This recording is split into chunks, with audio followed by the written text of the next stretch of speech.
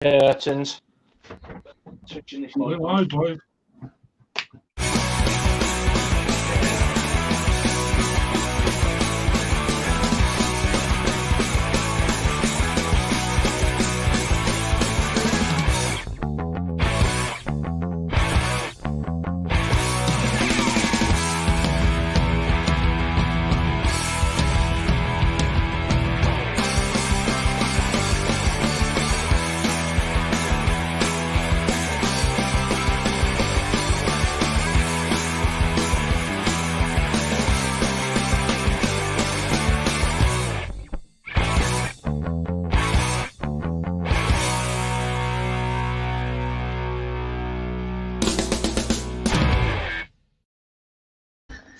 Hey, hey, hey! Hello! Oh, we got a sad boy in the party. Oh, look at him. Ooh. Chris's acting is top notch, people. That mask is cool. I actually really like that. That is actually pretty cool. So Rabbit's that's doing some Sad Boy top notch then, ab dancing now. I will point that out right now. It does make sense. That is a sad boy. Yeah. Although mine's, yeah. We have the same juice. Dude, like. As always, I have to be the odd one out. But I've also got some prohibition here. I'm rocking it all today. Like. Oh yeah, I've got some prohibition on the go as well somewhere. Yeah, speak easy. How are you doing, boys? How are you doing, Brother Rabbit? Christopher, Joshua? Yeah, I'm better now. I've sorted all my problems out. Well, we don't need to know about your problems, Chris. We told you a special group that support that kind of issue. Hello, Hobbo. Not Hello, problems. Matthew. Hello, Tracy. Hello, Tracy. We have a American invasion coming for you tonight. We With really some do. big The ass Americans are names. coming. Big ass names. Our American brothers and sisters are already in the chat as well. Joshua, I hope you're well. Josh Levine. Oh, this is going to be a good show, boys. This is a big finish. Guys, like, last show of the weekend, it's been absolutely emotional. It's been amazing. I want to do it all again tomorrow. I don't. Like, you know, when you like finish up at like a festival and you get home, you're like, oh, I'm really like miserable now. Or like an expo, when you get home from expo, and you're like, No, I'm I don't normal. want to be back there with everybody. Sorry, my camera's giving me absolute shit again. Joshua Levine, brothers and sisters in the States. Yeah, Paul just hit the nail. Taco's just hit the nail on the head. A roller coaster. Yeah, It's been awesome. It's been absolutely awesome.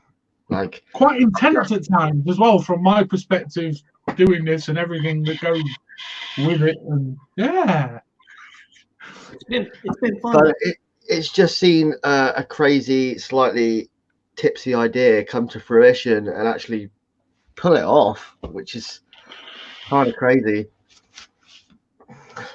Yeah, Well, the way it has blown up, it's been. And we did this whole thing for free with no guest paid anything. This was all out of the love of our hearts. Mm-hmm. for What's the the- global vape community, unlike others that we have found out during the course of this show who tried to run a similar show, who wanted to charge the companies to come on. Yes. We would never charge anything to come on our Do you know show. what they say to that company that tried to organise that?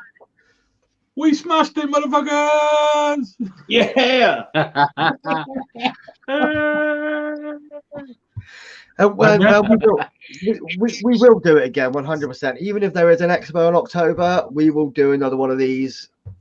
Definitely. Yeah, I think we might jiggle around how we do it and how many of us we have on at a time and things like that, and try and make it a bit less loaded with us. Maybe we'll see. But yes, we will do it again at some point. Yes. I had a blast. It's not like we don't have much time between now and October. It'll go surprisingly quick, Chris. And Rabbit, I love that. Oh, Snap it really button. does. Thank you. Yeah, man, I want a sad boy hat. He's sad boy right up. Look at him. Represent. I can't And say he's it. got I his can't do tattoo. my, yesterday I was a mortal writer when I hat t-shirt. Your ball looked like a mortal had thrown up on you. Ariel did. Oh man, the green. Yeah, That dude. green. I like the no. red and the yellow personally. Yeah, that green was released for the key lime launch. Yeah, but the key lime, The that key key lime. lime is phenomenal. Yeah, and everyone that's watched Tracy, there's been regulars in that watched every show. Thank you. Numbers that we've had have been immense. We appreciate every single one of you, like every single one of you. And since the first time we've done this, it hasn't gone off with too many hitches. It has, Chris. Nothing You just don't have to deal with them. Yeah. That's true, yeah. I'll just be God, sat that there. is very true. I think we've dealt with things quite well that have popped up, and That's obviously what I'm tempers saying. have got a little bit frayed at times, and we've been a little bit stressed and things like that. But I think that's only just an organic happening when you're doing something like this. It's Yeah, it's gonna be like that 100%. I'm just putting some strawberry jam cookie. Good series of it. Why not? merch. Thank you, Phil. No problem, brother. Nice work from Phil there. So, do we want to talk about what juice we're vaping real quick before we get going? Yeah, let's do it. Okay, I'm quickly on my topside SQ with a red rabbit. I killed him myself, all made without. And on that, I'm on some Sad Boy Butter Cookie. Nice. And I'm hitting my blue clutch with Wilder Vape. And on there, I have some No Show Riot Squad Yuzu Grenade. Nice. That's that raspberry one, isn't it? Finally, I have my, Odin 200 with Fatality. And I'm on some cookies in there now. Over to you, Chris. Show us your usual. I'm on, as always, the hog. And in that, I've got my crack. I'm on the Invader 3 with my APOC. And in that, I've got some Sad Boy Unicorn Tears. And I'm also on my Duffpo WVV2 with my Bonza. And in that, yeah, I've also got unicorn crack custard in that. Nice. And that's me. Caramel. Good evening, Good Acapella. I hope you're well, brother. We love you, brother. Love you, acapella. Yeah, hello, Acapella. I'll go next then. I'm on. I've still got my Viking and my Resurgence. I have actually switched to juicing that because I've just vaped for the rest of my Shamrock. So switch that over to some Prohibition Syntax. Jerry Birch in the house. One of my favorite juices. Love this juice. And I would be repping it considering they're coming on in a bit. But before that, obviously we've got Sad Boy. So I've got my Doom Diamond with my Slugger Stack extension. We were talking about this last night. Series, some Molly cells in there. I mean, this is Oh, Jesus. feisty. And that has some strawberry jam cookie by Sad Boy. I don't actually think I've tried that one, you know. That's good. Strawberry cookies banging. Okay, so I actually rewicked during the break, and I'm on custard cookie, my vanilla custard cookie, on the Turk V2. And somebody that's coming on later, Half Moon Mod tip. And thanks to Vinny, I've been trying out more and more of the new Smock AIO stuff, and I got the new Pause X kit, and I actually like it, man. I'm running the new Strawberry Ice by Sad Boy in 6. It's phenomenal. Which finish you got there, Rabbit, at the pub? What? What finish you got? That's the one I've got sent was the carbon fiber one. It's quite nice. I got the camo. I like that carbon fiber. It looks like Kevlar when you get a decent picture of it, but my camera's not playing ball. Anyway, yes, it's not about smoke. And I mean, I guess that's all of us. So if y'all want to, I can go ahead and bring on the man. Let's do it. Yeah, indeed. I see he's just popped up down below. Sweet. So without further ado, welcome my boy Andy from Sad Boy to the LXV Big Weekend. What's up, guys? Hey. Hey, Hello, Andy. Wow. Look at all that goodie. I gotta give the wifey credit for what's going on behind me. She went into like full interior design mode, and like, you know what? If you're going live, your feed's gonna look good. So let me do my magic. That's beautiful. Wow. That is impressive, my man. Tell us to get a killer. It's cool. So this is not only the first time doing an online expo, but this is also the first time the internet is seeing my bald head. welcome to the club. I love it.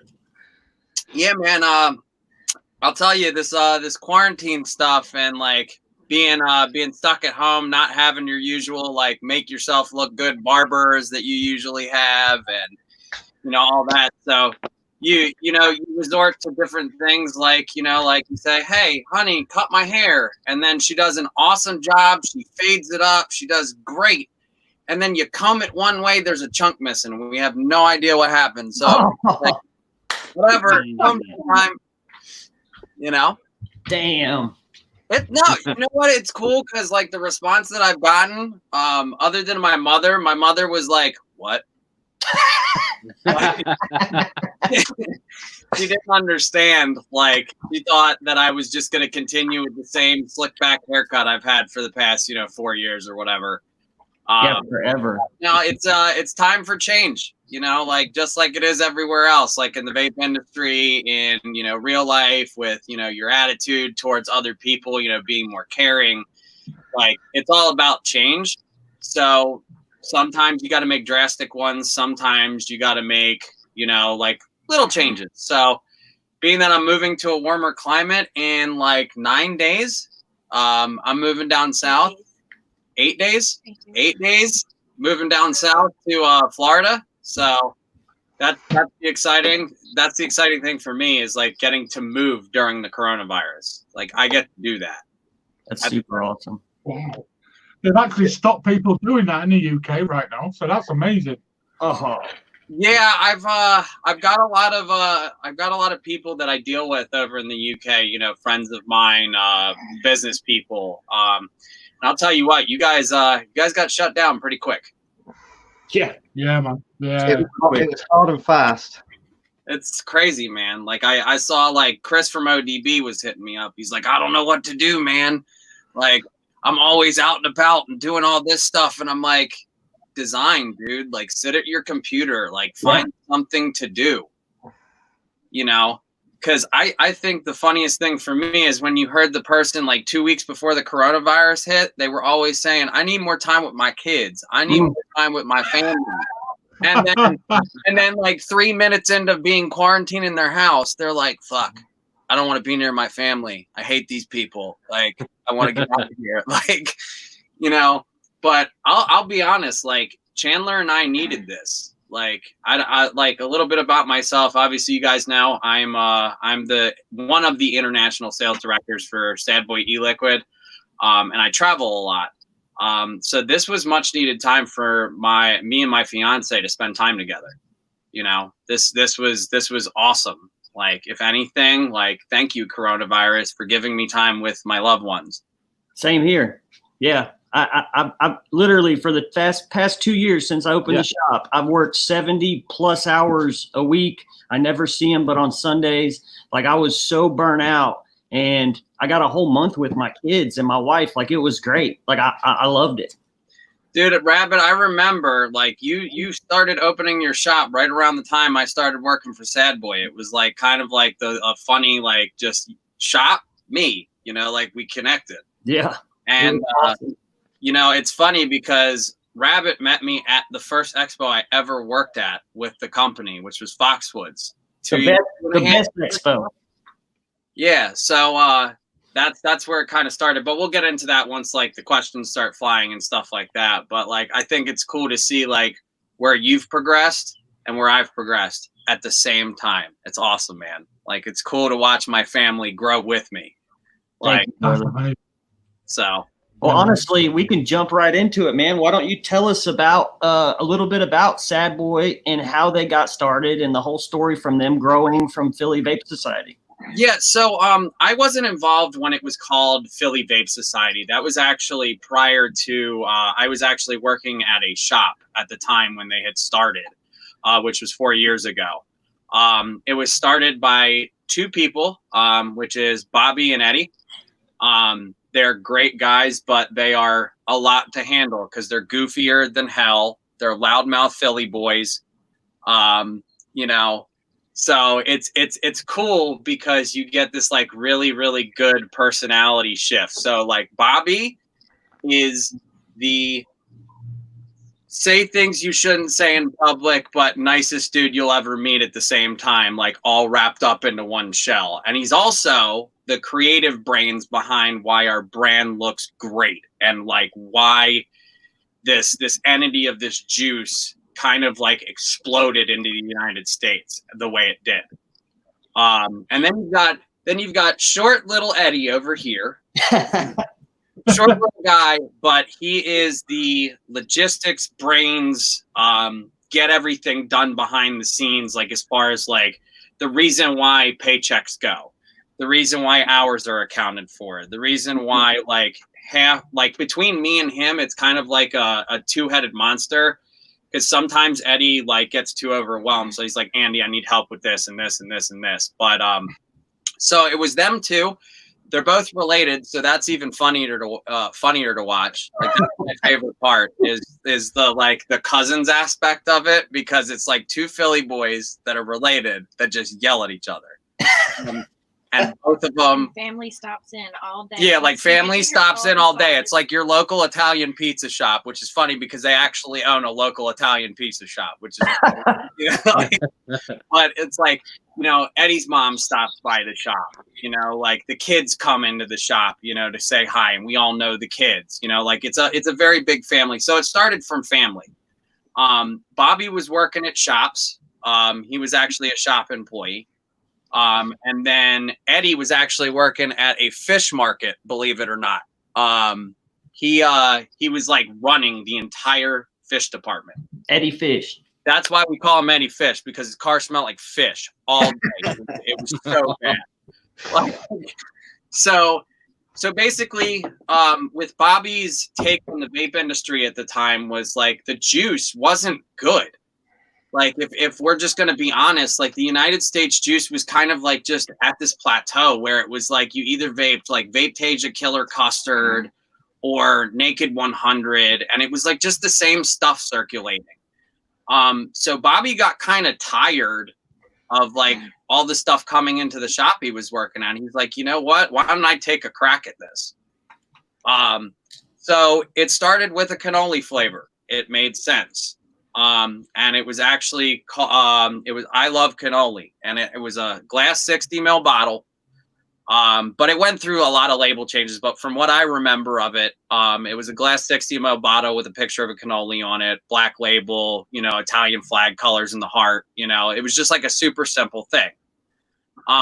So that kind of took off, and then some other flavors came to be, which is, we'll get to that later, which is a great story.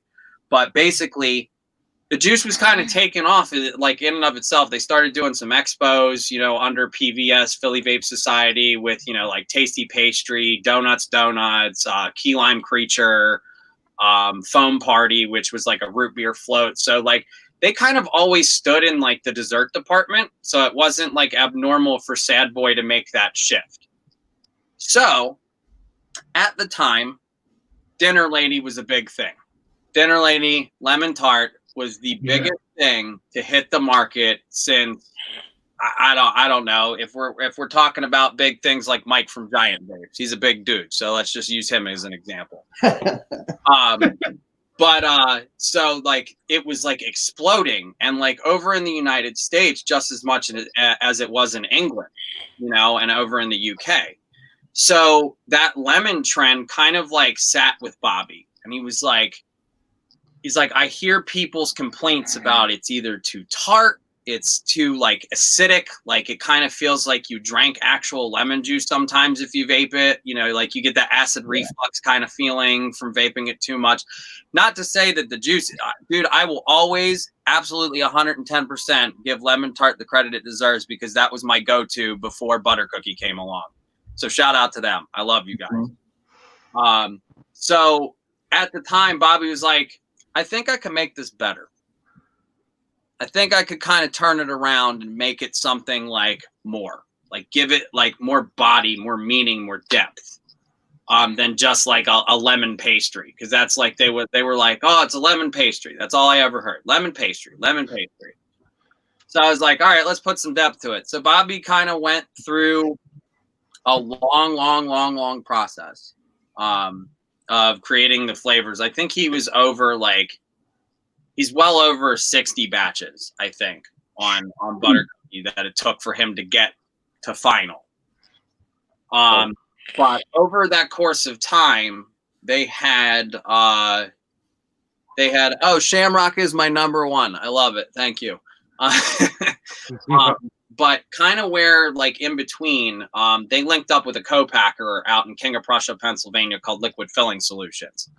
Now, a lot of people are probably familiar with them because they manufacture a lot of bigger names in the US. Like they did some stuff with Keep It 100 at a point when Jimmy was switching labs. They've done 9 South. Like when they're overdone at their lab, you know, John picks up the slack.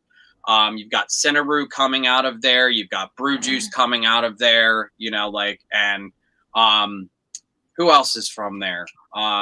The one that does Don Juan, King's Crest. King's Crest is manufactured out of there as well. So in between that time, being in the area, you know, John, Bobby, and Eddie just met up, and they linked up, you know, at like expos and stuff like that, and a relationship was formed where Liquid Filling Solutions was going to now take care of all the manufacturing because we were getting overloaded with orders. So that's kind of like where the expansion happened. And then Bobby was like, all right, you know what? I think Philly Vape Society just needs to be like our crew of people. And I think we need to come up with a brand. We need to like brand Philly Vape Society. And that's where that beautiful thing came. I will tell you what, if you guys think that it's like this big masterpiece graphic design work, it is, because Bobby made the dang thing on his cell phone. Really? That lemon head and the lettering and everything, like the font is from a font website, but you know, like we've tweaked it to make it our own. And then also the lemon head is just Bobby's just crazy little brain working and making that character. Now, as you guys know, we've had to change that, and that's what I was going to show you. Like, so like we went through that process where we had to put that ugly warning label on the dang bottle, which is still there. But then, you know, being PC for the market and like trying to help that, we took the character off, and then we also changed the name of one of our newer juices. So that's like more of the stuff that we're doing to help the industry. Yeah, that man has a tattoo. I have 2 lemon heads behind my ears that I got. So yeah, I mean, it really comes down to this. It started from family. It started from wanting to make the industry better and do it the right way. And then it also just comes from love, from the fact that you can take a terrible habit that kills thousands and thousands of people, and we can manufacture a product that like changes people's lives. And that's really where it comes from. You know, like if you see us as expos, you'd probably think different because we're just loud and jump around and play heavy metal music with a bunch of screaming satanic lyrics and like goofy shit like that. But at the end of the day, each one of the team members, which it's not a big company, I'm not going to lie, dude. We got 2 packing guys. We've got a couple of salespeople. Like right now, I think we're sitting at 4, including myself, and then the 2 owners and our co-packer. That's it. That's all we've got. And Wow. the funny thing is, that's how it's been pretty much before the coronavirus. Like we had to let one person go because like he was just, it's not that he didn't do his job. He was just like a part-time employee and he wanted to get full-time work. So we said, here, take the unemployment and then go find yourself a job, you know, help the guy out a little bit. So the thing is like, I think what I love about it is I get to bring that family aspect to the community, and meet so many cool people like Rabbit and now you guys on here. And like, it's really cool that like my vape journey led me to selling the stuff, which led me to being a part of the bigger picture, you know, and on the actual front lines of politics. And like, trust me, this bald tattooed son of a gun over here didn't think I would ever get involved in politics. I hate it. I hate politics. But being a vapor, we have to. It is required of us.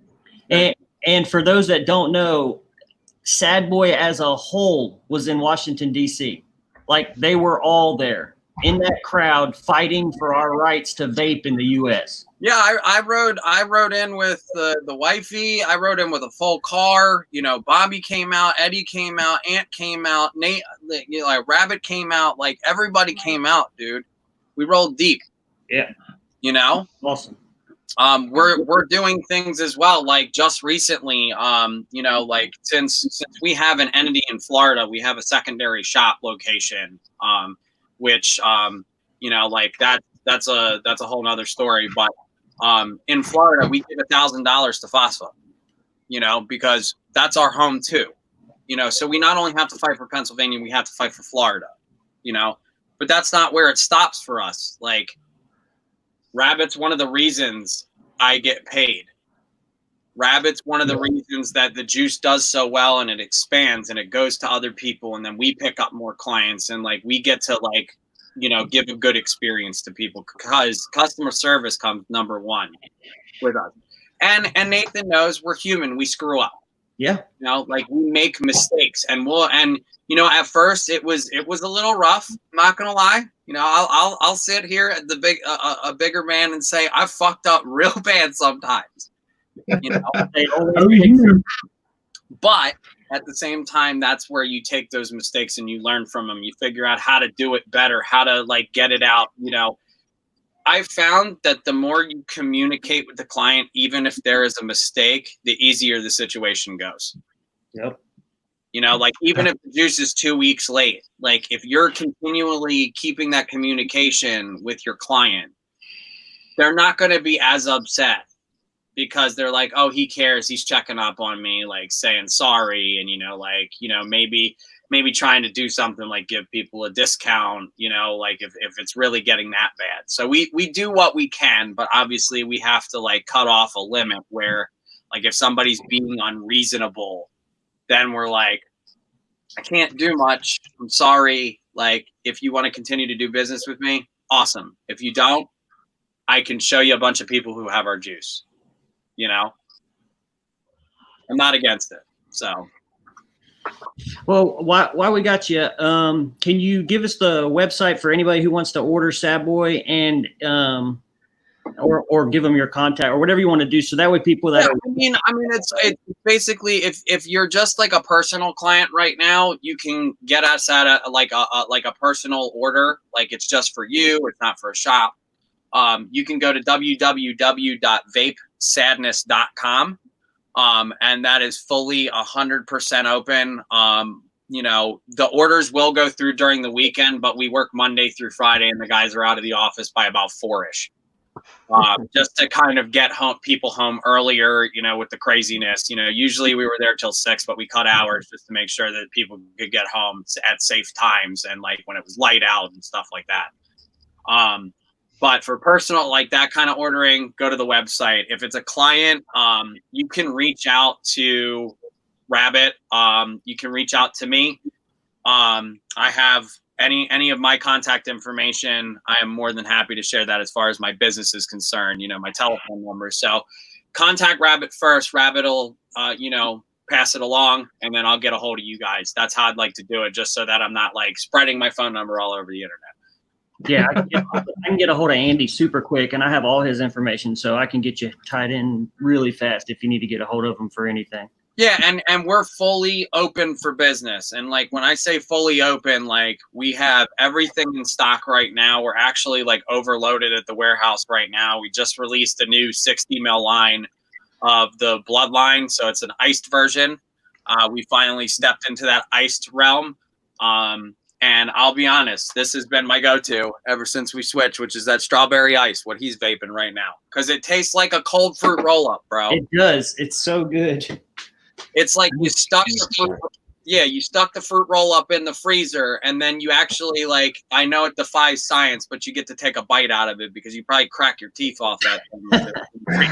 But, yeah, dude, it's like a cold fruit roll-up. And I'll be honest, like, previous to this juice, I hated menthol and ice. I hate it. It was not my thing. I did it when I had like the flu or a cold, you know, because I just wanted to clear up the sinuses. Same here. Other than that, number one go-to from our line is butter cookie. Like it will always and forever be that juice. I see a lot of butter cookie on the screen. Okay, so everybody agrees with me. All right, cool. But a butter cookie is probably my number one juice of all time. I have to be the odd one out. Sorry. That's all right. You know what? I think it's cool that like everybody finds, you know, a flavor that they like from our line and really gets attached to it. Like it's like if you take the bottle away from them, they'll physically stab you. Like, Yeah. I mean, at first for me, it was a key lime. I fell in love with the key lime instantly. The key lime. First time I had it, I was like, "Fuck, this is phenomenal." And then I went for the others, and then slowly and surely, it just butter cookie, butter cookie, butter cookie. Give me butter cookie. Yeah, and dude, it's funny because like I did the key lime for a while, but after a while, I didn't even look at key lime. I was like, I need to go back to butter cookie. But still, I tell everybody, the key lime Savoy is literally the best key lime I've ever had. Like, period. I've never tasted a key lime like Savoy's key lime. Like, that is just, it's phenomenal. Yeah, I mean, we gotta give it to Ripe Vapes for that one because like Ripe Vapes key lime cookie was Bobby's favorite juice ever. Like before Sad Boy was a thing, that's what he vaped was Ripe Vapes key lime cookie. He loved it. And that's where Key Lime Creature came from, that original. And that's what I'm saying. Like all this stuff that you saw with PVS, all of these flavors that you see, like with the Sad Boy line and the pastries, are just like evil, like 2.0 versions of those flavors because we weren't going to let good recipes go. We actually got a question from Zippy. He says, "What's the story behind Unicorn? There's flavors that really do come out every time." So, I'll be honest, just Bobby. That's the origin. Like one day, it was just like we were talking about it, and it also has to do with the fact that there are regulations when you want to come out with new things. If you have something registered under a name, you cannot change that name. You can rebrand it as many times as you want, but you cannot change that name. So Unicorn was there. Unicorn Tears was already the name, and we could not change it. But what we did is instead we took the kind of like negative aspect of that, like because I'll be honest, like when he said we're calling the new one Unicorn Tears, I was like, I quit. Like. I had heard enough of unicorn blood, unicorn poop, like, and it was a thing of like we were trying to get away from that because of all the stipulations with the regulations and names and like how it was being looked at from a public point of view. So like when he came to me and he was just Unicorn Tears, I was like, dang it, man, I'm about to have a headache of a PR nightmare right now. Like, thank you, Bobby. I love you, but thank you. Like. But no, that's really the reason behind it. I mean, it came down to regulatory standards. We had to keep that name. But what we did is we took a spin, and for a really long time, we didn't tell people what the flavor was. We put question marks on the dang label. Yep. You know, and it was fun to watch people at expos guess this stuff, dude. Some of the stuff that we heard, what they thought it tastes like I couldn't even begin. Like, I needed to make a dictionary of the two things that were put together that people were tasting, because, like, no, why, what, how did that happen? Like, some dude said like cheese and licorice one time. Oh my god! And I was like, where did you get cheese and licorice from? Where? He's like, I don't know, man. It just tastes like that. I was like, I have a question. Have you ever tasted cheese and licorice? And he's like, no. And I was like, I don't know what that tastes like, bro. Like, I mean, I think with unicorn tears, the whole thing was you give it to, like you said, give it to 10 different people, and 10 different people will give you 10 different answers. It's a taste bud telephone game. Yeah, that's the best way to describe it. Like, you say one thing, and then by the time it gets to the 10th person, it's a totally different sentence. You know what I'm saying? So, like, it's just kind of cool to, like, do something different. And I think that's what makes people stand out in this industry, is doing things like that. Like, sometimes you have to take the negative response from people and, like, just run with it anyways. And then, like, people are like, holy crap, wow, that worked. Yeah, it worked. We're, you know, like, we're not dumb. But you know, that's kind of where the unicorn tears came from. You know, just we had to. So Andy, like a typical expo, and we're going to put you on the spot. Is there anything that we should expect from Sad Boy? Is there something new in the works? Are we about to get a new flavor? Is something coming soon? And I don't know how much you can enlighten us on it, but whatever you can tell us. So I will tell you, there is going to be another cookie in the works. So that's definitely happening. I would tell you, if my owner would frickin' tell me what the heck he's doing. I'm being 100% honest. Like, he brought that up, like, on that post, and that's when we found out about it. And that's just how he does things, and that's okay. Like, it's, you know, at first it was a little annoying, but at the same time, you learn these are just who the people that you love and adore and, like, work with are. So, like, the same thing happened with Shamrock. I didn't know Shamrock was a thing. I was gone for 5 months on the road, and then I came back to Philly. It had been out for 2 months, and I had no idea. You know, so, like, it's just the way things work, but it works because the juice gets to places. You know, like, with all the traveling and all the little methods that happen, like, we've made a name for ourselves, and it's a good name. You know, and that's what I like. We have a positive reputation in the industry, and I wouldn't have it any other way. You know, that's awesome. So we're expecting one. We just got to keep our eyes open. Yeah, just keep your eyes open. I mean, like, there's gonna be a lot going on. I mean, I know one of the focuses that I'm gonna push for this year is merchandising and branding. You know, we've ran with the same hats and T-shirts for a long time. It's awesome. I mean, obviously, you can see I have a one-off shirt that was like a beta test. You know, we were going to do an upside-down pentagram with a lemon head and blood. Like, you know. Oh, I want that. Yeah, dude, I can't tell you how many people have offered me actual money for this shirt. And I'm just like, no, you're stupid. $100 right now.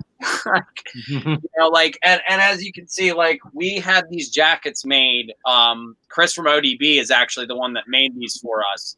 And, you know, we did different colorways of the shirt, you know, like, we did different changes, but, like, my big focus is I want to have more access for people to represent things that they love, like new T-shirts, new hats, like, some vape mats for the shops, so that they have some advertising, you know, of their top selling brands, or their top 10 selling brands.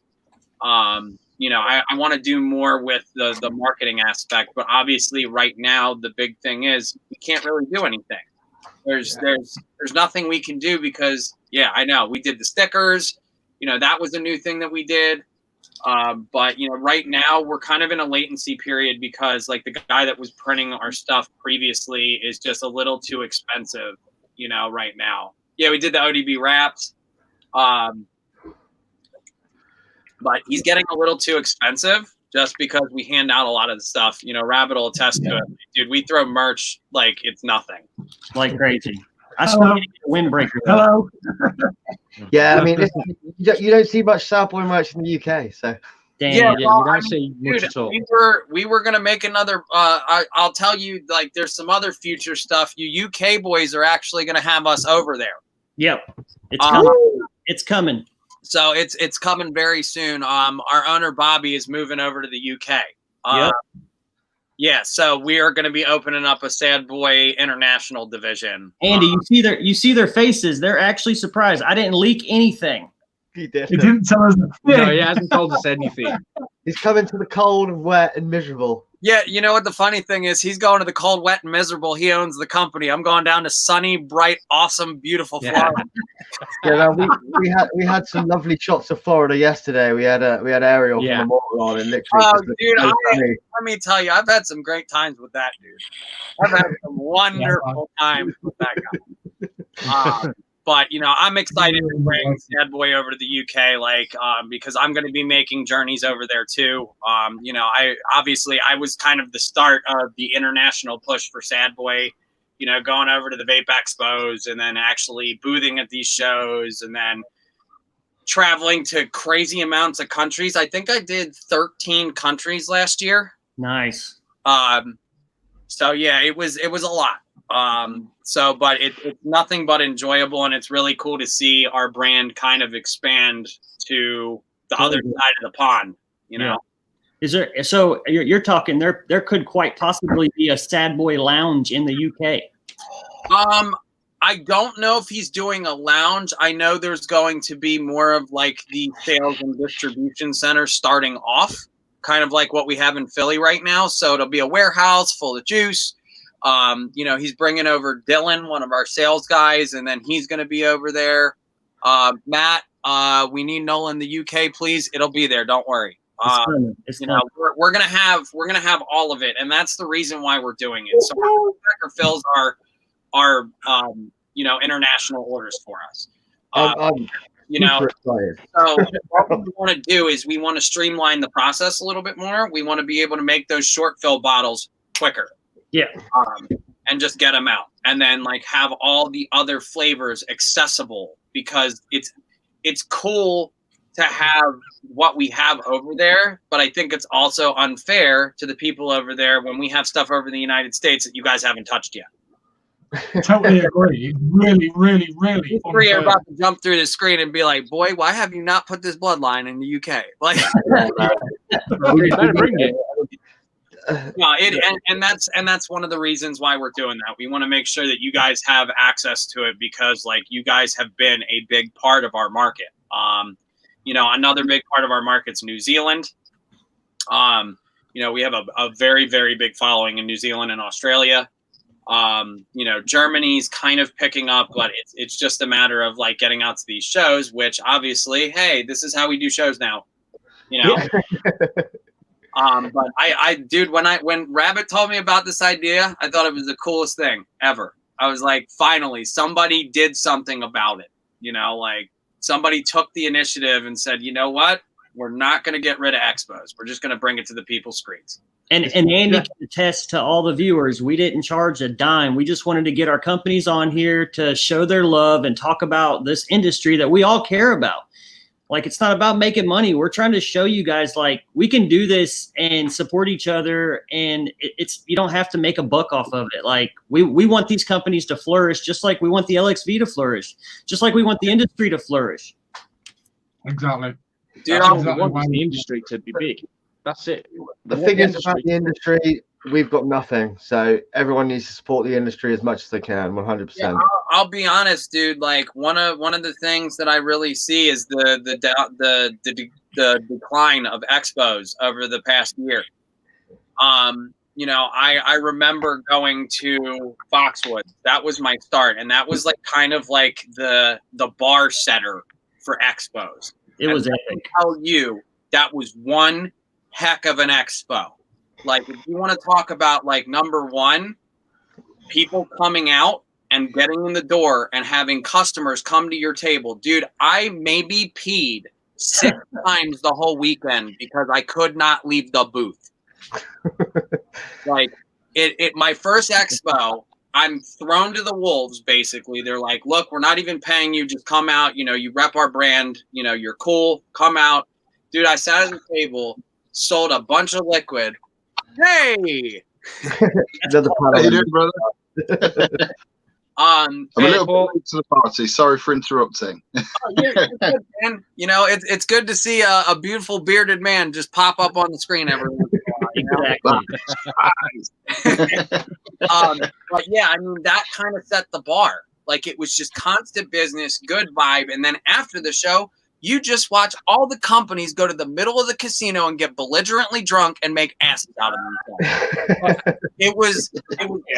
Dude, they should have filmed it and made it a reality TV series because it would have sold millions. Foxwoods was the best show that we've ever had in the U.S. Like, I'm honored that I was there. Like, it was the best weekend of my life. Like, there was so many great companies there. There was no drama. Everyone had a good time. Y'all got to talk to the owner of Reps. Like, that was a great story, man. Like, yeah, a phenomenal story, man. And almost every U.S. brand that we've had on the expo has said the same thing, that Foxwoods was one of their favorite freaking events. Like, that's where I had my first run-in with Kirk and Chris from ODB, and that spawned a lifetime family and friendship, like, to the point where, like, Chris calls me and tells me things before anybody knows.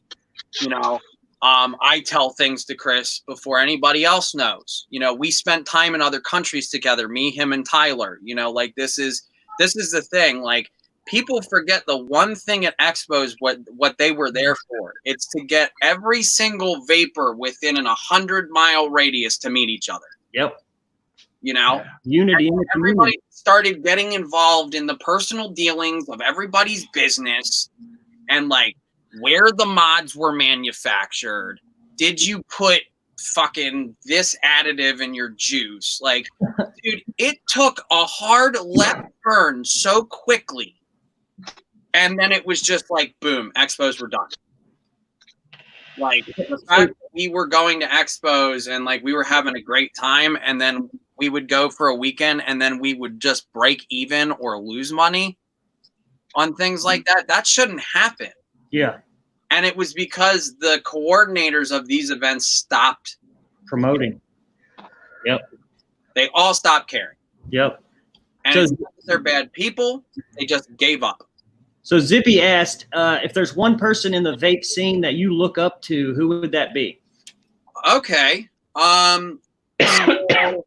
If I'm going to pick one person that I look up to, it's somebody who's become my friend, and kind of a person that, you know, like, helped me through like a really hard time. And that's, Nick Green.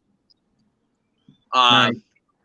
You know, it's funny. So mine and his relationship actually started because of my Darth Maul tattoo. Had nothing to do with vaping, had nothing to do with that. We met at an expo in Pittsburgh, probably about, I want to say, 7 years ago. You know, kept in contact sporadically. But then it was just this past December that I actually got to spend 10 days with him and Sam Bogan, and Matt and Vanessa from Suck My Mod, all in 10 days. And it was, we went whitewater rafting together. You know, we ate food together. We had beer together. We broke bread together. We talked the industry, you know, like, and the one thing that I look up to about that guy is, like, he's just the most genuine, real person on the entire face of the planet. And he never moved from that position ever. Always himself.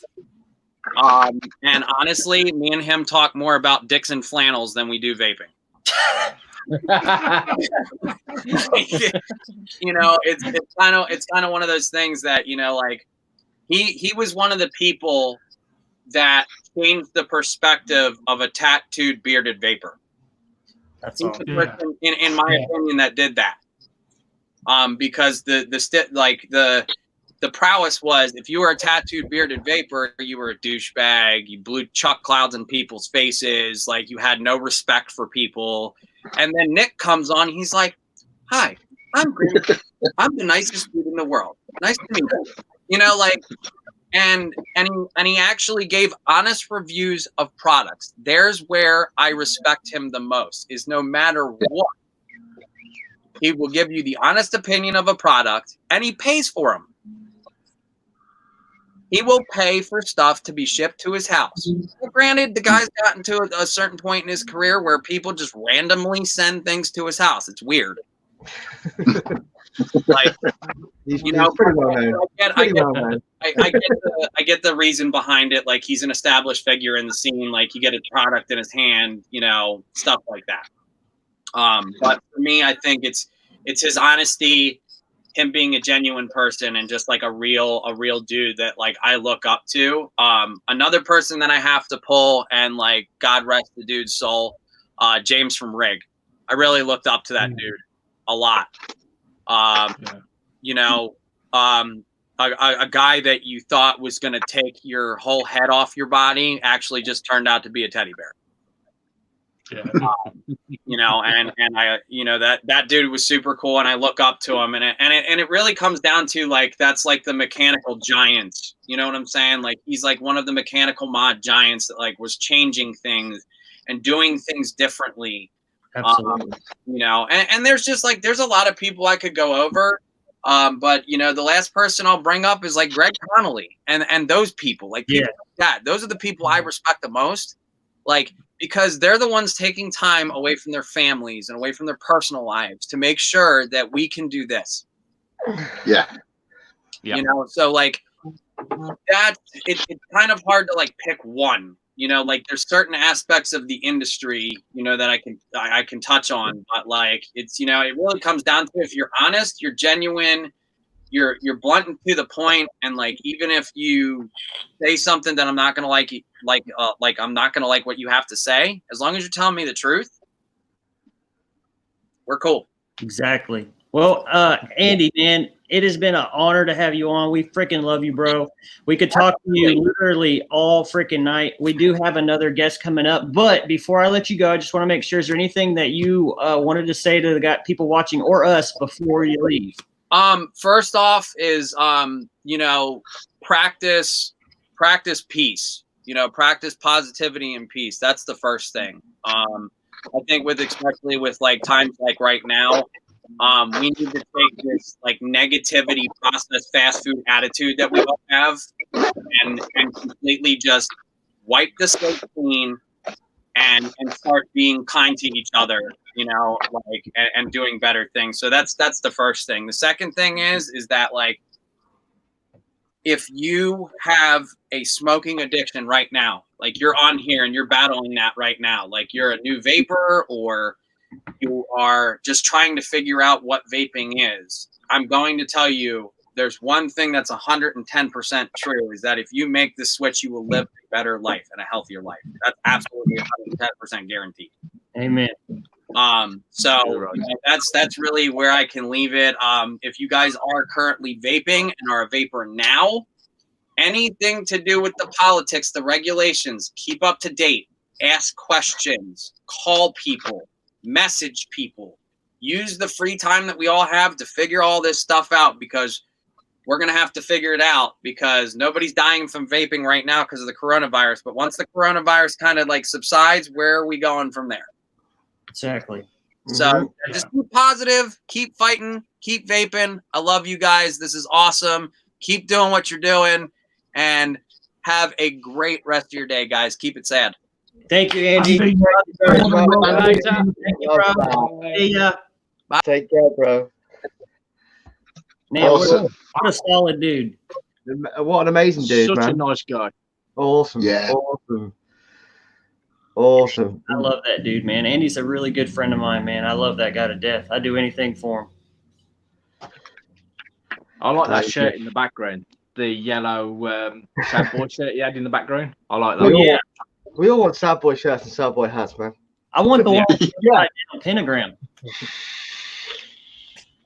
Right, anyway, we got our next guest. We got another awesome, another big American juice company coming on, which is awesome. I'm just going to bring him straight on. Would you bring him straight on? Let's do it. Rock and roll. Let me just. I just got to switch the banners, haven't I? I forgot about that. So let me switch the banners. It might help. Everybody welcome Joey from Speakeasy Prohibition Juice Go. I'll add him to the stream now. Hey Joey. Hello. Yeah. Hey. Right, Joey. How you doing? I'm gonna be probably a little more rough around the edges than Andy is. So. He's from Pennsylvania. I'm from New York. It's a different person you're dealing with now. Different place. That's all right, bro. We'll take that. Anyway, it comes anyway. How you doing? Anyway, you keeping well? Yeah, doing good. You know, the lockdown and. Yeah, I mean, I've been practicing like avoiding people for like 35 years, so I'm doing okay. And it's definitely a bit Joey, rough. I've got to ask you a question before everyone jumps in and starts asking you things. I actually reviewed your juice line this week for Mike Westwood. Yeah, I watched. I hate watermelon juice, and now I can't stop vaping it because of you. Okay. What witchcraft did you put in that bottle, man? Because I cannot stop vaping it. The easy answer is I would say that it was meth, but that would not be the truthful answer. But yeah. So, are we like censored on this show? Because I probably should think about that. No, you can say whatever you want. Whatever you want. We're all an adult vape show. Perfect. Say what the hell you want, man. All right, good. Don't play any music. I would like to start out by saying that I went to England for 2.5 weeks. It was my first time there. I'd spent a lot of time with Mike Westwood, which was interesting. But no, honestly, the country treated me so well. And I was literally talking to him yesterday, and I really actually miss being there now.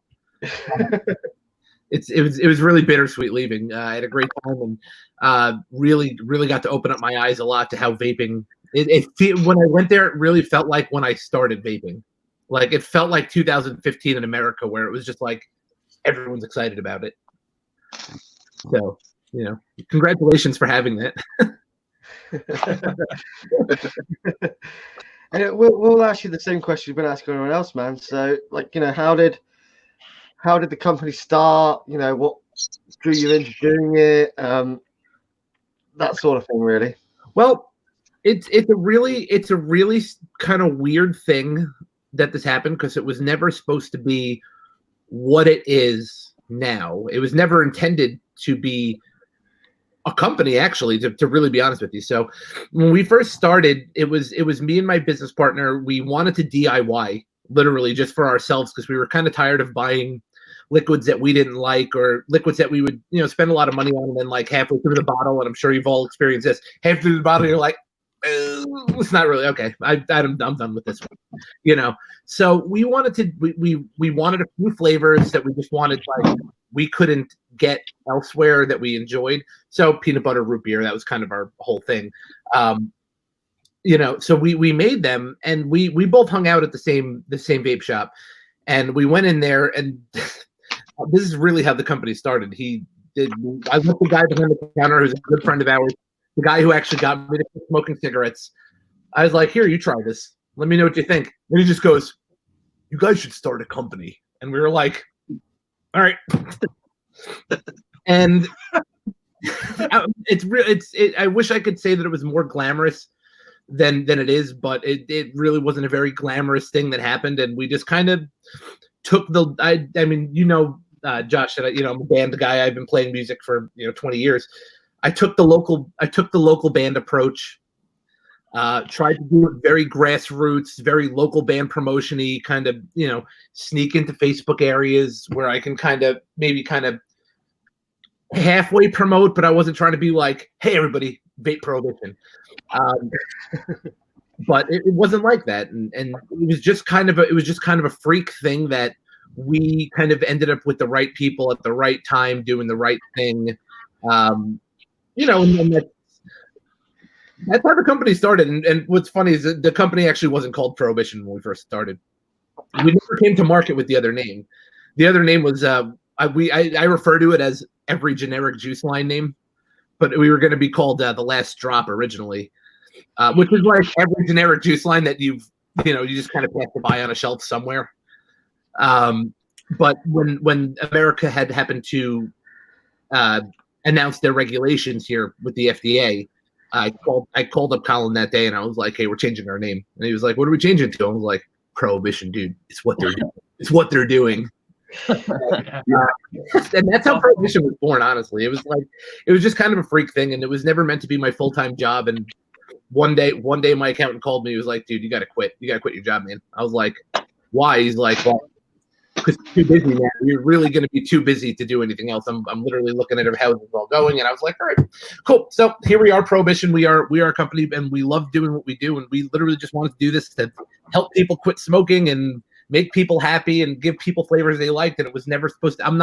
I don't have that big box mentality where it's like, yeah, I'm going to sell 3 billion bottles today. Like, I just want people to quit smoking. Really, that's kind of my whole thing.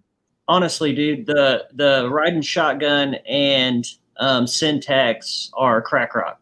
Like, I don't know what you put in those, but it's exactly what you said. Exactly what you said. I mean, these have been since Mike introduced me to Prohibition, and I can't wait for the rest of your range to get over here. So like the Booze Hound. Oh yeah. Oh yeah. And I always forget the name of it. The amazing. And that's the range I really want to try, man. I can't wait till it's over here. Yeah, things, yeah, those are good. Dem Things is great, honestly, and I can't really take credit for Dem Things, and I want to take credit for it, but I can't. It was actually my friend's company, who's still part of the company. We just we acquired them, honestly. I was vaping them before Prohibition even started. And I didn't feel like they were up to the quality standard of what I do. I wouldn't have touched it, but like, I was super happy when we were able to bring them on board with us and like make it a part of what we do. And it's crazy because like when I vape them, it brings me right back to before I started Prohibition. And I vape it so much now. I love the Dem Things line. I really do. And I think that the UK, I think that Europe, I think everyone's going to really enjoy that line, honestly. Yeah, I know. I'm really happy to get some of those over. Can't wait. It's different. They're different. They're very different flavors, but at the same time, they're very familiar. It's not. They're not like so complex that you can't wrap your head around what you're tasting. But like, it's very familiar and very. They're bold. They're very bold flavors. You see, as a reviewer, that's a thing a lot of companies make the mistake of. They try to make them overly complex, and then you can't get them flavor notes of each flavor. And personally, as a reviewer, that makes my job a bloody harder. Trying to get them flavor notes picked out. I mean, you don't need to do that to make a good juice. That's for sure. I mean, honestly, when we with our whole theory behind making flavor, I mean, there's a couple things that we look for, and one of them is a term that I'll sit here all day and say that I coined it, and nobody else uses it. So like nobody's going to argue with me that I coined it. But we look for a couple things. First off, number one is flavor. Obviously, we want to know that does the flavor taste like what I say it's going to taste like. Number one, I'm not just going to say, okay, I want to make a strawberry. We'll just use the strawberry milk example because it's the most used flavor of all of them, right? So I'm not just going to throw like strawberry cream and then just like a mountain of sweetener together and be like, yeah, there you go, it's strawberry milk. No, what I'm going to do is I'm going to vape it on a sub-ohm tank. I'm going to vape it in a restricted lung tank. I'm going to vape it in a melt-to-lung tank. I'm going to vape it on series, parallel, on a tube. I'm going to vape it in literally every single thing. And no, is this thing consistent across the board? Okay, good. We're good.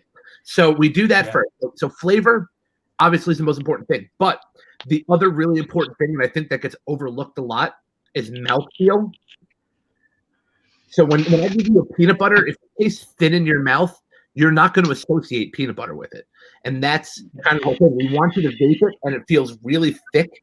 I can't simulate that sticky feeling of eating peanut butter, but what I can do is give you that thick flavor, that thick feeling of eating peanut butter.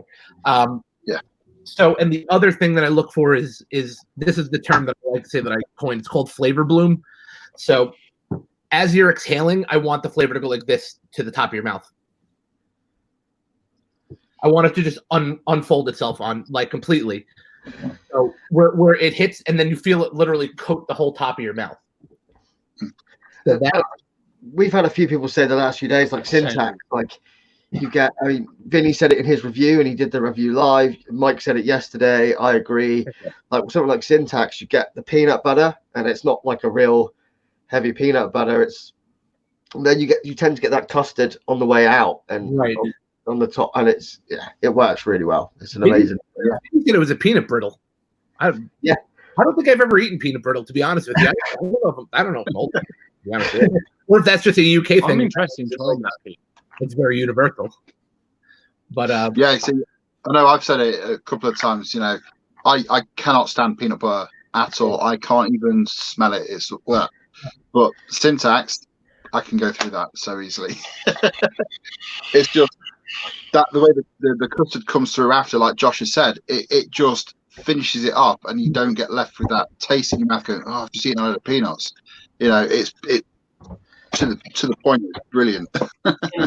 and literally, when you're vaping, riding shotgun, like to me, it gives you like a vanilla Oreo milkshake kind of taste. Like it's like hard to explain. It's creamy but sweet but good. Like I could drink it. Like I could drink that shit. Like it's good.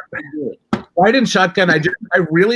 Well, first off, it was originally just supposed to be a golden Oreo, and that's really all we wanted to do with it. But it ended up just becoming this nuclear bomb of vanilla. Like, and I remember looking at the recipe when I was done, when we were finished with it, and I was just like, "It's a lot of vanilla there." I was like, "I really, really got a lot of it there, huh?" And it was just so. I remember when the first time we vaped like the final version of it, I was just like, "Oh, we did it! There it is! There it is! I finally got what I wanted." Yeah, see, for me, the riding shotgun, we have crunch cream biscuits over here in the UK. I don't know if you tried them when you was down here. And to me, that's exactly what riding shotgun tastes like. So every time I vape it, I want a coffee. You can ask Mike Westwood. Both of my suitcases were overweight because I came home with so many UK snacks. Like they were heavy. I'm addicted to UK treats. Yeah, can we just talk? And I would just like to say here for everybody, can we just talk about how good like fruit pastels are? Because those are on another level, I think. I love fruit pastels. Yeah, curly whirlies. Yeah, their chocolate's amazing. I'm gonna have to get another UK care package out to Joey, aren't I? I've got one coming out. Yeah. Mike has one coming to me. He's sending me all the rice fusion Pringles now for. It's actually for my guitar player. I'm sending them to him. But ooh.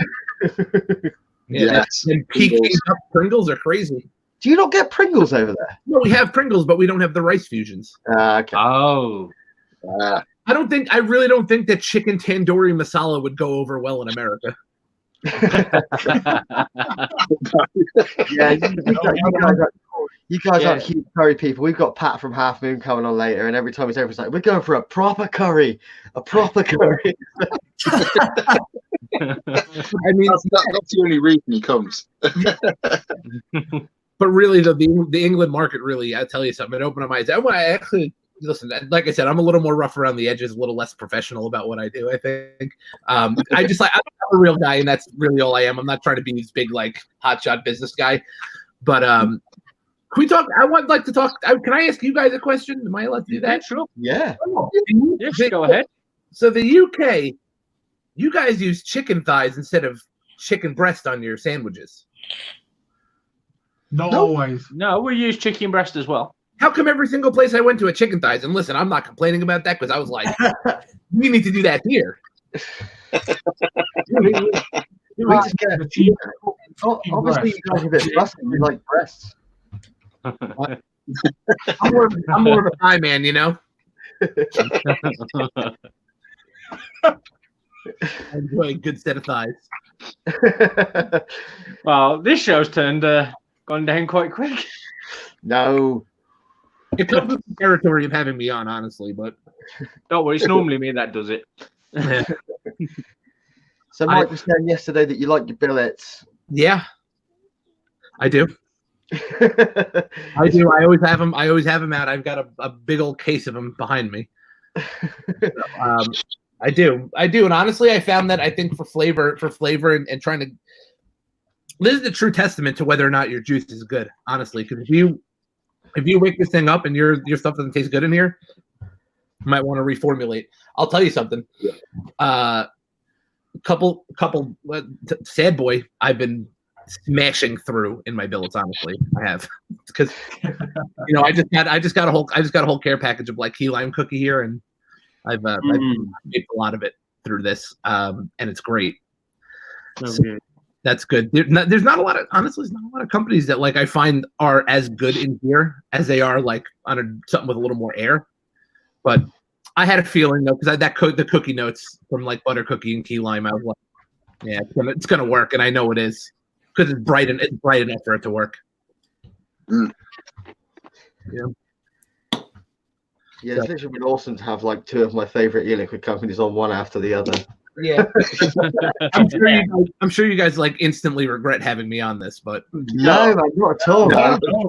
Like, hey Joey, real quick while I got you, how did you start vaping? Like, what got you off of the stinkies, and what made you stick to vaping? Okay, very very simple. I woke up in the middle of the night. My girlfriend was sleeping. My girlfriend at the time, she's my wife now, but my girlfriend at the time was sleeping next to me.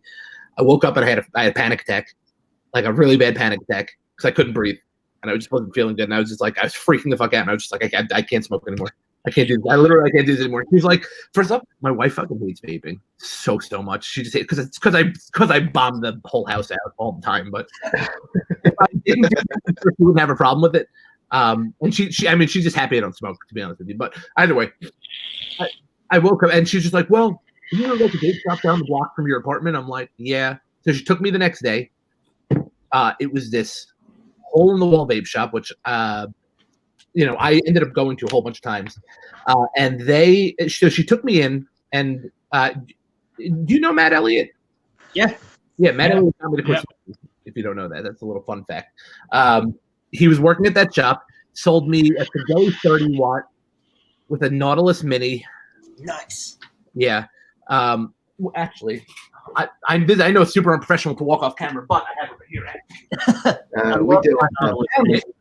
This is what got me to quit smoking. Right here. This is my original. I found it when I was cleaning out my garage.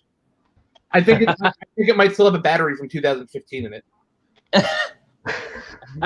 No, it doesn't. But it is dirty, and now I've got shit all over my hands. Oh God! I just literally ripped the glass off of this thing. At least it wasn't full. This coil juice from back then. Oh, that was horrible. Yeah, there is a traditional LXV. You've got to vape that now. Yeah.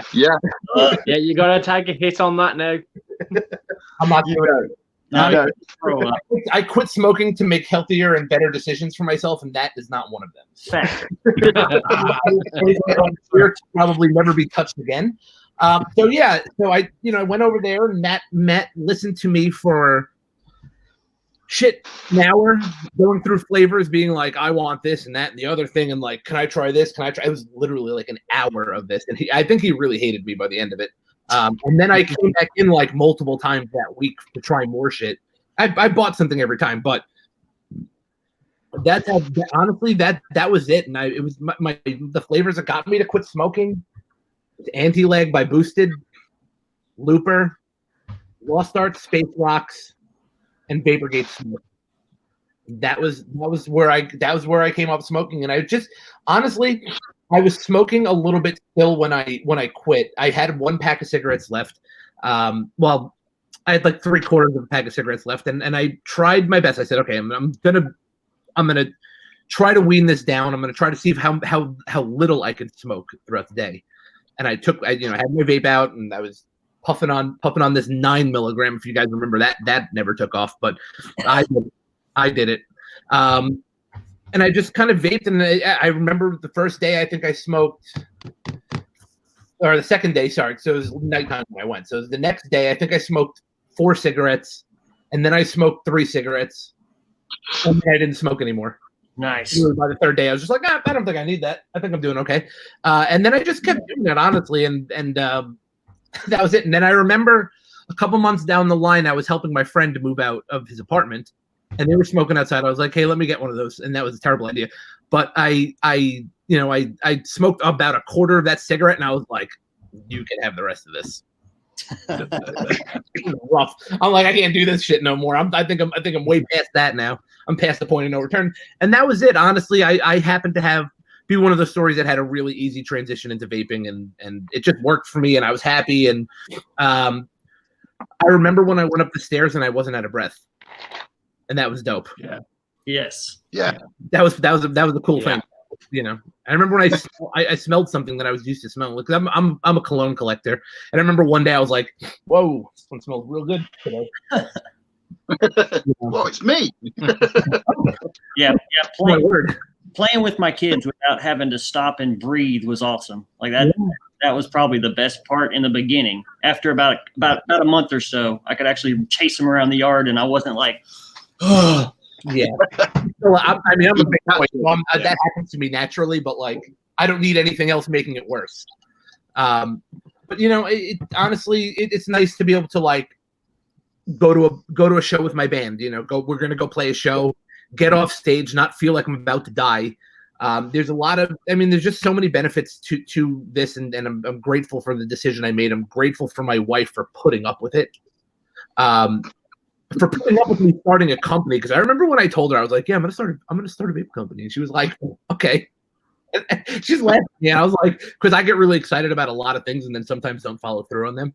And she kind of assumed that was going to be it. And then one day we had a 350 square foot apartment because it's New York, and it turned into. It's always been lab made, just since the company's been a company and since we've ever been selling it. But what I do is I would grab all the inventory from the lab and bring it back to my apartment. So we had like a bar countertop like in there. So it was like a bar, sink, stove combo. So underneath that, where you'd put the bar stools, it was literally just boxes. And then the hallway was just boxes. And I'd be up until 2 a.m. packing orders. She'd be literally one door away, and it would just she'd just be hearing this all night. She'd just be hearing this. like 2 a.m. And then we bought our house, and then she doesn't hear anymore because now it was in the basement for a while. Now I don't touch the packages anymore, which is, thank God for that. But I mean, that's how it all started. And it was just a weird journey, and I met the right people, and some people encouraged me, and I think that's the whole thing. And I don't think that people realize that vaping isn't just about quitting smoking. Vaping is about it's essentially a rehab for people. In a way, it's a community. This is like the biggest version of AA you've ever seen in your entire life. A whole lot of people who are trying to kick this addiction, all literally are like, yeah, dude, you can do it. Keep going. It's the biggest support system you've ever seen in your entire life, and it's amazing how large it is. And had I not maybe popped into the right group, listen, I'll give credit where credit is due. Convicted Vapes, that was like the first reviewer. Him and Grim Green were the 2 reviewers I watched. But I popped into that Convicted Vapes group, and I was just like, all these guys were all like-minded people trying to do the exact same thing I was doing. And I'm like, well, I'm not alone. That's great.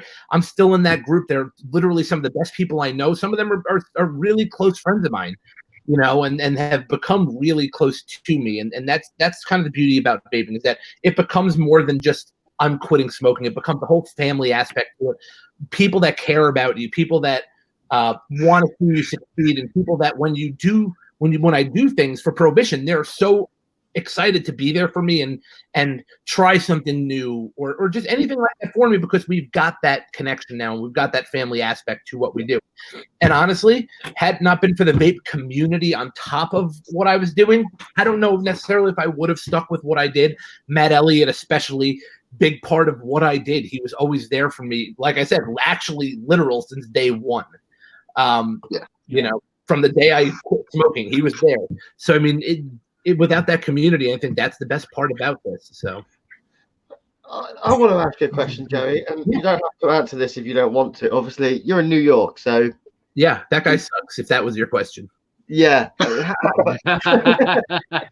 But how are you finding that? I mean, it's very difficult, especially for us. I mean, we see it, hear about it, but we don't live in that. So how difficult does that make it for you? Does that make sense? And also, you don't have to answer that if you don't No, want I can answer that. No, I can answer that. That guy, okay. Emperor Cuomo makes everything difficult for everybody. He's a fucking knob. Yeah, Tell you that. wait, actually, let me use my new term since I came out to England. That dude's a fucking bell end.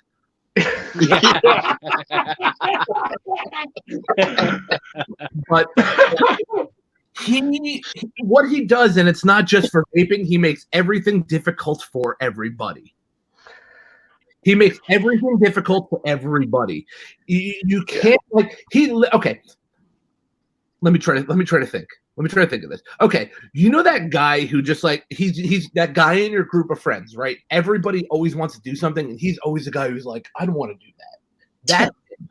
He's that fucking guy. Like, you can't get rid of him because he's been part of your friends group for so long. So you have to invite him, and if you don't invite him, it's always going to be a problem. And if you don't invite him, he's going to make even worse regulations. Listen, the guy is a thief of joy and fun and friendship, and he's not a good person, honestly. And I'm not one of those guys that's like, oh, all Democrats are bad or all Republicans are bad. Listen, if you got the right idea, then you got my vote. Yeah. And at this point I've become a single issue voter. It's my livelihood at stake for everything, and it's the livelihood of a lot of people at stake. So that's really what I look at right now. But as far as him making my life difficult, yeah, of course, he's making my life difficult, but I thankfully have the right people in my corner. I'm part of my state advocacy group. I'm part of the VTA, which is our national advocacy group. I'm part of numerous state groups aside from my own state. But so I've got the right people in my corner who can answer my questions, who can help me out. What I'm concerned about is not whether or not I'm having a hard time. What I'm concerned about is whether or not all these ex-smokers are now going to have a hard time. Honestly, listen, if I go down, that's me. That sucks, but that's me. But I'm really thinking more broad scope of what about everybody? There's a lot of people who vape in the state, and the complacency, and I think that general vapor complacency when it comes to helping out and doing what you're supposed to do has taken a toll a little bit on policymaking, because people like to say, well, it's not going to make a difference anyway. They're going to do what they want. However, yeah, every single time we've said to make a call when there was a policy that was definitely going to happen, and we annihilated the lines. I mean, go look at September of last year. Go look at what are we pointing at? He's pointing at you. What you're saying is dead on. Oh, I'm sorry. I have really bad ADD, so I was very confused as to what was happening, and it actually stopped my thought. So go look at September of last year when Trump was like, "Oh, that vaping, it's bad." Obviously he was given bad advice, and he knows he was given bad advice. But you go look at September last year when this whole industry in America went like this. Everybody's sales went down. My sales went down. I had very specific sales goals that I was really excited about that got almost fucked up because of that. I was cruising right to my goal too, and I was like, "Fuck yeah, it's gonna finally happen this year." I'm not gonna say numbers or anything like that, but I was really excited. It almost fucked the whole thing up. But all that stuff happened, right? So when they said, "Oh yeah, they're gonna ban flavors in the next week," look at what happened. You had people bombing the White House with phone calls, not real life bombing. I'm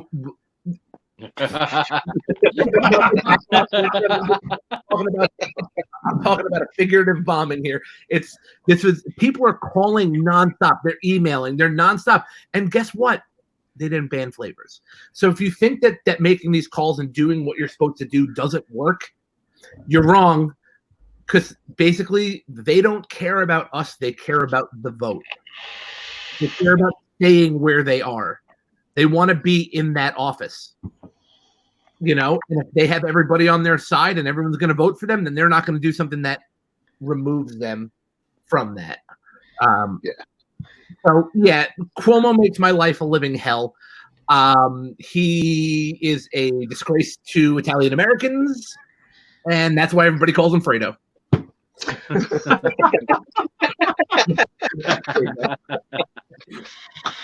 anybody else see his fucking nipple rings? What? Yeah, What? Go on there. Drew Cuomo nipple rings. He was wearing a white polo, and he definitely had 3 dots. He had Tarzan. I'm not kidding you. That's the it wasn't just like on a Vaping website. It was on like New York Post or something like that. It was like, yeah, it's a real thing. We need to find that shit, dude. 100%. You have to find it. No choice, I don't think. Why do you find out he's got a PA? What's that? Prince Albert. I said, why do you find out he's got a PA? Oh yeah, he definitely does. I'm pretty certain of it. So what's really bothering me though now is that now there's this like waiting list, and you can look this up too, where like girls are like in love with him now because of how he's been handling the coronavirus. Meanwhile, every single time I see that, I'm just like, oh, but he sucks, man. And this is a prime example of how the asshole always gets the girl. Yeah, nice guy. Yeah. And you, Dustin. Yeah. I think that's end rant. Yeah. Mic drop on that one. Yeah, definitely. So, Joey, I know you've been to a crap ton of expos, and since we're doing a live Vape Expo right now, why don't you tell us what's your favorite incident at an expo and your worst? 1 second. There we go. Someone sent me it immediately. Look at those nipples. Yeah, man. Though I will make the point that he might not have a nipple ring and he might actually be an alien, which would literally prove everything that I think about him. He's wearing a skin Thank suit. you very much, Brian. Okay. So probably the best expo I ever went to was St. Louis Vapor Mania. It was a random expo I wasn't supposed to do. It was not.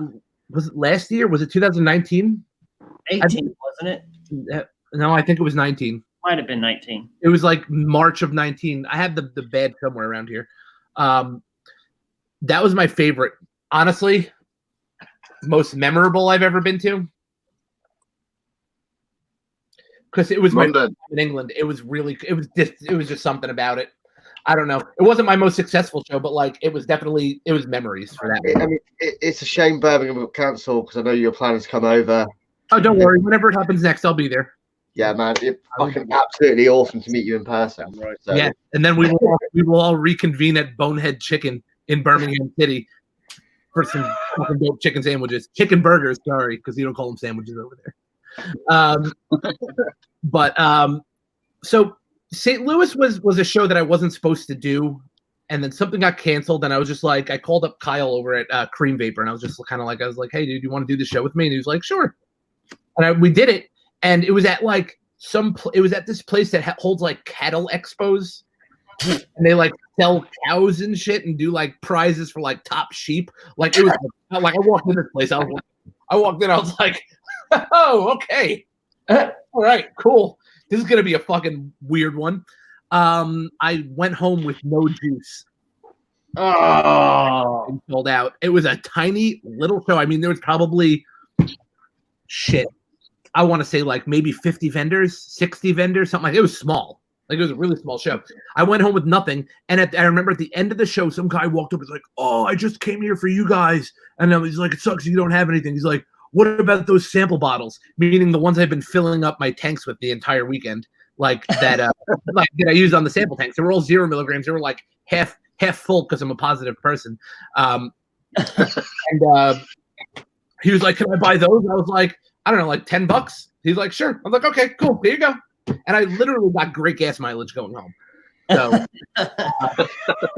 yeah, that was probably that one. The weirdest incident at a show.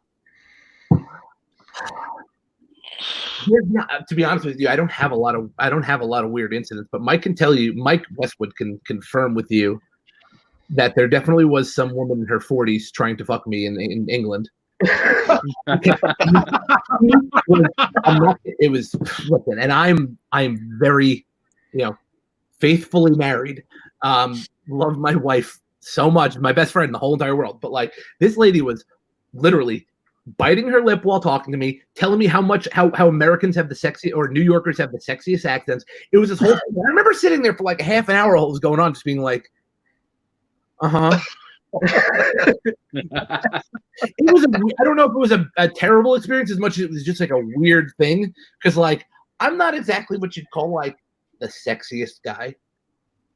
You know, like listen, I hold my own when it comes to like looks, but like I'm definitely not like, you know, like Vinny. Vinny's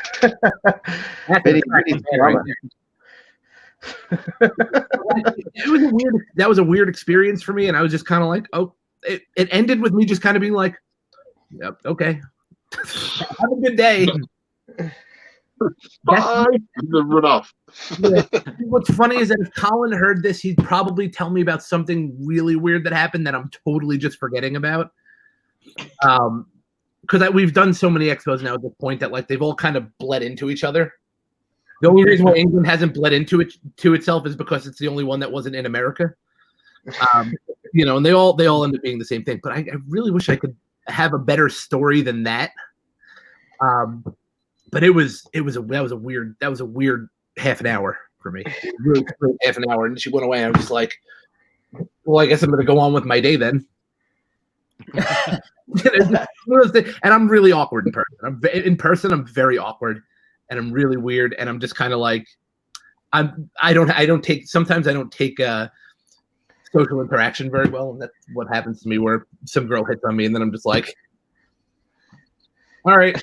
I'm actually vaping on Sweet Thing from the Dem Things line right now, which is the hazelnut cream cupcake. Yes, that was amazing.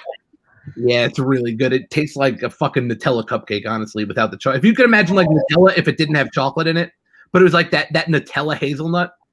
Yeah. You know, that nice bright like spot on here. Nutella. Yeah, so it just tastes. Giving me a semi. Again, that's twice today I've had a semi now. Wow. It's got a really good cupcake note, and then it just finishes with this awesome hazelnut frosting is what I get. It's like it's awesome. It's a really nice, bright, and like easy to digest hazelnut frosting. And I know hazelnuts, like honeydew, it's like watermelon in the sense that it's very polarizing. You either love it or you hate it. But I think that there's gonna be some universality to this flavor. It's just really good. It's good for the coffee guys because there's a little bit of coffee in there too. But it's not like and it's another problem I have with coffee vapes that they all taste bitter to me. They all taste like black coffee. This is like really nice, like use heavy cream in your coffee. You know, it's nice. It's really I've got one that doesn't taste bitter, but I won't go into it.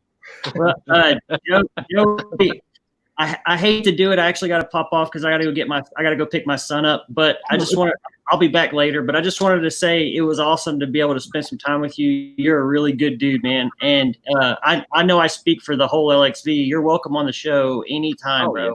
Yeah, like it's awesome to have you on the show, man. This was fun. I feel like I want to be more English next time, though. I feel like I'm really in the minority here. Well, it's going to be worse because I'm leaving and Zippy's coming on, so it's going to be way more English. Yeah, you're gonna have two West Midlanders. Yeah. Well, Westwood could tell you I've really been working on my English accent and like my English like sayings. That's why I was able to say Bellend with no effort. Yeah. I didn't realise that was just an English thing. What's that? Bellend. I didn't realise that was just a UK no, thing. We're not so cordial about it. We're just like, this guy's a fucking dickhead. You know? We're really not so cordial. We're really rough around the edges, and he makes fun of me because I'm so like blunt with how I talk. Like Mike makes fun of me really bad all the time because of how blunt he called you. And just so you know, Mike calls me all the time, and I literally am on FaceTime with him and his kid like every other day. But like, and his kid's so cute, so I can't really get upset with it. But like, you know, I'm on. He calls me and talks about billet box stuff with me now for like hours on end. Apparently, it's the only thing I talk about now. I used to be able to talk about anything else but it, and then I got really into him, and everybody calls me to talk about him. So, yeah, I mean, it was, yeah, we're really blunt about the way we say things. And listening to Mike try to do an American accent is actually hilarious. Yeah, it is. he kind of gets the he kind of gets more into the southern Midwest of the accent. Like he's not ready to try the New York accent yet. Southern Midwest is a good starting point if you want to try to do it. Go listen to a bunch of people from like Oklahoma. That's an easier accent to try to imitate, I think. New York is a lot of inflection in the way we talk. We just like don't pronounce R's sometimes. You know, water. Yeah, that's the New York thing. Water. I can't do it. I'm not even going to try. I need some water. All right, everybody, you ready? On 3. Hamburger. Try it. Hamburger. Yeah, there you go. You all sound like Mike. It's great. Hamburger. Hamburger. Yeah, that's good. Helps if you speak a little bit like a yokel anyway, naturally. So yeah, I'll just sit here and conduct this whole thing right now with you guys talking like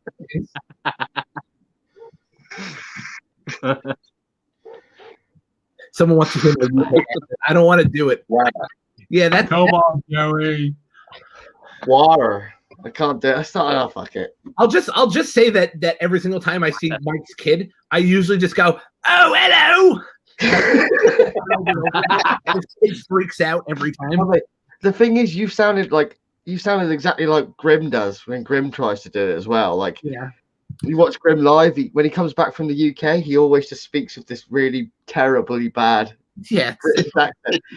When he's, oh, hello. Like a 1960s, like they all sound like Mike Myers out of Goldmember and all that, Austin Powers, but it just doesn't work. Yeah.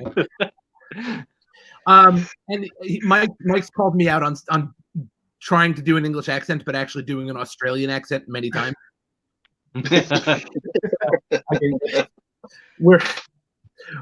I'm not so good at it, really. I try, but I'm not.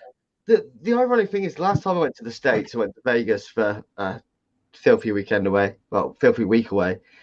Everyone just thought I was Australian. I had that in Florida. I kept having. Oh, so where in Australia you're from? I'm not. And then you get the usual.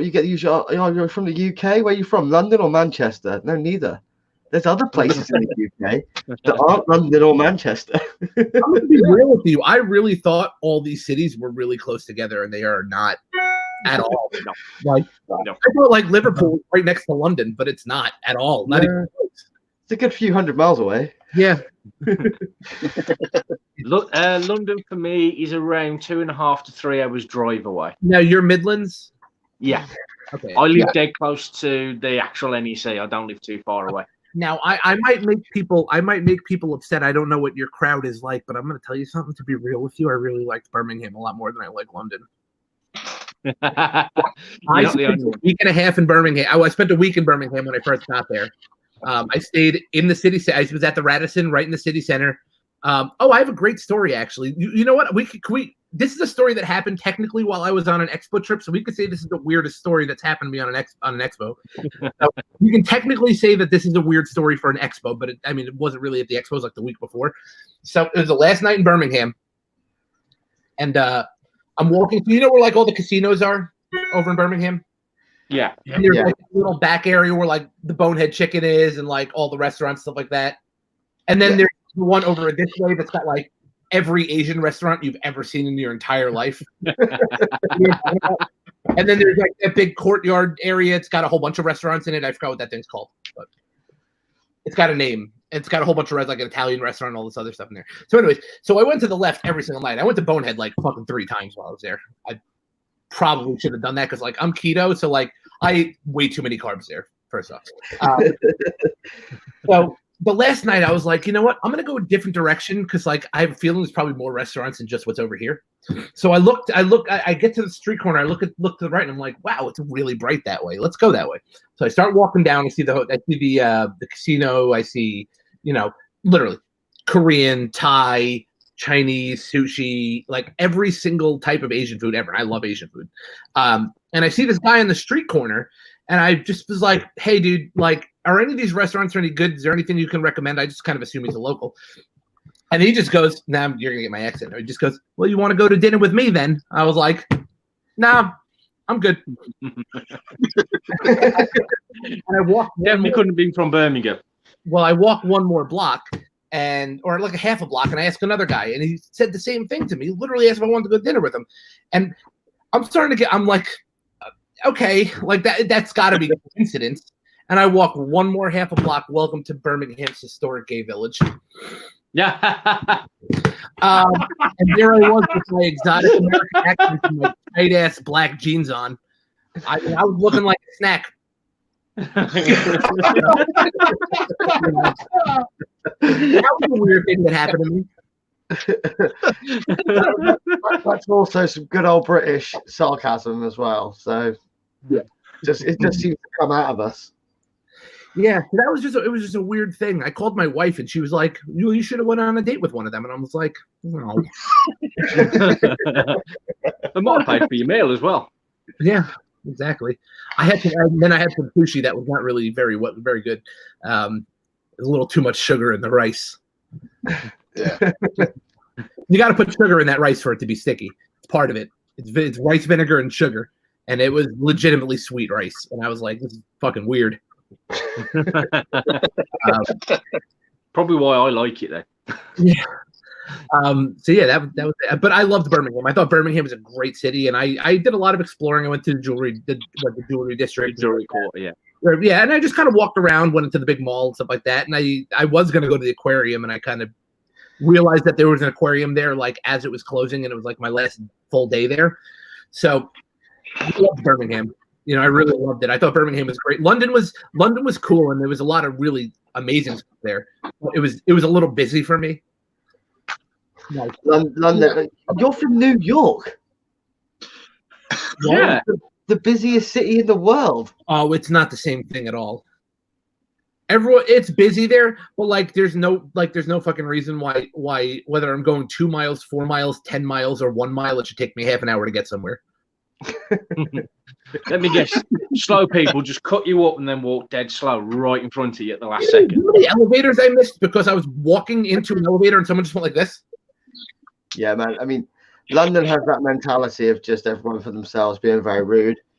None of us are from London. I mean, I don't mind London. I don't mind it for a weekend trip away if I've got stuff planned, but I would never like to live there.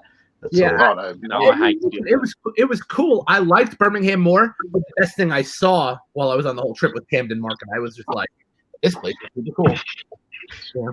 Camden Market's beautiful, man. It's awesome. Love Camden. I saw Banksy while I was there. That was cool. I've wanted to see one my entire life, and I finally got to see one. Bristol's the place to see Banksy. It's about 90 to 100 miles south of London. Yeah, about that. It's nearer my neck of the woods. I'm past Bristol, this way down. But yeah, I mean, if you come to Birmingham, go to Bristol before you go home. Yeah, I spent a lot of time in Kent. That was cool. Rizzo over there. If you come next time you come around, Joe, we'll make sure we do a stop off in Bristol, dude. I'll hang around for an extra day and we'll go to Bristol because Bristol's right. If you want to see all the Banksies, because that's where he is from. So, like my favorite Banksy's in Bristol, the really famous one with the guy hanging from the window. Yeah, that's been paintballed, you know. Has it really, man? We went down to go and find them. Me and my partner, because she's a massive Lindsay, and we went all over Bristol, man, everywhere, searching for him. Because they now know who he is. You do know that, don't you? No. Yeah.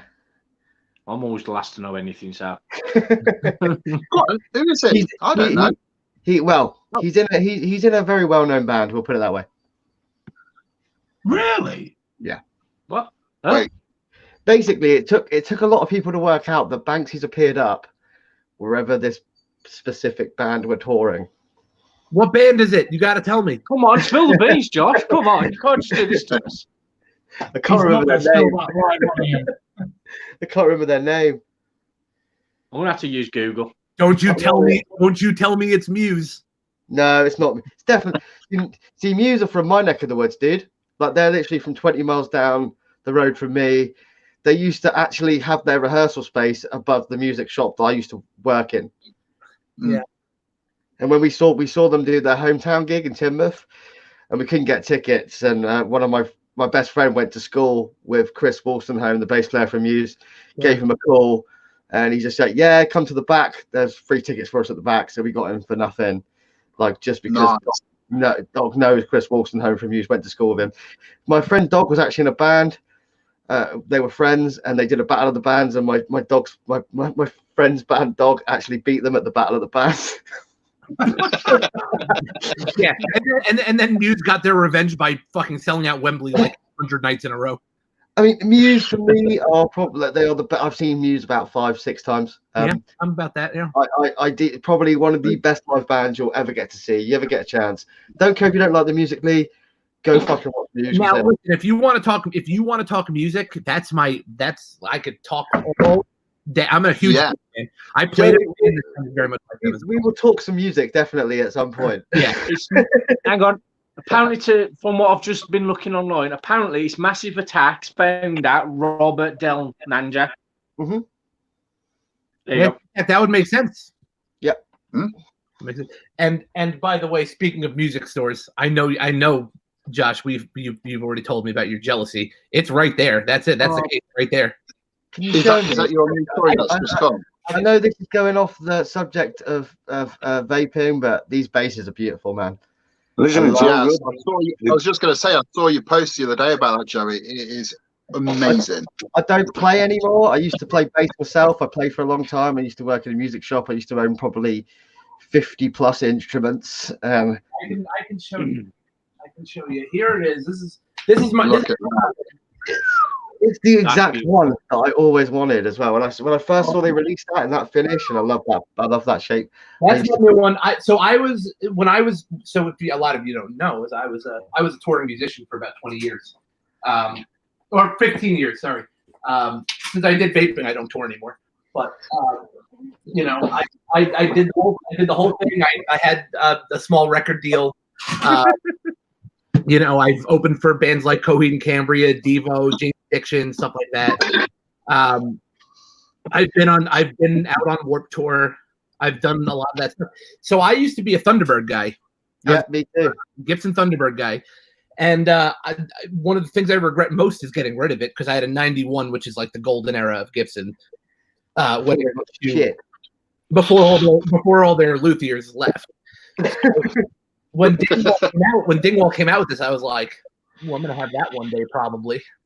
And boy, oh boy, this thing is just like a Gibson and a half. It's just so much. It's so much nicer than the Thunderbird was. The Thunderbird, you let it go, and the neck just goes like this. Yeah. So we're nerding out on instruments now, but yeah, we can move along. Yeah, I mean, I managed a music shop for about 7 years. So managed a guitar shop for about 7 years before played in bands for a long time. So I still play. Which I sold my last bass just before I got married 7 years ago to help pay for the wedding. Sold the rest of my collection because I wasn't doing it so much anymore, and we needed the money. So and I was like, I'll sell it, and then after the wedding I'll buy something back, and it just never happened. Just one day, Josh, you'll have another one. You'll be back. Well, all my money goes for the much more expensive hobby. All my money goes for more. You think so? You think it's a more expensive hobby? No, it's really not. I was lucky. I was in the trade, so I used to buy everything at trade price. So like I said, I had probably 50+ instruments at one point. Plus, I had Ampeg SVT, Mesa Boogie Bass 400+. Oh, beautiful! Yeah, that thing weighs about as much as the refrigerator does. Yeah, man. I think the Ampeg SVT, the classic, I worked out. We weighed it, and it's about 8.5 stone just for an amp head. I don't know what a stone is. Yeah, heavy. Yeah, 16 pounds is a stone. 16 pounds. 16 times 8. Yeah, that's a lot. That's a lot then. That's a lot of them. It's a lot of stones. Too many stones. Yeah, no, I mean, I have another Dingwall coming next week, though, which I pre-ordered in January of 2019, so I'm excited that that's finally going to show up. Anyway, Joey, we've got another guest waiting in the wings, so it's been an absolute blast having you on, bro. And I've got you on 100% message. Tango, by the way. We'll just nerd out with some guitar stuff on there, bro. So Yeah. Well, listen, before I do, can I just say one thing real quick? of course. And cool. If you're in the UK, check out thecloudden.co.uk if you want to pick up our stuff. They are doing a Expo weekend sale on this right now. I think it's £10 if I'm not mistaken, which is great. Actually, That's right. Yeah. Secondly, whether you're in England, whether you're in America, please always advocate for vaping. Just because things are all pretty good in England right now doesn't mean that one day maybe it won't be. Make sure that you're always on top of that and do what you're supposed to do. Make your calls, send your emails, talk to your local representatives. It's the most important thing that you can possibly do if you want to keep vaping. Yeah. And Exactly. stay safe. Don't hug people you don't know right now. Thank you. See you later. Thank you. Thank you very much. Take it easy. Yeah, give me half an hour. Oh. I'm No, on it, it's bro. the first time, man. Must be all them coffees he had this morning. What? Being on the ball. Yeah. That wasn't me. I think Is that that was it? John. It was eating the other half spike and butter that's done it. Breakfast number 2. Yeah, man. Spike. Right then, people, we're going to He's got change all dressed tack up. slightly right now. We're going to bring Lucy on, who is from the charity of choice for our auction, which we will be doing in the very near future. There's Lucy right now. Hiya. All How right. you all doing? Hello. Hello. How's it going? Oh, I'm all right. You? I've got to say, you guys are slaying it this whole weekend. It's been like, I've been tuning in and out when I can, dragging people in. Thank you very Been some much. giggles. Thank you very much. It's been an absolute labour of love. It's been worth it. Setting the precedence, isn't you? It's like, I could see myself as the next Prime Minister, you know. I'm gonna. Could you imagine? No. Absolutely not happening. There's worse could happen. So, Yeah, we how got you been one. doing? How you Yeah, been not so doing? bad. Been busy. Lots going on. Not a lot going on. Depends which way you're looking. Gliding along, homeschooling, you know. Okay. I'll talk this So, yeah, yourself. how's the masks coming along? Mass. Yeah, Oh, the mask. Got some funky ones going on. Well, that's cool. Oh, wow. We've been making masks for people to send out and stuff. So Yeah, I've They got do- a carer who lives they across do the road that hasn't been able to get any PPE, so she put a shout out. So I'm kind of just making some for her team. But like you do. Got my fingers in lots of pies. So, Right. Keep it So, easy. just like Please it. don't miss you. so obviously we've bought you one because obviously you're here to represent the charity that we're doing this auction Angel for. Arts and Crafts. Yeah. Oh yes. And yes. basically, for those that don't know, just obviously, if you want to say while you're involved, that's entirely up to yourself. But yeah, It's probably let us a know good about. place to start, isn't it, really? Yeah, but it's one of them. I mean, it's one of them, isn't it? It is. Yeah, and tell us about the charity and what they do and what they try and help out with. I can do that. Well, my journey, if you like, into this whole area began in June 2008 when, as if you know, I lost my son at 21 weeks. And when we were told, and it was another 2 days before I'd go into hospital and have him, and you're kind of thinking, you know, you go into practical mode, and it's, where am I going to get something to fit him? I haven't done any shopping. What am I going to do? And it wasn't until I got to hospital and the midwife that was taking care of me to deliver him gave me a pack with like a little gown and a little hat and a blanket. And I was kind of like, okay, so where did these come from? And kind of ask questions while you're waiting. And I learned that there is a whole team worldwide, really, because it's kind of everywhere around the globe. Little team of silent angels that make these packs to give to hospitals for that for the event. And through that, I wanted to get involved, and I started out with another charity page, which is where I met Tanya, the founder of Angel Hearts and Crafts, and we worked there for a little while together. And then we kind of branched off to form Angel Hearts and Crafts between the two of us, and we are now supplying 4 hospitals throughout the UK: Warrington, Wiston, Stoke, and Southampton now. And we put these packs together we deal with baby loss from very early to term, kind of focusing around the 16 to 24 week. But, you know, we have families that pretty much lose as soon as they find out, and they go to a scan and there's nothing, and they have nothing to show. So we have little packs kind of like these that we make up. If I can get into it. I should have untied this before we came on. Oh, but yeah, we kind of put a little hat. It's just basically little things for the memory box, just to say, you know, my baby existed, because some people just don't have that. They don't have a scan picture. They might have a pregnancy test, and that's it. So we give them a little pack with, you know, little scatter beads, a little hat, a scented candle, so they can we use scented ones because it gives something else to remember baby by a certain thing, if that makes sense. Yeah. So they can associate their baby with a certain smell, and they can carry that on if they wish to. We also gift hair bears. We do have ladies that make them, but unfortunately demand is far higher than we can keep up with, so we tend to buy them in.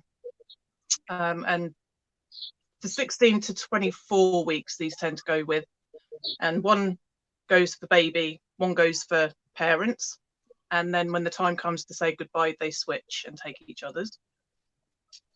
And we tend to fund these ourselves. We are totally self-funded. We are not funded at all, apart from public donations. So this whole weekend thing, you guys are just awesome. So yeah, we provide blankets, burial packs, much like these, which we have some wonderful ladies working with us. And these go to hospitals, like I say, those 4 hospitals in particular, but we also have parents that we've helped that want to gift to their hospital. And if it's not one that we normally deal with and they don't want to get on board with us, we will still send packs out for them to gift to the ward that looks after them. And also, when I lost my son, he was given to me in what I can only describe. Oh, it's terrible. You remember the chicken baskets, chips and chicken? You used to get them. Yeah. Well, my son came to me in a blanket in one of them. And I spoke to Tanya a couple of years later, and I said, you know, that was one thing that stuck with me, because that was not on. Do you know? I know the hospital were probably limited in what they had, and in turn, it opened up a way for us to make sure that didn't happen again, I suppose. And so Tanya came up with these in various sizes, which hospitals and the funeral directors that we deal with have really got on board with us, because baby can go in these. I mean, we do slightly bigger ones as well. And it cuts down the need to handle baby, means that parents can spend slightly longer with them. The mortician will then release baby to funeral director for burial in this, which then goes into the casket, which then leaves room around for gifts and stuff if that's what parents wish to do. So we now provide those to all 4 hospitals that we deal with. And again, our team are just amazing at throwing these things together. We'll get a request through from one of the hospitals for, you know, as many as we can give, and they get straight on it and make up loads. And they are all handmade. It's definitely makes a difference, I do believe, than chip basket.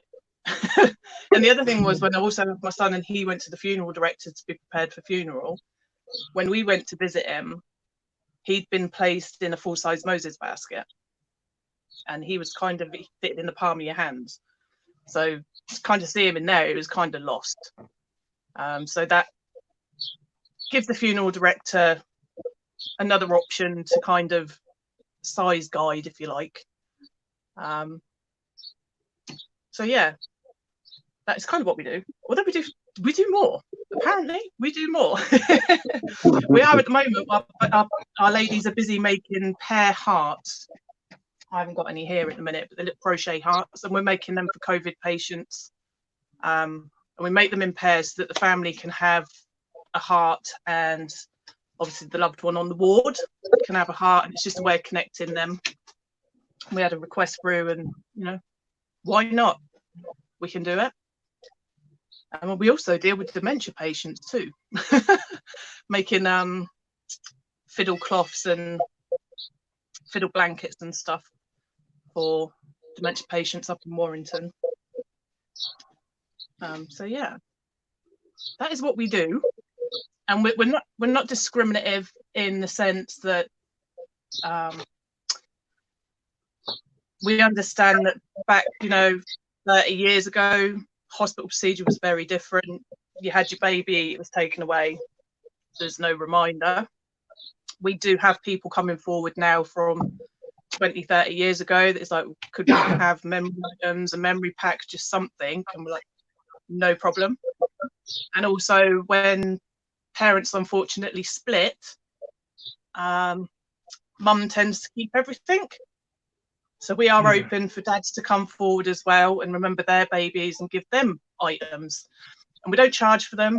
We ask for a donation towards postage, and that's how we run. Like I say, the rest is all fundraising between ourselves or putting in from our own pocket. But yeah, that is Angel Hearts and Crafts in a nutshell. Awesome, man. I do waffle. No, I mean, it's awesome the work that you all do, and you know, it's surprising. I mean, I look at the Facebook page and things like that. You know, the amount of people that do come forward, and it's because they've heard from somebody else, or you know, they've been sent your way. You know, there's a lot of people, there's a lot of parents out there that don't necessarily know and stuff, you know what I mean? So, you know, it's... I mean, I didn't until we were directly... It's such a taboo subject as well. People don't like talking about it. Yeah. So you don't know that there's this army of silent angels working to make a difference. And some of our ladies haven't been touched by baby loss themselves. It is simply because they've heard other people's stories and they want to get involved. So it's kind of like...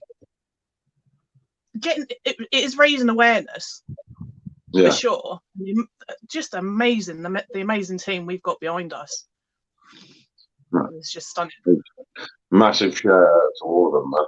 You know what I mean? It's and as I say, this is why, you know, those that don't know, Lucy's my sister, you know what I mean? This is my nephew that we're talking about. So, you know, it's a way to remember him and you know, everything else, and that's part of what we want to do for next weekend. So, you know, the more people that can jump on that, you know, spread word out. If you can't, we can't thank you enough. I was speaking to Tanya about it. Tanya would have been on tonight, but she had something arranged with family. They've kind of linked up for a video conference tonight. So she would have been here. She is going to be watching the live back later if she can. And she just wanted me to say thank you so much on her behalf that, you know, you guys are just even thinking of us, let alone, you know, doing what you're doing for us. I mean, we've got friends in the vape industry that unfortunately have been touched by, you know, the circumstances that you talk of. And, you know, and I mean, they are genuine friends of ours, you know what I mean? It's not just a Facebook contact. These are people that, you know, we care about and stuff like that. You know, we've known a long time. So, you know, it's one of them to be able to come out and talk about it and, you know, in the honest way that you have and stuff. It's brilliant, man. You know, I can't thank you enough. No, thank you. We got to thank you for this. It's like, you know, blown away totally. Well, you know. it's one of them. Hopefully, you know, next weekend, as I say, you know, the more people that can share this and why we're doing it, you know, we're not doing this for ourselves. You know, this is purely for everyone out there and, you know, a worthy cause, like we've said. So the more people that can share it, get the word out there, the more people we can get on them auctions, man, the more money these people are going to make. And, you know, it's going to help so many people. You know, as to shout out to Louise that's just commented.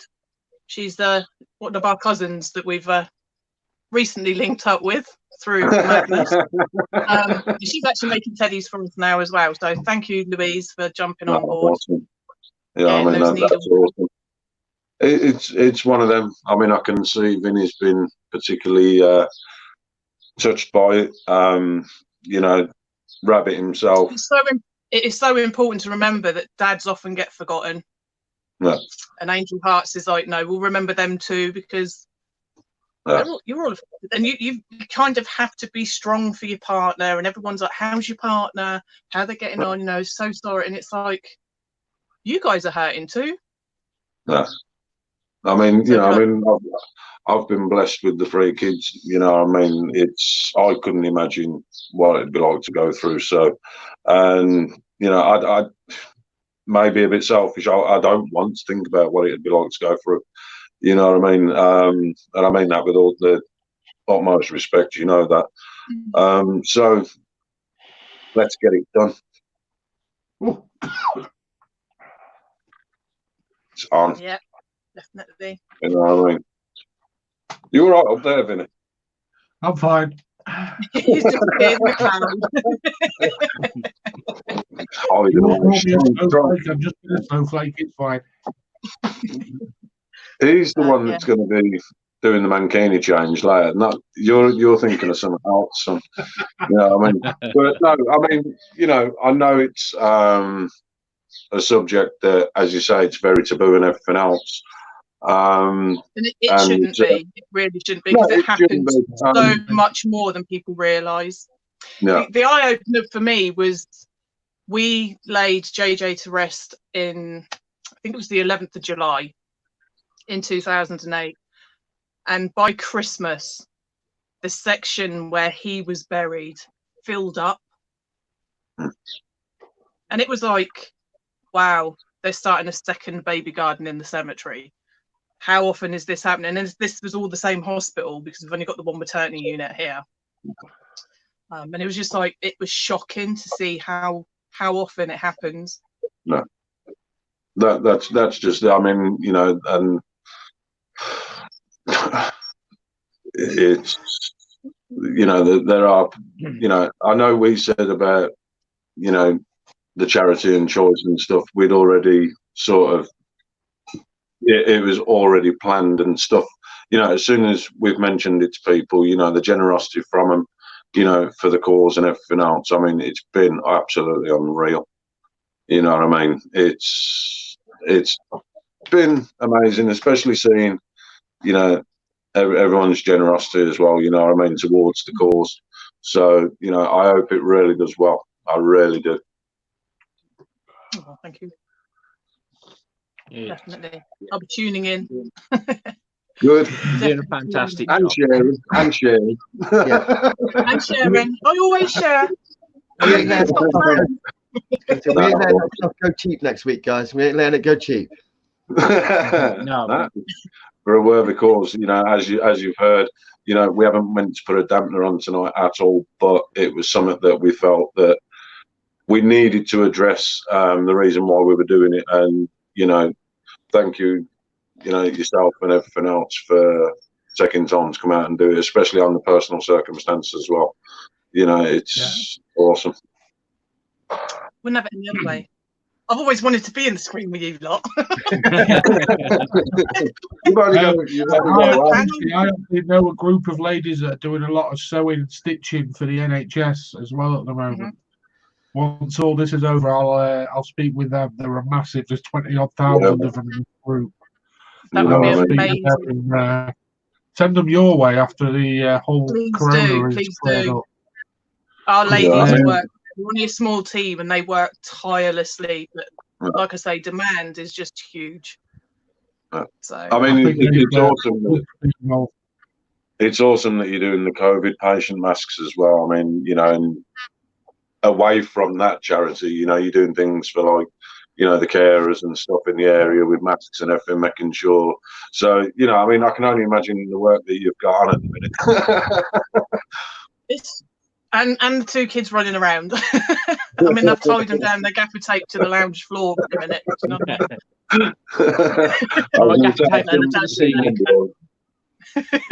what I mean? Yeah. I think I was born to make a difference if I can. So that's what I do. Do what I can, where I can, for who I can. No, that's awesome. That is awesome. Yeah, man. As you can see, my workspace. I'm a messy worker. So many projects. I was going to say, I see there's no health and safety or, you know, any of them risk assessments been filled in. You know, we're not working to any work element sheets or anything else. Just as well around there, stray pins and all. I don't know. Oh, that'd be the helmet. Well, they're saying that. I mean, I'm saying that about yours. I mean, I bet if you had a look at half of our vape collections, man, they're a mess. Mine isn't. Mate, mine's terrible. I reckon Zippy's is just a poster he puts up to make it look like it's organised. It's just a poster. It's definitely not organised. Sarah actually tidied it all up this week for me, man. And she come in the other day and she was like, "What the fuck have you done?" I was like, "Sorry." If it weren't for Sarah, I wouldn't know where half my crap was. Do you know that, Luce? Yeah. Yeah, we're not the tidiest of people, are we? It's like, I think I drive him bonkers. Yeah, even Einstein was messy. It's organised chaos. I know where everything is. Some of the greatest sort of, you know, people that come out have been absolute shit tippers.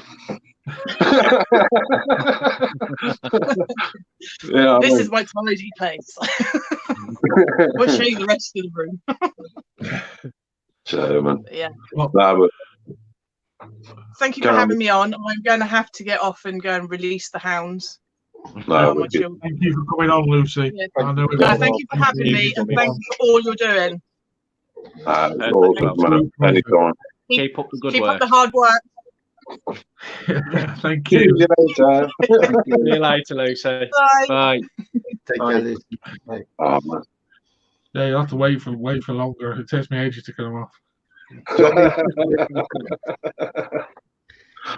Awesome, man. So, Jesus, that got me. Yeah, it was one of them. I mean, you know, it got me a bit. I was like, oh, shit. Like, flick my video off. Yeah, so, well, but as I say, I mean, we haven't brought Lucy on, you know, to put a dampener on the evening. We hope it's been informative and, you know, it's been one of them. Yeah, but we felt that we needed to do it and, you know, try and put into perspective why we are doing this. We know there's other things going on with, the NHS and stuff. As you heard Lucy there, you know, not only they're doing that, they're doing stuff for COVID patients, carers, everything. You know what I mean? So they are doing It is it. They are amazing doing work. it. It's mental, man. I mean, you know, I know how hard she works at it. You know what I mean? So. Right. I'm going to go for 5, guys. I need to go wash my face and sort myself out and give myself a slap. You need to reapply your makeup again. We've got about an hour to kill before we get Pat on. So we're just going to kick it and yeah, man, carry on and you let Vinny know, talk for a minute. Yeah, you know yourself. You know, Pat will be on when Pat's on. He may be early. It probably be late. It's one of them, you know. I mean, I'm just waiting. I know that he hasn't looked at my message yet. They are doing. They don't just make mods in their facility. You know, they do other things, medical and stuff like that. So they are a little overwhelmed, but I'm sure he'll be. I got a link. Say again. Has Pat got the link? I'm just going through. I did message him just to say to him. Fling it over to him, Vin. Yeah, we'll do. I'll do it now while I'm giving myself a slap. Oh, so no, I mean, how's everybody found it then? I mean, you know, I mean, I've given myself, you know, headache staring at my phone, man. It's been like.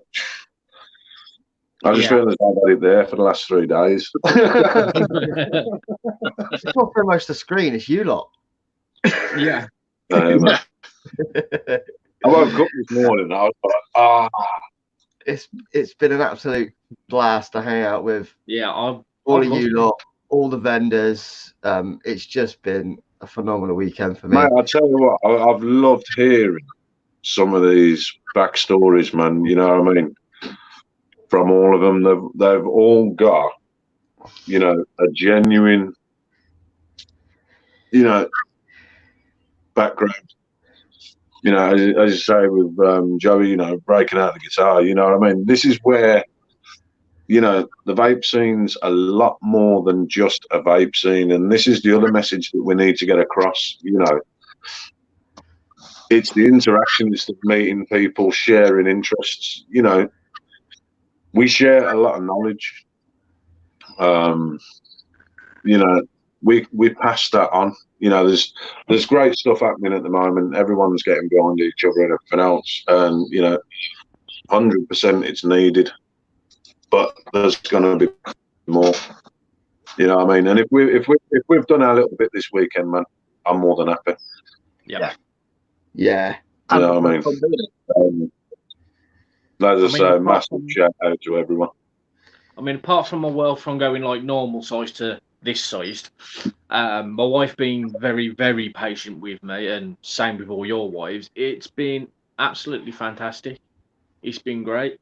I mean, the interaction with all our leaguers, all the backstories from everyone that we've had on, all the guests we've had on, all their stories. It's just, yeah, it's been absolutely fantastic.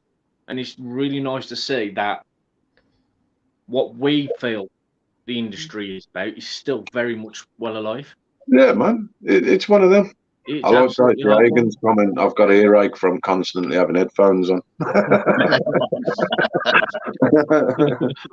all of us is bad enough on the screen, let alone having us in your ears as well. I thought most people muted this. But no, man, it's been awesome having people on, you know, the regular leaguers and everything else, and seeing a lot of new faces this weekend. You know, a massive shout out to everybody, man, for their time. You know, if you hadn't been here, I'd have been wanting to know what you were doing in the lockdown that kept you away. But, you know, under the circumstances, man, for other people have given up their time. You know, leaguers have given up their weekend, everything else. So massive shout out to them. Massive love to you guys and to everyone. Man, some of them have been in chat longer than I have. and I've tried to keep up. These must have. I mean, some of them have been here from the start to finish, man. It's like I'm just nipping out for my lunch, and then 5 minutes to the back, it's like, what you done? Scoff that down or what? Yeah, Nick. Just speak to Josh yesterday, just before we came on after lunch. He literally brought a piping hot microwave pizza up, and he sat here in the chat before we went live, literally just yamming it down. Man, I'm glad I didn't see that. I'm screwing for a pizza at the minute. I really sit and yam a pizza. My wife was really good earlier. She bought me like half a pepperoni pizza and 4 slices of garlic bread up. I was like, yeah. But we'd just finished, so I just sat here and ate it on my own. No. I mean, you're absolutely welcome. Sorry, your sister's just there. When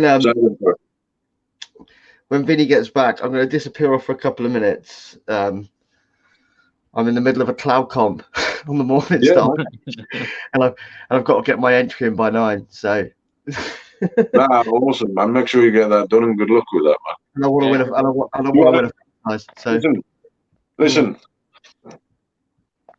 If everybody on here now nips over to the group that you're on, not saying join the group or whatever, but if you could, it'd be handy, and let's smash his likes up. Yeah, I don't know. I've got to go live on it as well, so it's like they're really taking it good. It's been a good blast. So it's semi-final round. So, but the guy I'm up against blew some absolute monsters.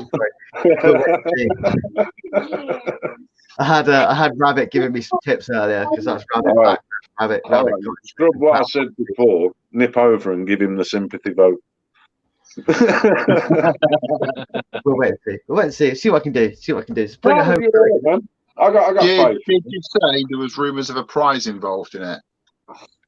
What, in that comp? Yeah. Yeah, it's a fun size mishap. Ooh. Yeah, they win it.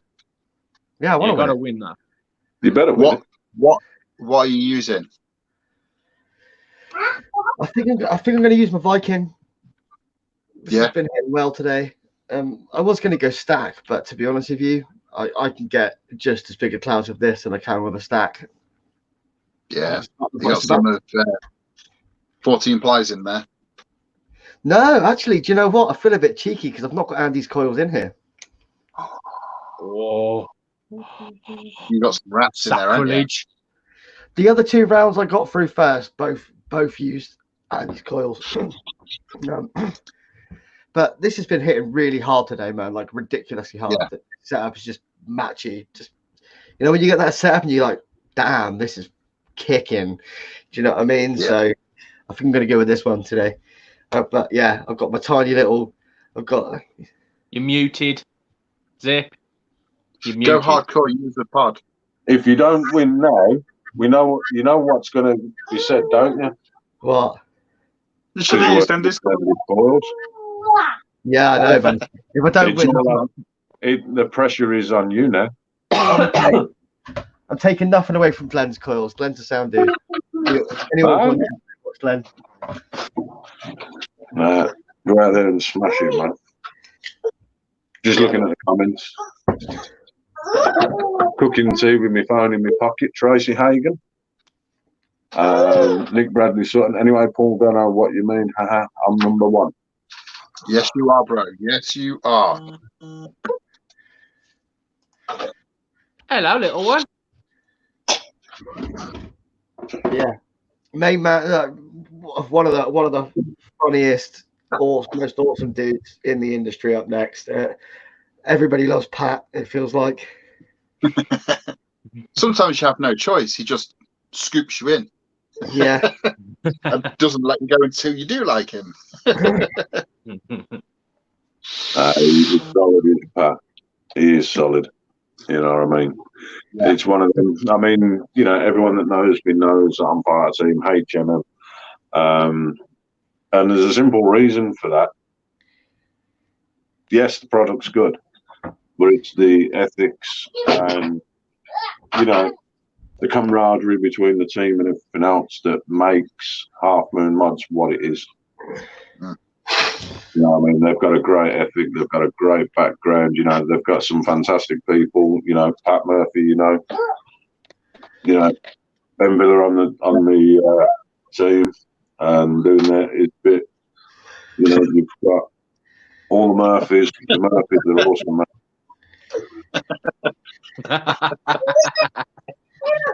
That is a beautiful piece of man meat. You are correct. I really want him to come on in his dungarees. What we need to do, right? Just in case he don't, we need to try and get an image of him in his dungarees and have that held up as well. Haven't you still got the picture of that, though, Zip? Give it to him, and he can put it on the big screen. I'm going to have to nip out of here then. Do it. What? I'll go find it, man. I can't do it. I can't put it. You can't put pictures up in here. No, you can hold it up. Yeah, you're not going to do it. I can't. Yeah. Next thing you know, it would be Zippy kicked from Half Moon Mods. he wouldn't do that. He loves me. that picture is epic. Right, I tell you, some of the things he does. You know what I mean? So yes, I am. I do have my shirt on tonight.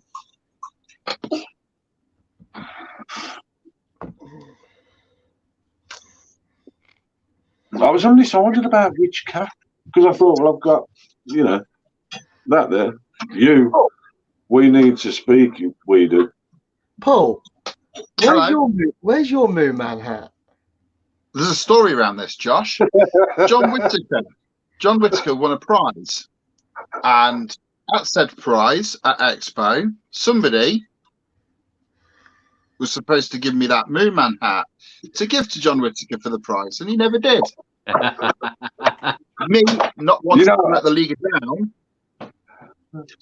moved it to John. But I am on a mission for you. Yes. It cracked me up because I realised. Did anybody actually realise I was wearing this hat at Expo? Yes. Yeah. And you were supposed to hand it over to me. And you're fucking off. Like, I completely forgot which cap I was going to wear, and I ended up wearing this one, and it just went. I mean, I think you said to me, "Where's the hat?" And I was like, "It's at home, man. I forgot." And I'm stood there with it on. So the Moon Man hat that Pat kindly gave me, which I kindly donated to Paul, who really wanted it. Yeah. He had to give away. Right, I'll be back in a bit. My man's just escaped. Hold on. Anybody that wants any prohibition, by the way, they're running the sale. The Cloud Den have just extended that sale for another 24 hours. So get on it. Yes.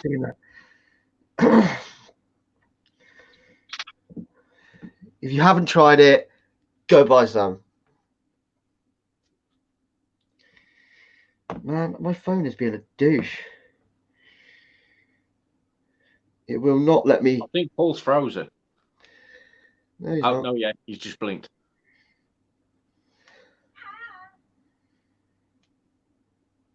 It just won't let me scroll down. It's just low. That's your Chinese hack phone playing tricks with you. And collecting the data. Your phone collects data too, Chris, just as much as mine does. Yes, it does. She's watching the show.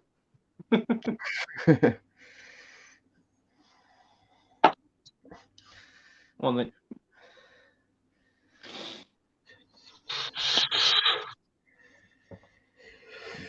Right. As soon as one of the boys gets back, I'm going to nip off for 5 minutes, go and get this up, and then I'll be back to rock it out.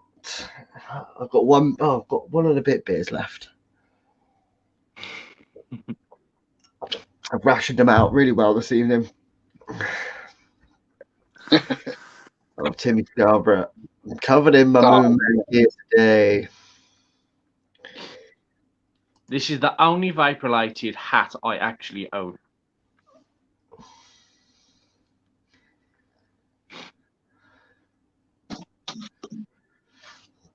Yeah, I just thought I'd represent it with the Leaguer's hat all day today, you know.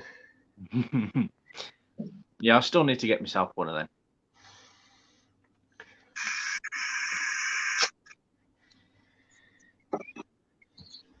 I think I've killed the coil in this.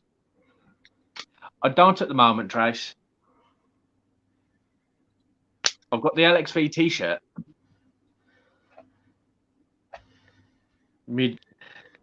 Josh, Lucy says, midget, get the rum out. Probably should have had one before live.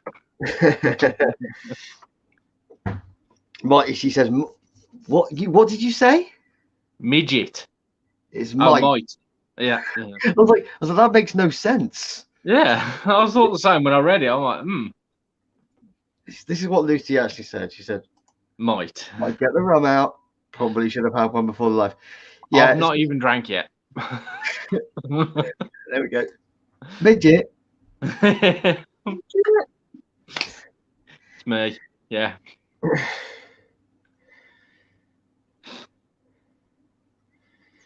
Like Joey's just sending me pictures of all his bases now, and I'm very jealous. Yeah.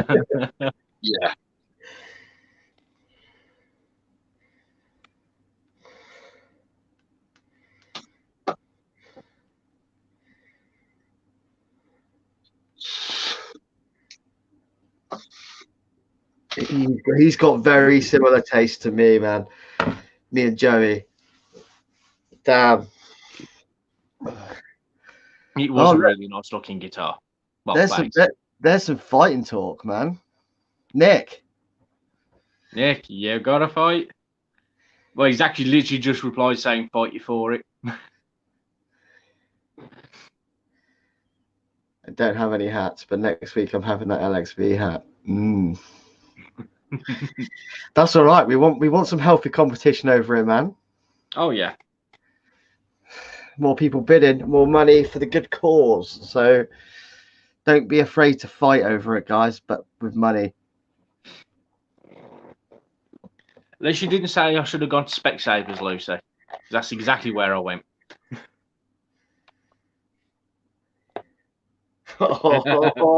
There is some fighting talk between those two. There's a fighting talk. Come on, you two. Doubt it, Omex Army.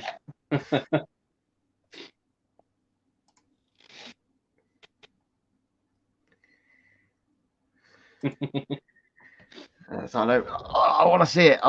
I can't wait to see it. I want to see how much money we raise next weekend. It's going to be phenomenal again to get some money towards an amazing cause. Very worthwhile cause. Bit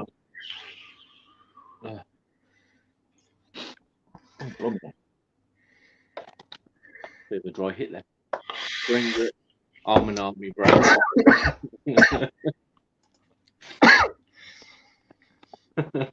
Definitely. Just sit and leave these two at it. Should we just bring them two on and then you just sit back and let them argue it out? Yeah, what we should do next week is when we actually auction it off, we'll just get those two on live and they can just go this much, this much, this much, this much.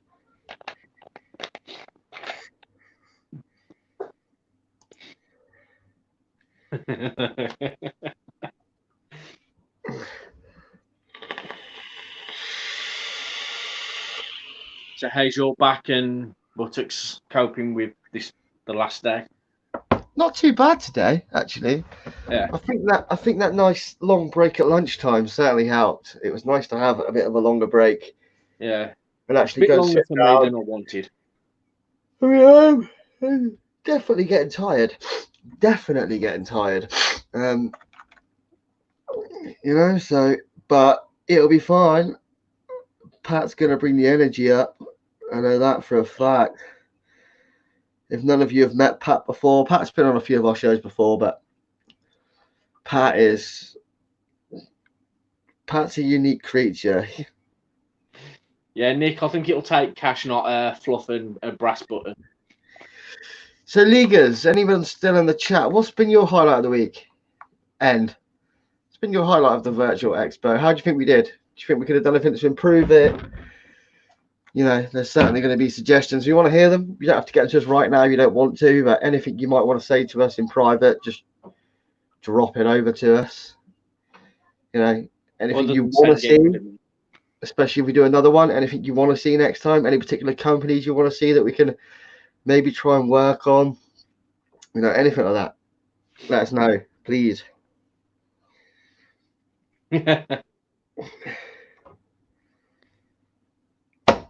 Clip. Ooh.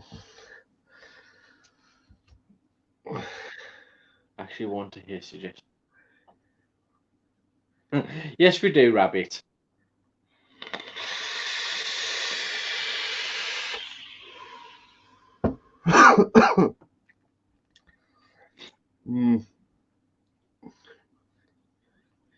Tracy says it's all been great. Thank you very much.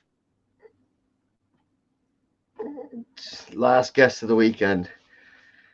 Last guest of the weekend coming up in about half an hour's time.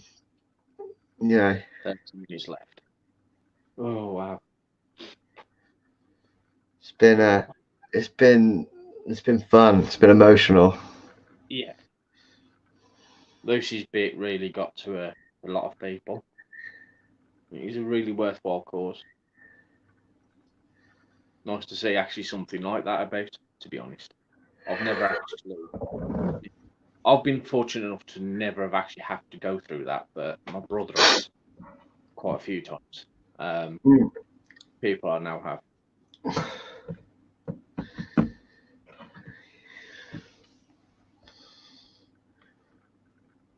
Final countdown, you'll sleep well tonight. To be honest, Scott, sorry. That was me misreading. To be honest, Scott, I have literally slept like a baby. Friday night and last night, I literally hit the bed, put the telly on. Within 10 minutes, I've gone. I was out cold. Don't know about you, Josh. Pardon? Sorry. Scott says final countdown. You'll sleep well tonight. I've just said like Friday night and last night. I got up to bed, lay in bed 10 minutes after turning the telly on to watch a bit of telly. Yeah, I mean, I've been invited onto a radio show after this, so for another thing that I do, I run I don't do it so much anymore. I mentioned earlier, I run an alternative night down in the southwest called Alternate, which was a very stolen name from some DJs back in the day. But yeah, we run a rock and alternative night down here, which is pretty popular. It's pretty successful.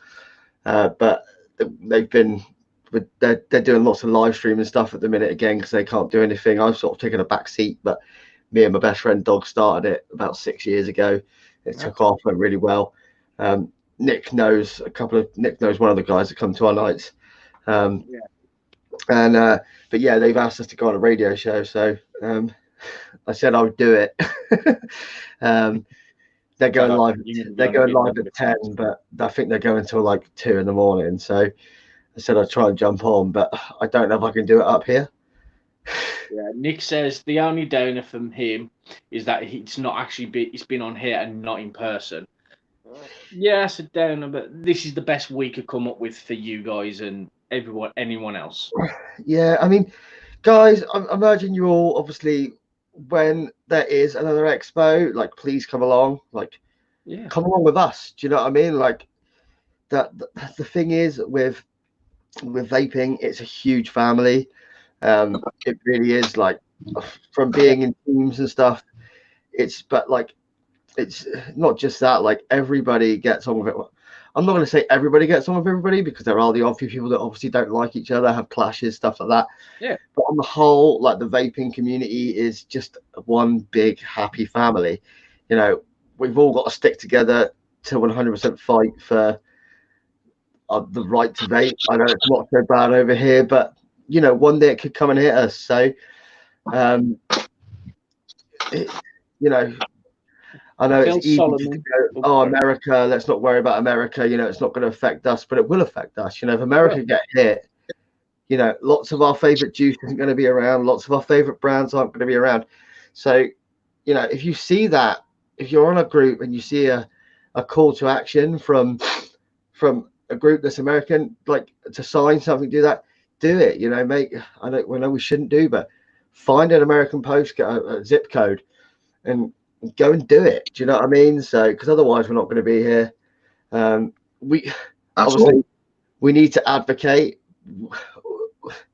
We've done our fair share of advocating as a group, you know, especially on the show, especially when shit was going down in the States. We did a lot of it. We know a lot of people don't like to hear about it, and it's not the funnest thing to talk about, but it needs to be mentioned. And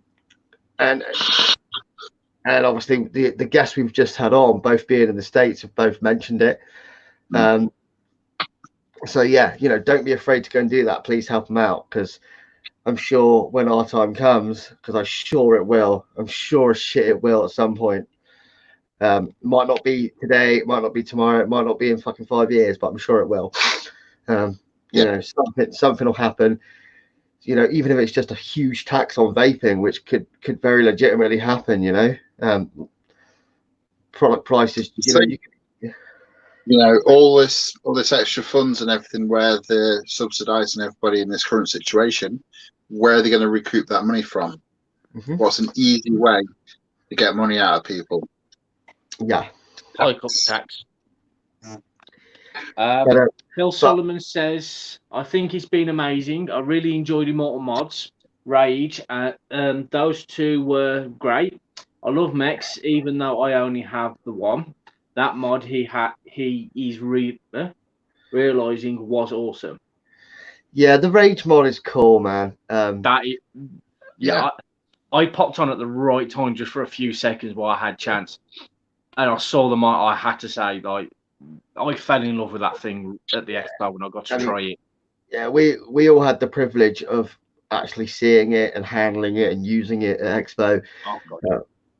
We met the guys. Obviously, Zippy has his, so it's a damn cool mod. And when it drops, I think it's going to be hugely popular. Yeah. You know, so I mean, both the guys that are behind it, you know, are really nice guys. I had the privilege of spending pretty much all afternoon, all morning up until late afternoon with them, talking to them and hearing what they have to say about, you know, their way into the industry, to become vapors, things like that. And they are really nice guys, both of them. Right, because none of them told you to piss off. Sorry? Because neither of them told you to piss off. No, I still would have thought they was nice guys, even if they told me to piss off. I'm used to people telling me to do that. As soon as Zippy or Vinny come back, I'll nip off for 2 minutes. But do we know where Vinny's gone? I thought he said he was coming back in 5, and it's been like 15. Yeah, he sorted himself out. Yeah, but he can't go until he's back because he's in charge of the screens. The controls, I know. Okay, yes, I can't message him because I'm on my phone. If you ever find yourself down in the southwest, Scott, let me know. I'll let you know when they are. They're not as often as used to be. We used to do one every fortnight in different venues. One particular one. Now the venue that we used to do them at unfortunately changed hands, and they didn't want to be involved with a rock night. They've gone a bit more upmarket, which I get. So we now do a very popular venue down here called the Cavern, but we get about once a month. Scott, I just saw your comment there about Rock City in the early 90s to 2000s. That's when it was good. Yeah, it's not so good now. Rock City has changed drastically in that time. Yeah, Nottingham Rock City was, I mean, I never had the joy of going, but you used to hear amazing reputation of Nottingham Rock City. It was amazing. If you wanted to go into the club at the beginning of the night with both of your shoes on, and then to leave at the end of the night with only one of them, because you can guarantee you're going to lose one of your shoes. The floor was that sticky.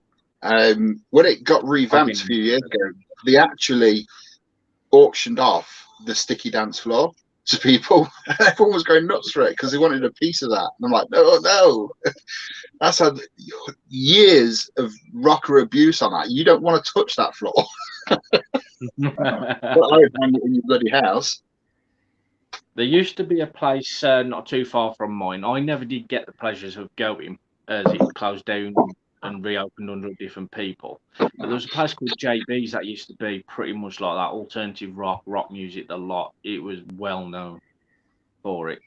And some of the things I've heard from people that used to go, it sounded like really, really cool place to have gone. Yeah, man. I mean, I've been to some shitholes, some absolute shitholes for gigs and stuff like that. Like one of my favourites was a place called TJ's in Newport. It's not there anymore. And Newport is a proper fucking dive. If you've ever been to Wales, it's the first city you come to, and seriously, you think they would class it up a little bit because it's fucking hideous. If you live there, I'm sorry, but the venue there, man, like TJ's was awesome. It was a proper dive. Do you know what I mean? A proper dive. Place that you go to the loo, man, and the door with they had no doors on the lavatory. Like, do you know what I mean? I've been It's identical to Rock City. Probably someone on the floor shooting up. Do you know what I mean? But the atmosphere in there with the right band was just incredible. One of my favorite bands, a band called Every Time I Die. Love their music, have done for many years. Saw them there, and I've never been at a gig that had an atmosphere that electrifying, but it's partly because of the venue. Yeah, I mean, going back to obviously Muse. We like Muse here. Saw them at Rock City. This was years ago, and then they blew me away because it's only a small place. And then they were back, I think, 2 years later, and they were playing the Nottingham Ice Arena. Wow, they packed that place out. And I remember, obviously, they're going to do an encore. They always do. So I thought, right, I've got about 3 minutes to kind of go to the bar, get straight back. And just as I got to the bar, I heard that intro bit to Plug In Baby. Where it starts squealing up the strings. I don't need a bit. I'm gone. But yeah, that was a gig to remember. Obviously, we were kind of blessed with Muse down here, them being a local band. We saw them. A lot of us saw them lots before they were even big. Do you know what I mean? So give me a second. They've always been about that stage show. Chris used to put out this whole custom-made, full-size double bass. Yeah, it was an amazing bit of kit to see. And yeah, obviously they're not from Exeter, they're from Teignmouth, which is just under. They're not actually all from Teignmouth. Chris, the bass player, is actually from Wolverhampton, but moved to Teignmouth at young stuff like that. So, and when you go into Teignmouth, when you drive into Teignmouth, you come up this big hill and you go down. It's a really steep hill. You've got the sign "Welcome to Teignmouth." It's welcome to Teignmouth, home of Muse. Do you know what I mean? They're very proud of it. And they did a hometown gig there. They've always wanted to do it. So Teignmouth is a tiny place. Imagine proper West Country small town. Do you know what I mean? It's not big.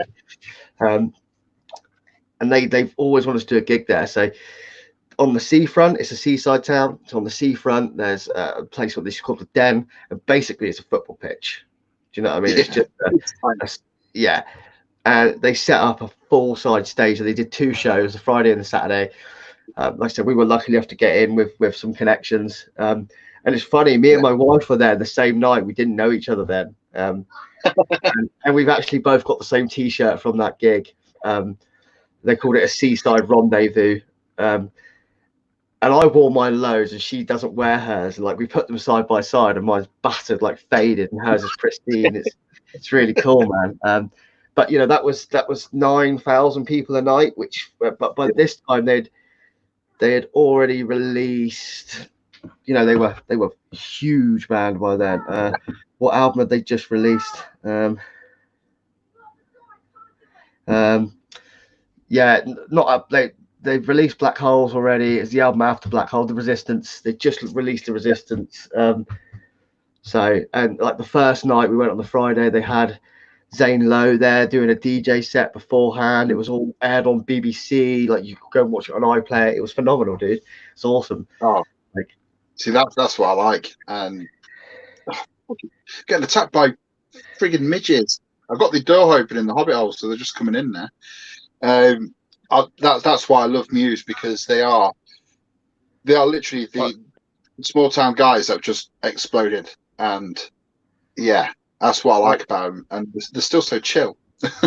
Right, guys, I just need to bounce for a minute. I shouldn't be too long. I just need to sort something to eat out. I shouldn't be too long. Oh, and Zippy comes. you all right, Zip? Speak to you in a sec. Yeah, man. So I'm just sorting out some batteries. Just got off the phone. It's all right. I had to nip off onto the phone. Pat Murphy's is just literally finished work, and he's just got to go and get some shopping, get some food, get himself sorted. So he says, "Be more 4:30 his side, which is 9:30 our side." That's like, no problem, you know what I mean? Yeah. Boys, So I didn't understand that. are you two all right to chat for a minute, just while I go and do this thing? Yeah, are we going to be all right? It's not going to kill the feed, is it? No. I'm gonna stay on. I'm literally just gonna probably mute my mic. Yeah, that's fine. Yeah. You're going to put the Mankini on? If you need me, I might do. Do the crowd comp in your mankini. No, dude. Yeah, man. No, if you need me, you're not going to be restrained with the clothing. Dude, go do your cloud comp. yeah, go do it. Do it. So, man.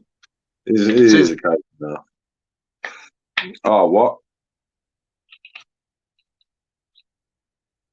Cheers. So don't do that to me, man. Jesus. I couldn't resist. Don't want to be left on your own with me. Not even I want to be left on my own with me. Surviving with the voices. Nah, man. So best of luck to Josh with that one. Hope that comes through.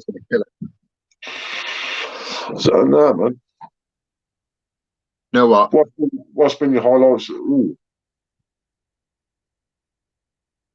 That is my favourite tip from Half Moon. Nice. It's Nice just that bit there. Look, ooh.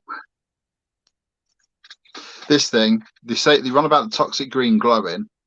In daylight, this thing glows purple. It's beautiful. I'll dig some out, man. I'll get some sorted out. I'll get you some sent. As I'm having it. Using these, none of my heavy tips fit. They don't fit. So obviously they're not made for pox. Yeah, man. No, I'll get something sorted. I'll get something sorted. Yeah. Yeah, I mean, I know you like that jawbreaker one. Bring that up, man.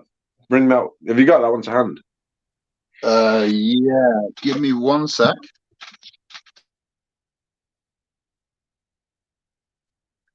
Right then, you're stuck with me. That's it. It's me, myself, and I'm the leaguers. So, who's had a good time then, man?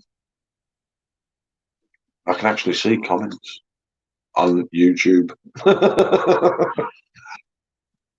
Need a pink and black tip like that for the Asgard? Yes, you do, man. I'll get that sorted.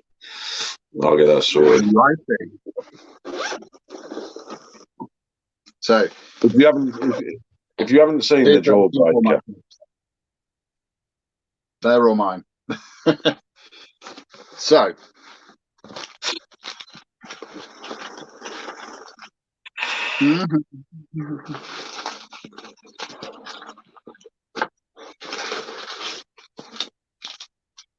I will find it. It's in there somewhere. The grey paper, man. Nice colour that one is. Yeah. That's the one that Nick needs. Yeah. He's after a pink and black tip. Will that? Can't remember on the what's it. Would that they fit the Asgard? The Asgard Mini. Yeah. I was going to say, I couldn't remember which ones were which. The one Great Vape.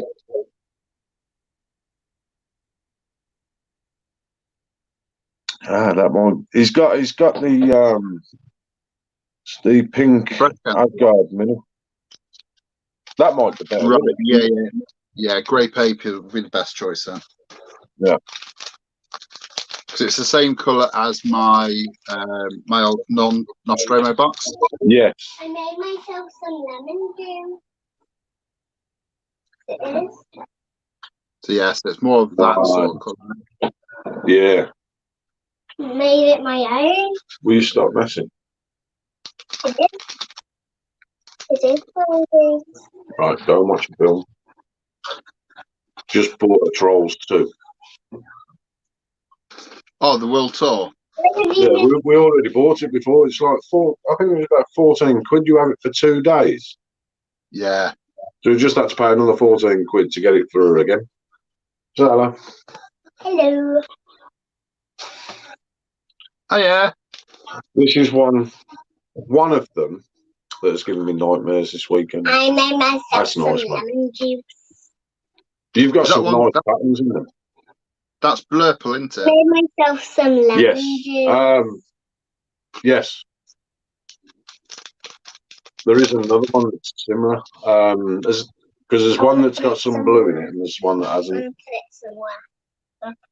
somewhere. See, that'll look sick on my. I made Perfect. myself some lemon juice. This is where LXB gets taken over. Watch. No. You made yourself some lemon juice and you got water in there. Yeah. Oh, because I made you some lemon, like water. Nick says hello, Flump. Hello. So now this is one of my delectables. That was my first ever tip. I'll get it out. That's a toxic white, isn't it? Which one's that? Or is that the smoldering? Yeah. But if you click on your lap, Yes. please click on your lap. There's so many bloody patterns and so many watches. I made myself Shush. some lemon juice. Yeah, good. Shush.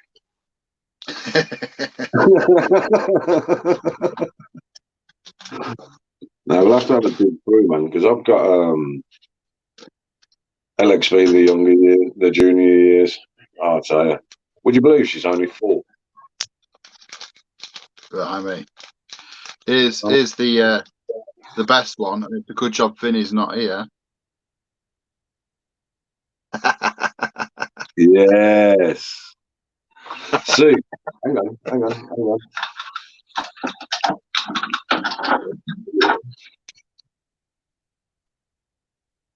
Yeah. That would look So- good on there, wouldn't it? You know where that's going. We'll try some up. I've only got like 4 Rapture Redemption fitments. Yeah. You'll have to let me know Yeah. what colours, man. Let me know what colours. We'll sort some out. I've got a couple. As long as I can still put a tip onto my boxes, I'm all right. Got old school. Ooh. Let's be here. Oh, Now can I go on your lap because I did. that other one, the previous one, that'll look nice on that. Daddy, now can I go on your lap? One of the original Tall Boys. Yeah. Daddy, I don't think I've got one of the I'm gonna original. go on your let me just get me a toy. Nice. But I used to run that on my old stack Baphomet that I had, the stainless steel one. And yeah, if you've got a like a 25mm RDA on it, that will go great. What are you running on top of your Vitality? On the Vitality. Is it the Reckoning? I've got the Reckoning. I had that one done. That's one of Modi Watcher's. I don't think this will go on that. I'll hold on. You stop. This is no. Does your FBK tips fit on the on there? On the Reckoning. You know something? I've only ever used that one on it. That's the only tip that's actually been on it. Only due to the fact it was one that I was hanging out for. No. That's heavy. Gotta figure them out. Yeah, man. Which one were you after?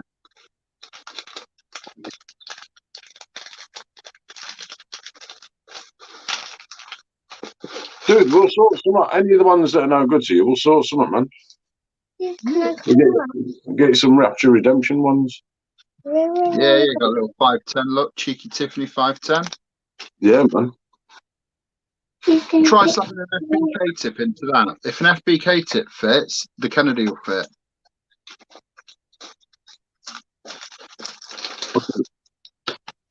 Watch out. Get off. No, if I drop muds, I'll murder you.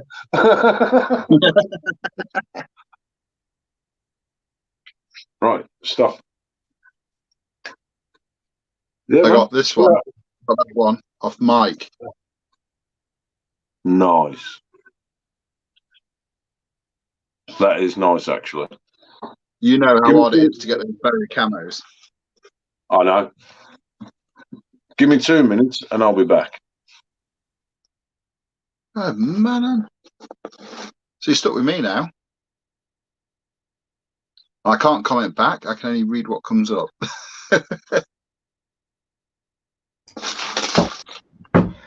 Yay. No, that was like the longest 10 seconds I was on my own ever. You want to do it your own? No. Did you see what I did to Zippy? I waited for you to go off, and then the second you clicked off, I went, all right, see you, Zip. Boom. Both of them gone. You was just in the bottom corner going. I saw. I had some real issues with that, dude. My cloud comp. So, oh well. Oh no. Oh dear. How dire was it?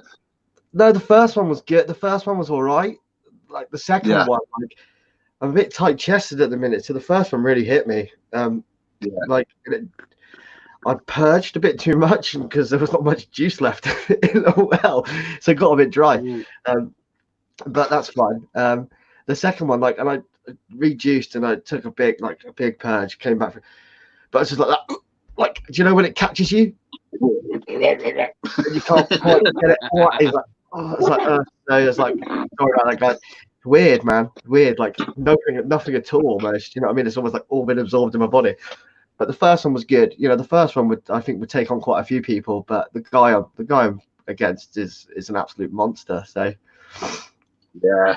And I'm fairly new to the comping side of it. It's something I want to do a lot more.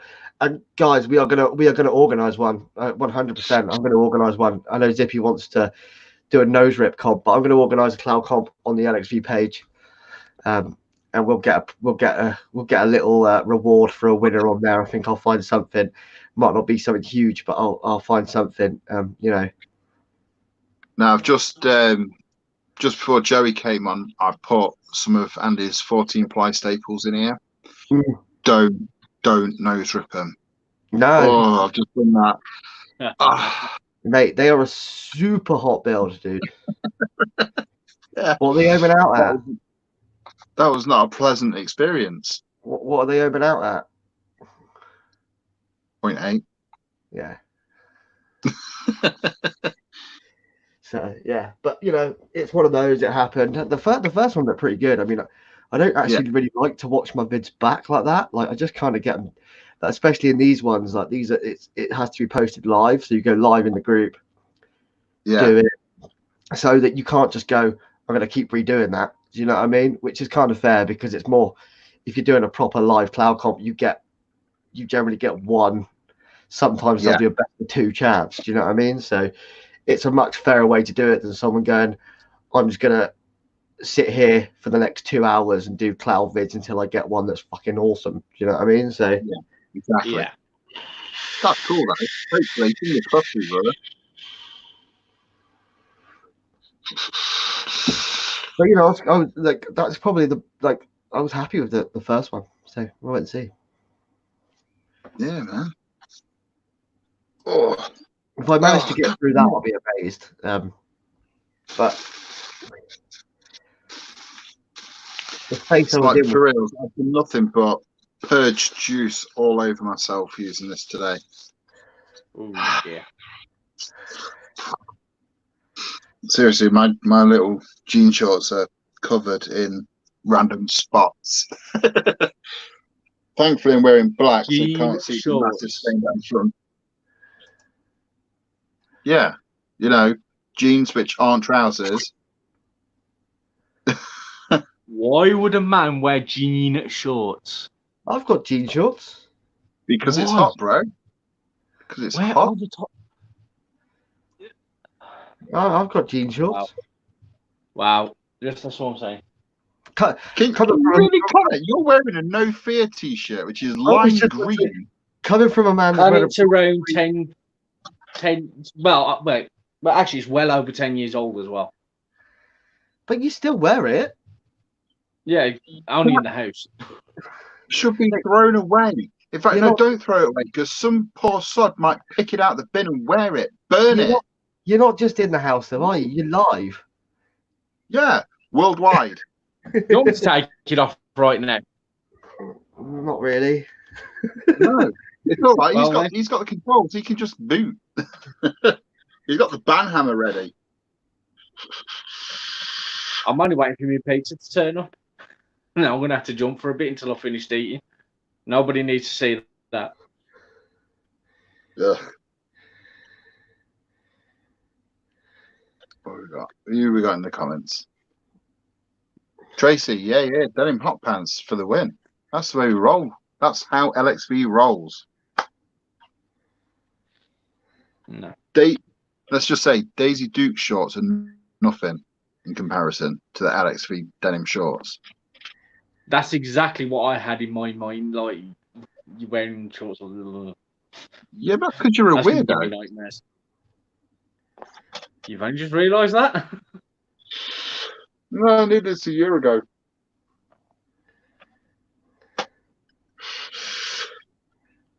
Ooh. Lucy's just asked, just put up, Sean's asked you guys if you know of a bourbon flavoured juice, the drink and not the biscuit. We asked this the other day. There used to be a few. There isn't really any anymore, to be honest with you. What's that? Bourbon? Yeah. Bourbon flavour, bourbon biscuit. That's a tough one. That is a tough one. But I think I might know somebody who does one. I've got to speak to him tomorrow. So I may be able to... Nick just said that there's a Jack Daniels vape out there. Where? Because I am actually a fan of Jack Daniels. Nah. Apparently she says he's stateside. Yeah, I've seen a Jack Daniels one. I can't remember who makes it, but there is one. I did see one advertised a fair few years ago, but I've never seen them in the shop. Rabbit, you're in the comments at the minute. You're stateside. Do you know what a bourbon biscuit is, and can you get a bourbon flavoured vape juice? No, not the biscuit, the actual alcohol drink. You didn't say that, though. I did. I said not the biscuit. The drink and not the biscuit. Oh, well, yeah, forget that then. In that case, who is it? Dead Man's Hand. They are all steeped in bourbon whiskey barrels, as are, I think, Gorgons. I think they're in that category too. I don't think it's a straight, this is a JD vape or anything like that. think it might be a branding issue why they can't do it, really. Yeah, man, Yeah, that Nick. sue their ass. Nick, PM me a link to a site that sells it for me, please, mate. Gorgon Spirit. Ryan's obviously he knows them. They don't do any like that. They're steeped in barrels though. They're not whiskey type flavors. No. I mean, you've tried Gorgon. Do you get any sort of the whiskey undertones on that? Ever so slightly. I mean, I think you get more in the ones that are actually steeped properly. Like so, like the ones they do two types. They do the normal and then they do the reserve batch. So the normal batch is put in the barrel for its steeping time. So obviously liquids have a recommended steeping time. You can't just bung flavors together and vape them. It doesn't work like that. They need time to come together, mix, blend. Sure. And that can take a few weeks to, depending on the flavors you want to come out, maybe a month or so. The reserve one they do is aged in the barrel for 6 months. So it's well and truly mixed. Yeah. But they come in a nice bottle as well, don't they? They're the ones that come with like the wax toppers and you have to rip them off. They look pretty. They're not just. It comes in like a proper little whiskey bowl with like a wax seal on it. It's really nice. It's really cool. But yeah, check out 5 Points. Check out Dead Man's Hand. They both make awesome juice. I've got some of both. I haven't got Dead Man's Hand, but I've got 5 Points. That's actually cheap. So I'm just looking at the link that Nick's just sent me for that Jack Daniels. 50ml bottle at 3 milligram, 80/20. You're looking at £7. Yo, it's probably going to be. That's going to taste like piss. There are a couple out there. I mean, when you said bourbon to me, I thought you meant as in the what's. I mean, I've got a nice bourbon soaked tobacco, which is the Half Moon one, Murph's blend. Yeah, that one's nice. Just so you all know, a bourbon biscuit isn't called a bourbon biscuit; it's a bourbon biscuit. Yeah, no. Yeah, Chris knows. I only know that. So I should know the difference. I only know that because I watched that program Inside the Factory a few weeks ago, and they were in the factory, and they were like, "Is it bourbon? Is it bourbon?" And they were like, "No, it's bourbon. It's a bourbon biscuit." If that's the one that I'm thinking of, Gorgon Reserve, that's a good brand. That is. I've got some Gorgon. I've not tried that, but I've heard some massive. What's it about that? It's nice. I mean, the bottles leave a little to be desired, but yeah, but it's vintage, isn't it, man? It's got a vintage look to it. Rustic. Yeah, but it's aged. It's Oh, my legs now. You know what though? As you know, this is a hot build in this these 14 staples, but that 18th Amendment on these. Nice. Oh, flavor for days. I've got to order some up, man. You're gonna have to give me a few recommendations for them juices, man. All of them.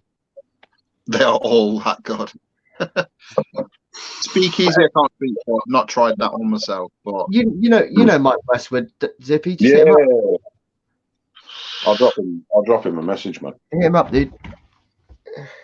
No, I'll send him a message.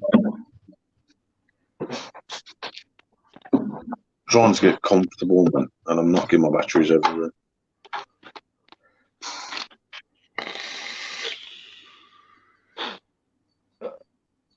So who's been?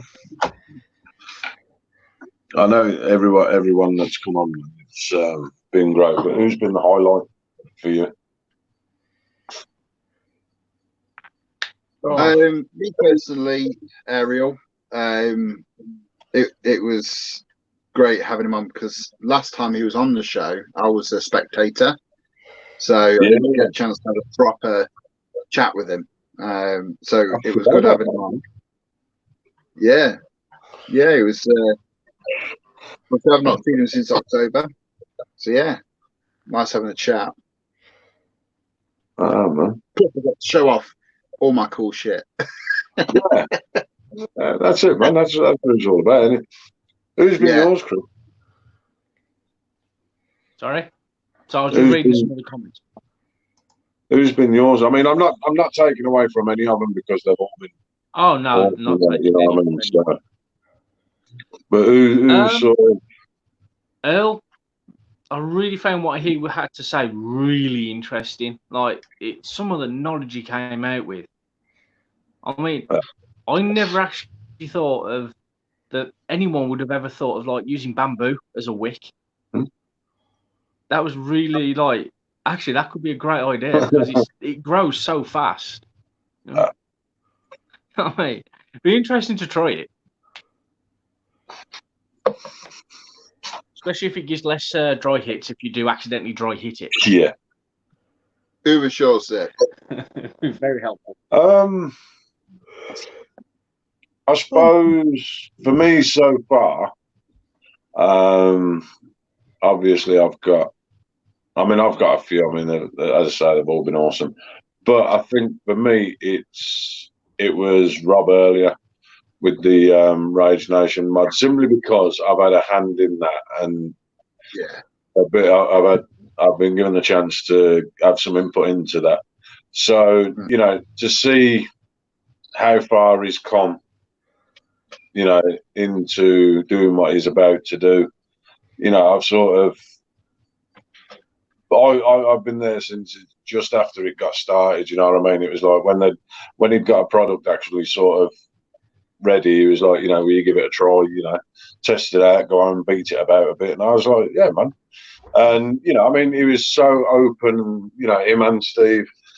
They were so open to suggestion. A lot of it, I mean, Steve Hayward's knowledge of vaping is mental.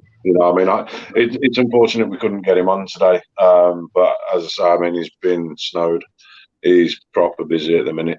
I mean, he started in a car boot store. He's got 3 shops over here now. He's got the one in Ireland, where he's from originally.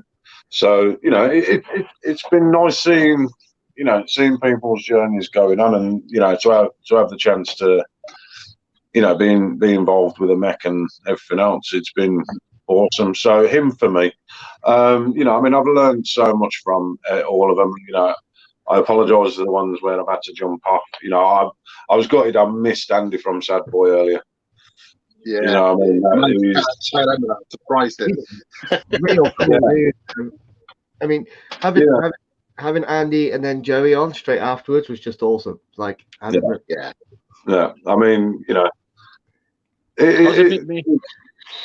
was a bit miffed that I missed Rage Nation because, as you all know, I am totally in love with that. Mate, I'm glad you did, because otherwise we wouldn't have got a word in edgeways, man. I'm willing to sell a kidney to get myself one of them. One thing I blew me away with Rob as well was the convo we had back in October, and he knew that, and he remembered that it was the number 13 mod that I wanted. And he's like, yeah, I remember you. Mate, I tell you, I mean, all of them, every single guest that we've had on, from, Matt Dixon coming in on Friday morning, man, with his sort of, right, let's get this out of the way after this. What I mean? Every single one of them, they've all come from the same background of smoking and everything else. And, they're I suppose, in a lot of ways, they're still on their journeys, you know what I mean? Yeah. With what they've got going on. And, all of them, the one thing that I hope it's shown is there's no, certainly the people that we brought on over this weekend, there's no egos. No. They're normal people. They run a business. They, there's no ego with any of them. They're the nicest people you can meet. You know what I mean? They all know their product's good. We all know the product's good. And, the way that they come in, they're very humble. They've all been humble. You know what I mean? They're like, you know, let's get this done. Let's get this, you know. And every one of them have been chomping to get on, you know what I mean? So fair play to everybody. Yeah, and they've all kind of got involved in the spirit of LXV, which is, you know, tell us what's on your mind. You know what I mean? Talk. Yeah. We want to talk to you about you and products. You know, they're not having to give X, Y, and Z facts and figures and go down the corporate blurb. We don't want that. Yeah, it'd be nice to put some of it in. You know, like they've explained the processes in that, but just tell us as an individual, what do you like, kind of thing. And you know, Earl from Dovepel, I don't think he was expecting it to be that laid back of a chat we had. He could tell us about everything that he's done, and he's done some phenomenal things. Yeah, you know, like John said a couple of times, he felt bad. You know, having to cut him short because he could have gone. Yeah, he could have gone for like 2 or 3 hours easily because he's just. To be fair, I mean, you know, the majority of these people, I know there's been 1 or 2 that I haven't, but I'd quite happily sit there and do a show with any one of them and bring them on, just so that I could hear more. You know what I mean? It's, you know, like I say, I hope this has showed a side of vaping that a lot of people, you know, don't see. I mean, we're sort of, you know, we're lucky in the way that. Oh no. Yeah, I was typing in the chat. It looks over and all I see is Josh going like this. I didn't want to highlight it, you know what I mean? But I'm just glad he's doing it now and not when Pat's on.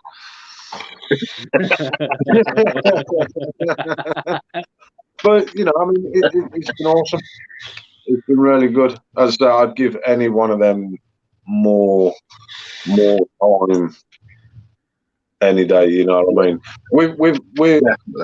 We've been fortunate in the way that, you know, we've met people through teams and stuff like that. Yeah, I mean, we have been very fortunate, and we wanted to share some of that with everybody. You know what I mean? Yeah. And you know, whoever I approached over this, I've turned around and says, look, you know, when they've said to me, you know, what we got to talk about, you know what I mean? And I just turn around and I went, you know what, it's your slot. If you want to come in and chat shit. You know what I mean? If you want to come in and, you know, rep the hell, yes, we've got a few questions, but you know what? This is about you. This is your time. Do what you want. You know what I mean? That's right. Exactly. Timmy, man. Back in a bit. You know what I mean? So, you know, it's wicked. And to actually get a part of this and have everybody following it and everybody joining in and having a bit of banter and everything else, you know what I mean? Some of the comments that have been in from people that we know that have turned around and said, you know, Jesus, he's a normal bloke. You know, when we've had somebody on, you know what I mean? It's like, you know, it's meant a lot. It has. It really has. And it's bringing a lot of these, you know, the guys, especially stateside guys, which you wouldn't normally get to have talk with, or in most cases, just chat nonsense with, really. You know what I mean? Like Glenn came on, and the stories he's got, the guy's a dude. You know what I mean? And how many people in the UK can say that kind of chat? Mate, some of the people I've met, you know, the likes of Pat, and you know, obviously I've known Glenn and everyone else. They are some of the most colourful characters you'll ever have the pleasure of meeting. You know what I mean? They are infectious. When they get on one, they're infectious, man. They don't just make you smile; they make the room smile, man, and that says a lot. You know what I mean? Exactly. So I know last May was first time I met you, Zippy, obviously, and we kind of walked over and you introduced me to Pat, and he was just there, and he had Oggy on his back, Master Yoda, just walking around with this little dude on his back. I'm like, what the fuck is this guy? And who's that? Oggy. Oh Christ! You know what I mean? It's been awesome. You know, I mean, none of them. You know, as you've just said, you know, I mean, most people will see an American brand on the internet or in a shop, they'll buy it. But, you know, to be able to do this and bring some of them over and introduce them, let people who are buying these brands get to know them and see what they're all about, man. I hope we've done a lot for the brands. I really do. You know, we haven't done this purely to promote. You know, I hope that's sort of come across. You know what I mean? We have helped with the discount codes and bits and pieces, but this has been about meeting them. This hasn't been, you know, a massive push just to say, like, you know, we've had so and so on the show. It hasn't. This has been to give people the opportunity to get to know them. Yeah, exactly. You know what I mean? And this is the kind of thing which, you know, being close with these guys as we all are, you know, we kind of take for granted that we can have these chats with them and have a laugh and go out to Chinese and curries and whatnot. You know, so everybody else wouldn't normally see that side of it, and it's good that the leaguers are seeing that. You know what I mean? These people are happy just to sit and talk nonsense with you, have a great time, maybe tell us a little bit about the product as well, which is always good. You know, but really get to know what their company is all about by knowing that person. You know, they're not just a this brand. For me, the brand is as good as the people behind it. You know what I mean? And you know, when you meet these people behind the brands, you know, it gives you a lot more than just, you know, a good product. You know what I mean? It goes way deeper than that. I mean, you know, I'm in touch with a lot of these people day in, day out. You know what I mean? We're always but they've always got time for you as well. Exactly. You know what I mean? I can hit any of these up in the middle of the night or the middle of the day, and it's like, you know, they're there the next time they've opened their eyes, like, you know what I mean? Ding, ding, ding. Yeah, it's wicked, man. We have such fun. Definitely. Hey, look, he's back. Hey, gents. Phil Solomon, yes, Dopo have been on. There was show 2 yesterday, I think. Yeah, they were. Catch you on If you're a fan of Dopo, go watch it because it's mind blowing. Yeah, excellent interview. Not saying interview. I think calling interview. I think we're 100% going to have Earl back on the show at some point. So yeah, man. Certainly. I want to hear more of what that man's been accomplishing, man. He's going to go far. He's got some excellent, you know, knowledge and ideas. And you know, let's face it, we need innovation. Yeah. You know what I mean? You know, I mean, the amount of times we've said, you know, how many times can you redo the tube? You know, we need that innovation there, and it's with these people that we've shown this week. They're bringing that innovation, you know what I mean? So it's wicked, man. Cheers, Nick. Yeah, I'm okay, guys. I just got a little emotional. No, we got it, man. We got it. But we're good. Yeah, we're all good. Everybody knows that, you know, the charity which we're working for, it's a tough one. It is. I mean, I left myself on mute for the whole thing. I couldn't even, you know what I mean? And I'm a robot. I don't have emotions. So if it got me, this poor little snowflake up here, he had no chance. But, I mean, good to see you back, Vinny. It's good to see you back on, brother. It's just a big softy, man. Soldier. Yeah. We didn't have that snowflake put on his t-shirt for nothing. I thought he have a snowflake though.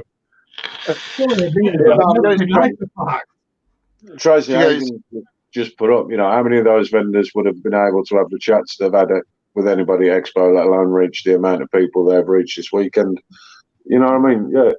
You know, and that's, as I say, that's what we hope we've done. You know what I mean? Yeah. We are almost at the close of it. You know, we're going to have some mega fun next weekend.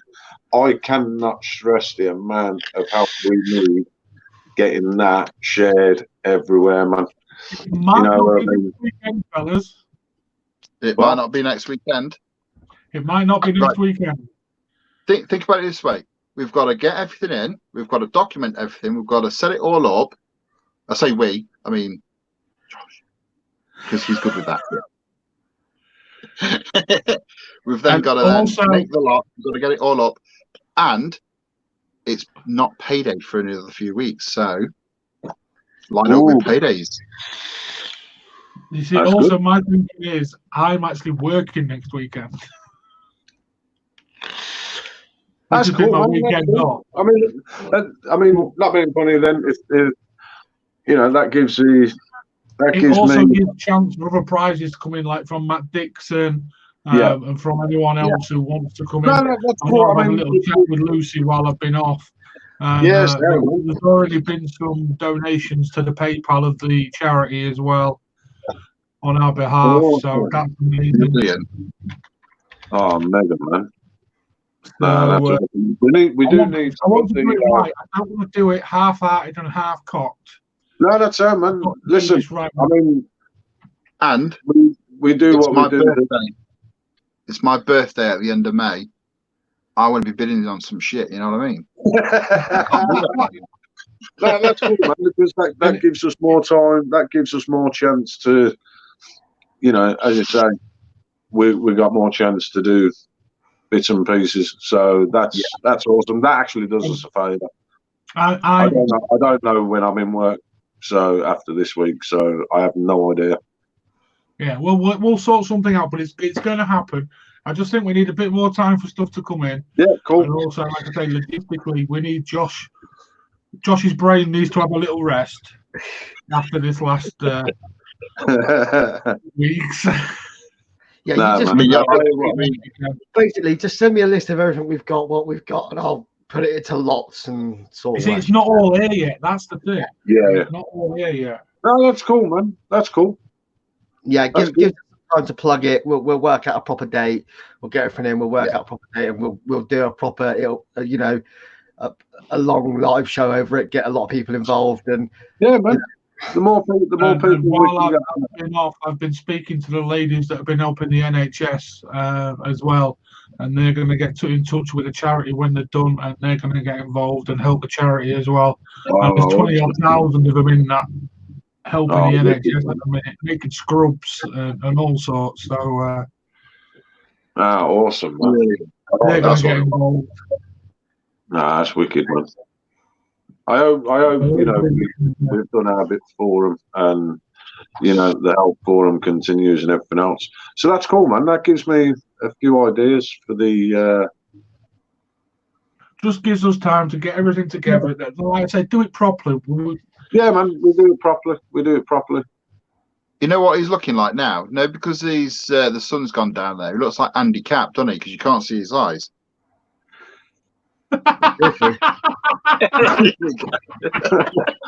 Mate, it's the glare. I've got the glare off the computer here, and I've got the glare off my phone, and it's fake in my head.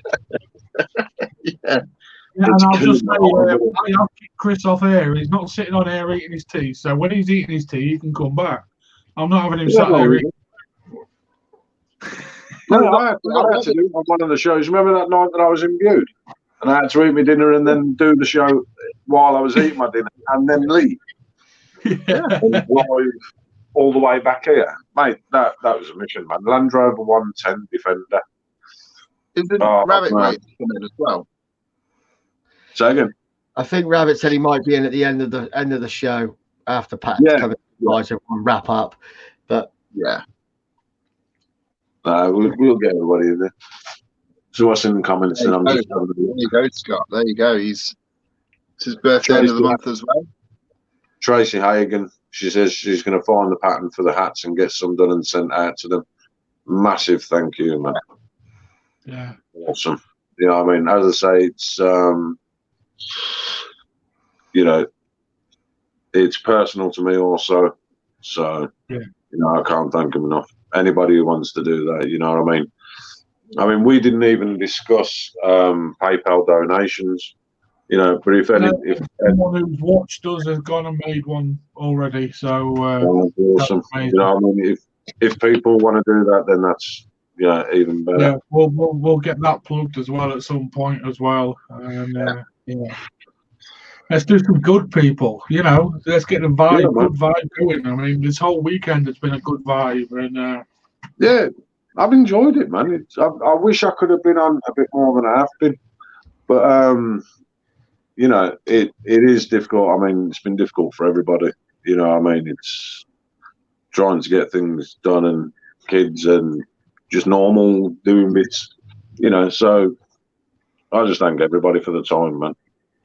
Yeah, definitely. Oh, Rabbit there, lucky he's getting his dollar bills out already. Yeah, Oh, Rabbit's getting his money ready. And Nick's going to be part of our sharing team again. A big hand for Nick Sutton recently. He's been a top fella, man. He really yeah, has man, with his sharing and things. he's busted his ass this week. You know what I mean? Everybody shared it and everything else, and you know what I mean. But Nick actually went above and beyond, and he was like, you know, I know so and so, I know so. He's brought people to the show as well, so you know, massive shout to him. He's the unofficial, like, 8th member of LXV. Yeah, he does his bit behind the scenes, man. But I mean, you know, massive shout out to him because you know I've never asked him. You know, nobody else has asked him. He's done that off his own back to show his support. So you know, I mean, that's. Tom, I know he says we're all mates and stuff, and it's friends helping each other out. But you know, I mean, he's took time out of his week, contacting people and bits and pieces on behalf of us. So massive shout to him.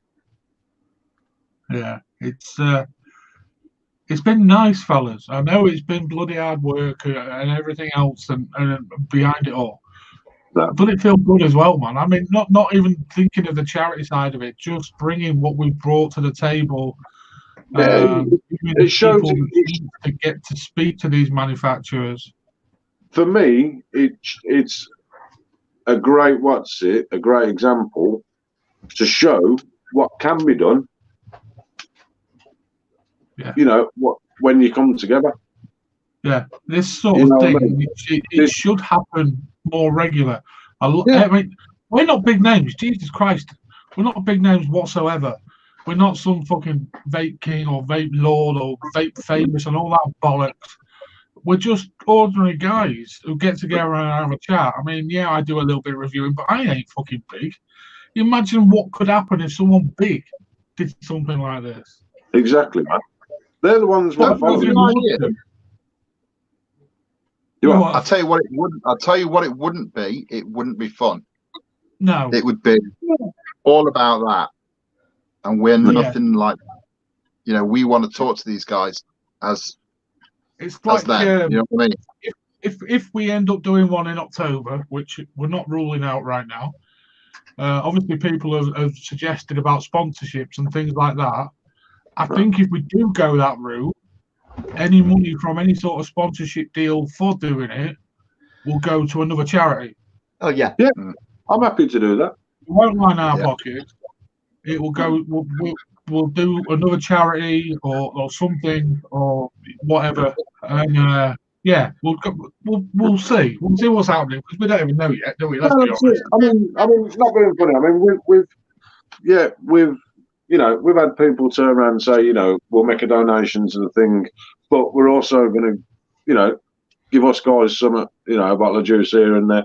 And, you know, I mean, that's awesome. We haven't done this to gain from it. We've done this genuinely to have a laugh and do something that hasn't been done and what a lot of people say can't be done. Yeah. And think of it this way as well.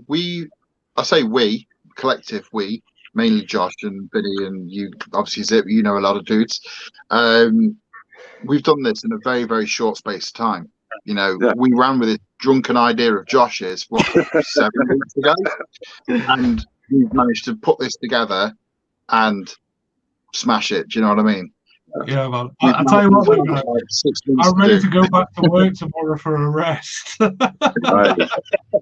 know for a fact Sarah's going to be so happy when this is done.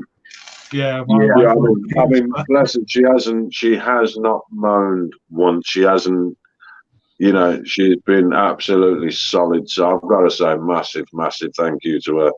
You know what I mean? She's made sure I've managed to get some food and, you know, do what I can do. And I'll interject as well. I forgot to mention our American bro, Rabbit. He knows. Yeah, man, Rabbit's always some big names. Absolutely crazy amount of guys. And yeah, he's brought in some, Andy. Great shout getting him on. That was another quality guy came in just telling us everything. Glenn, especially Glenn, what he was on about yesterday was brilliant. Yeah, man. I just love the fact that they've all come on. You know what I mean? They don't give a shit what stories they've got. What's it? And this is where they've sort of come on. They've just been honest, man. It's like, yeah, I did this shit. You know what I mean? And I'll do it again. So refreshing, though. People expect these. It's like when I first met Ariel. You expect these big, massive names behind these companies to have such massive egos and be there just dressed and everything and not give you the time of day. They're not like that. No. It's strange. The vape community and the vape industry is very, very different to a lot of industries. And it's well, I hope this weekend has shown some people just what the people behind the industry are like. I mean, yes, we didn't get a lot of names on, but we have got as many as we could get on, really. I mean, we have had people turn around and say, any chance, and we've had to just turn around and say no, because it wouldn't have been fair to them to rush them on. Yeah, we've wanted, I know we've given certain people extra time, and we've tried to jiggle it around, and we do, a bit more of our time, our breaks off to chat to them. But it wouldn't be fair to have done many more. So I don't think we could have physically done many more. Yeah, we've had a couple drop out, but that was far too late for us to replace it. I mean, we had some drop out late Thursday. We managed to get them filled in. Yeah, I mean, some of them dropped out. I mean, Nimbus Cloud, I will give them a shout out. They tried, but I mean, they've had some personal issues in the background. They will come back on. They are Halo Vape as well. Their son is still quite critically ill in hospital, so thoughts and prayers still with Halo Vape 66 as well. I mean, I've been checking in with John G, Valiant Pods, they had a power outage yesterday that affected their village in the Philippines. And I mean, I haven't even been able to make contact up to him yet. So I'm assuming that their power outage is still out. I mean, that's been just over 24 hours with no power. And well, now it'll be like 4 in the morning. Yeah, man. Well, you know what? If it's got power, the minute anyone who has genuinely got in touch and had a genuine reason, I know, like I say, there's Halo, there's AVB, there's John, Nimbus. We'll get them on. We'll still get them on the show. Yeah, but I just didn't want people thinking, they just haven't bothered to turn on or something else. There has been, reasons behind it why they haven't been able to do it, and that they are itching to come on, and they will be on. There's no end to that. Some of the guests you've seen this week will come on again. I'm sure, I hope there'll be a lot more people. Don't like that idea. I couldn't do this for a week. I'll take it. I know full well if I tried this for a week, my wife would kill me. Yeah, like without even a second thought. I'd have to do it in between working shifts, so I'd be popping up at it. Oh, hello, man. That time is 9 o'clock. Yeah, I've already seen his patch running half hour late. He's here. Yeah, he's literally just popped up. So there you go. Here he is. Hey, Pat. Hey, Pat. Hello. How's it going, man? Good. Enjoying a beautiful day.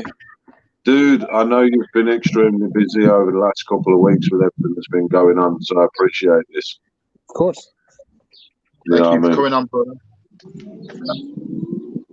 So apart from looking absolutely shattered, how you been? Been good, man. Busy, non-stop, every day. You know, So, you just got back in you. from what? You just got back in you. Back from to the what? house. Back to the house. I'm actually at my mom's house right now. I still haven't even gone home.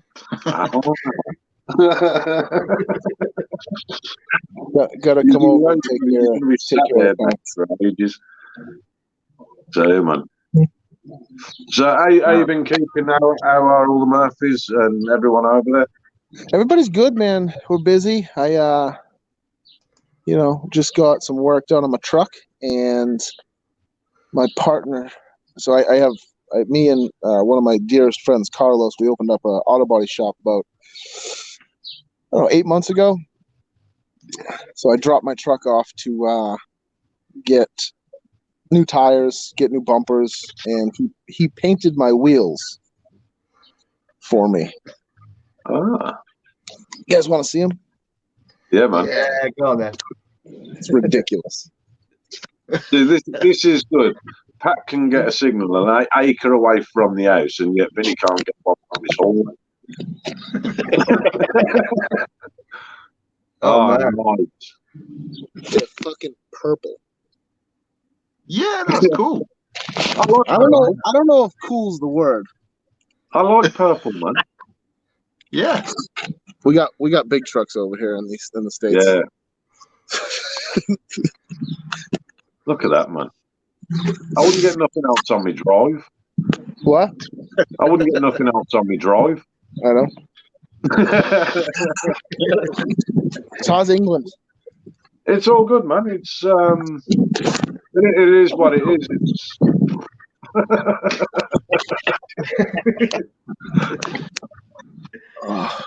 you know what I mean? England's what it is, you know what I mean? It's a shame you guys couldn't get over here for it.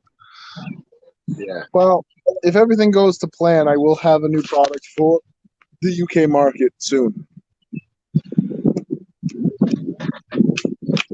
Hello. What? Let's learn more then. Yeah. Well, I can't disclose yet. We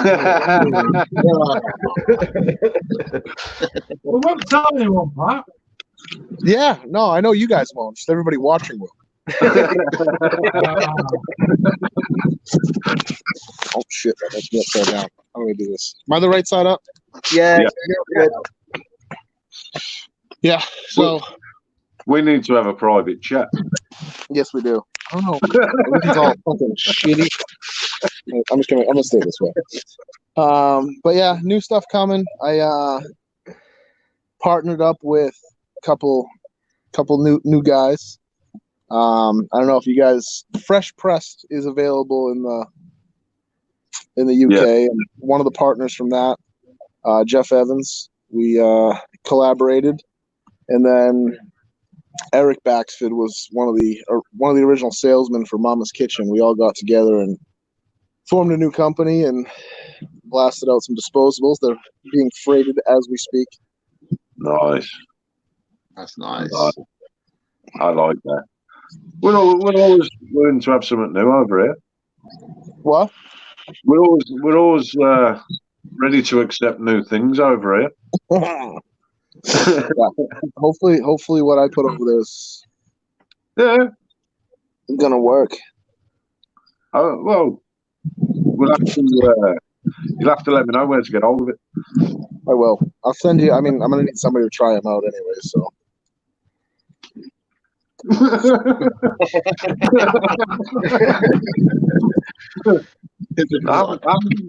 good with that. I'm good with that. Sorry, man. But no, I mean, so I mean, obviously, I know you've got other stuff going on at the minute. I mean, how's everything affected the machine shops and everything? So we're essential. We have a bunch of military contracts over here. So we're still cranking. The vape industry is hurting in the States. You know, we've seen our sales just steadily go down. You know, thankfully, you know, we're diversified enough that it's not burying us, you know. And especially with all this COVID-19 crap going on, everybody's closed down. you know, and as you know, I mean, half the biggest part is Half Moon Mods. Like, we're an accessory, right? We sell products that people walk into a vape shop and they see it and they buy it. The guys who are doing the curbside delivery, you know, nobody's like, what kind of drip tips do you have? They're like, nah, just give me my juice and coils. So, you know, it's hurt a lot, but it just means to come back with bigger and better things. But we sold through our entire first order of disposables. You know, hopefully people love them, and it's, you know, the new craze. Oh, awesome, man! I look forward to seeing them. Yeah. I look forward to seeing them. So, ouch, my legs. Legs are numb. I need to put the light on. That's better. I can see it. So, where's the dungarees then? Where's the dungarees? I thought you'd have put the dungarees on today. Oh, I suppose my America outfit? Yeah, I suppose you call them overalls. Yeah, I'm representing my dear friend Ron. Yeah, we had Ron and Dan on. Love that man, and obviously I have one snapback. We had him on Friday. We had Ron and we've had everybody on here. Oh, so I'm last. Pastel Life. So the name of the new company is the Pastel Cartel. So to fill everybody in from Rabbit's comment, the new company is the Pastel Cartel, and the disposable name is the Escobar. Nice. Now everybody's intrigued, man. I'm looking forward to it. What'd you say? Are you actually vaping on one of your disposables? One more time. I heard my favorite of my disposables. Are you vaping on one of your disposables? No, they're on their way. They landed in Cincinnati on Saturday morning, and they are currently on a truck on the way to Boston as we speak. Nice. I look forward to them, man. Here's the man, the myth, and the legend right here. That's my dad. Wow. Mr. Murphy himself. That's him. Oh, technically, he gets all the credit because he fathered me in, Jeff. He's shaking his head. He's like, "You're damn right." I bet your mum's been busy, hasn't she? Yeah. All the bits and pieces she's been doing. Yeah, she does all she keeps us out of bankruptcy. She keeps us out of bankruptcy, and she keeps us from getting audited. It is, you know, I mean, Half Moon Mods is a massive family affair, isn't it? It is. Every single one of them's involved.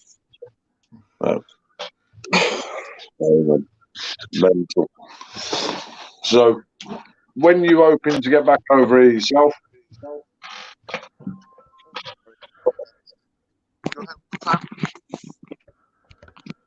When you're hoping to get over here yourself?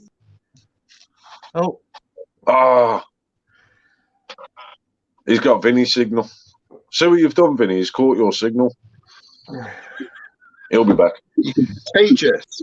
I reckon he just hit the button then. I don't think it's signal. I think it's. I got it. Sorry. Oh, somebody called me and I lost audio. Yeah, I have the same problem. Yeah. His phone never stops. Will somebody send Lauren the link in Facebook Messenger? Yeah.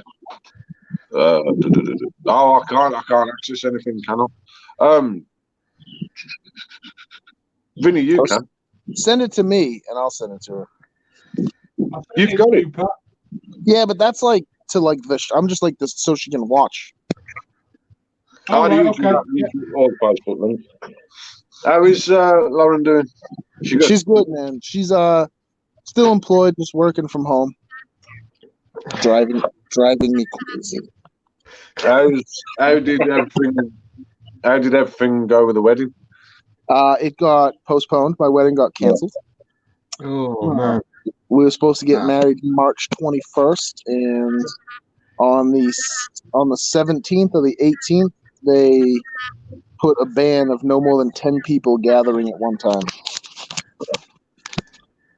So you've been planning that in a long time as well. Yeah. Yep. So now we'll get married end of the summer, hopefully. Hopefully, man. Fingers crossed for you.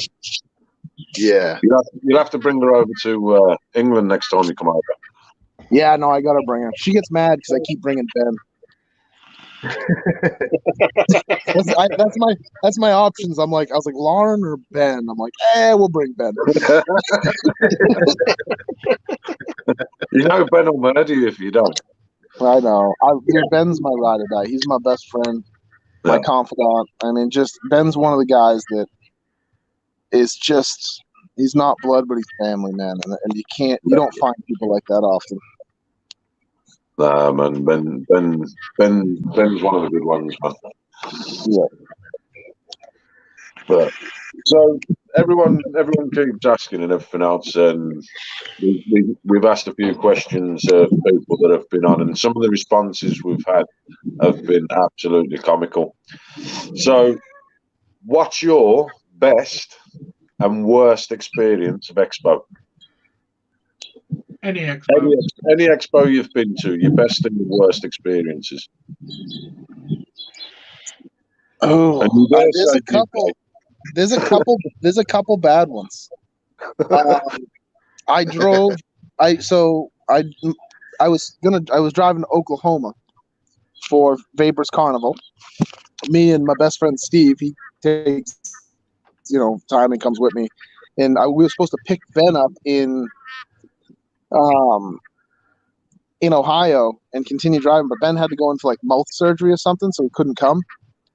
And so I ended up grabbing one of my employees, like one of my machine operators, because Steve, like, it was just too much for us to drive together. We needed one more person.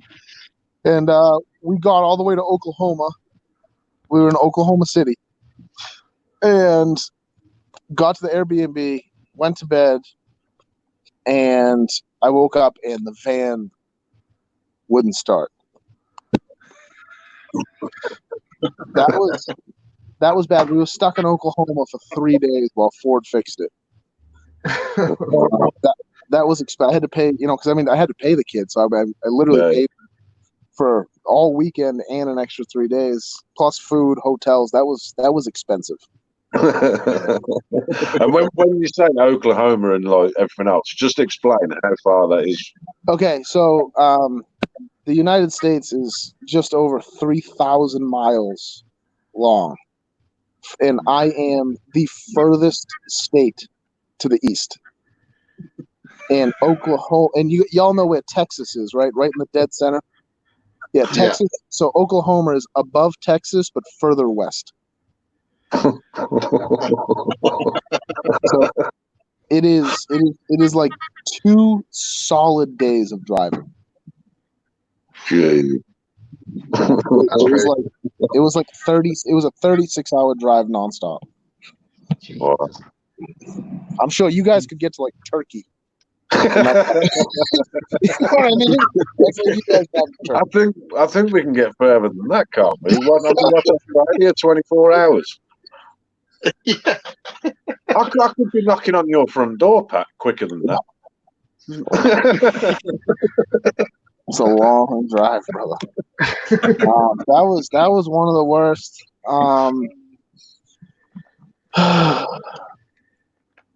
What else? Oh, me and my brother, we flew to Miami for the World Vapor Expo. Was where we released the squonks. It was the first ones we ever released, and we didn't have time. We had to silver plate everything, like all the 510 pins, so we didn't have time to put them all together. So we just grabbed it and grabbed all the tools and flew down to Miami, and was sitting in the hotel room and the 510 pin that the juice goes through to go in the RDA, they had silver plated them shut.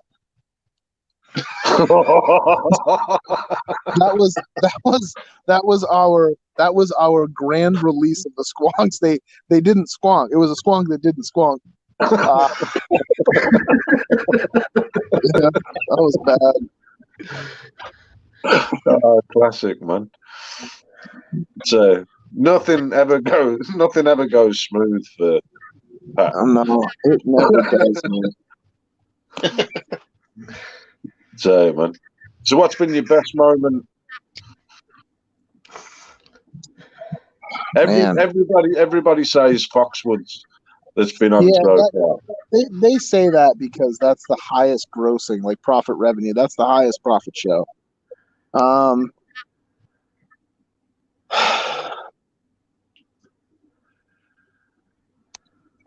don't know, man. I mean, like Foxwoods is, Foxwoods does get a lot of credit because Foxwoods is where I met Ariel. Foxwoods is where I met David Moore, who any of you who were at the last expo with Nomenon. Those are just real people, that I love and have become family. Foxwoods is definitely a good one, but if I had to put a shining star moment,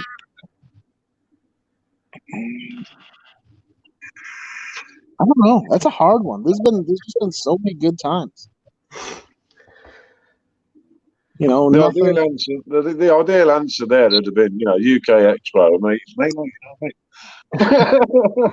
Yeah, the UK Expo. I mean, dude, I fly to a different country twice a year to come to that. So I mean, obviously, and I literally don't make any money. I literally fly over there to hang out with James because whether I go or not, I don't sell anything at the expos. I'm just there to support evolution.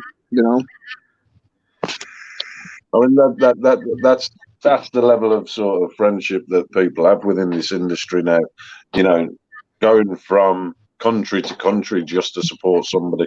That we've sort of asked everybody the sort of same sort of things, and a lot of people have chatted about their products and stuff. But one question I've been asking a lot of people is, in the vape industry now, or previously, who have you looked up to within the vape industry? Who's been your inspiration and stuff? There's two people that get most of the credit for helping Half Moon be what it is. And first and foremost, somebody who you guys don't know is Kevin Engel from VSR, Vapor Stock Room. He's in Lexington, Kentucky. He's probably the most influential person, from, just finding us back in 2016 when we were in 3D Distro's booth with like just this little tiny, we were still making tips by hand. And he did more for us than probably anybody. And then you've got Ariel from Armageddon. He was a big player back then, and he took me right under his wing and introduced me to. He was the first one who brought me to the UK. He called me and he's like, dude, I'm going to the UK. I've got a distro. I want you to have half of my space. Come over and hang out. I was like, dude, let me buy I bought the tickets. That's all I could do. I mean, to be fair, that expo was the one that we actually met for the first time, if I remember right. And we had a blast there, man. We were all on the Cloud Island stand, and I mean, we absolutely killed it. You know what I mean? And that's where my very first one. I have to find it out. I said to Pat when I was there, I was like, Pat, I want one of them, and he was like, don't worry, we'll watch it. And that's where I had that one. Yeah, them jankies were super sick. Yeah, man. That was my first ever one. But I will say, as far as people, and if anybody from the States is watching or sees this, you go right over to vaporstockroom.com, see what Vapor Stockroom's all about. They have been a true blessing in my life and the Half Moon family's life. They are family, and Kevin Engel, the owner over there, he's got two salesmen, Russ Scarborough and Chris Tucker. You pop right over there, you see what they're about, you see what they got. They'll be one of the first 3 distros to carry. They were the third one to purchase pre-order, not even our disposable. So I'm going to make sure that those 3 people get them dumped in the mail first. Have them. Fair play. That's one thing that we've sort of emphasised on, especially at the moment now more than ever, is the fact that we have to show that support, and we have to acknowledge people that have helped us along the way, and do what we can for them as well. Yeah. You know what I mean? It's extra tough for you guys where you are at the minute. Sit down. He's gorgeous. That's Duke. You know what I mean? But with everything that's going on in America right now, if you, I know myself, you've been on some of the rallies and stuff like that. What would be the biggest message you could send out to, stateside now, or wherever? What message could you send out about vaping now?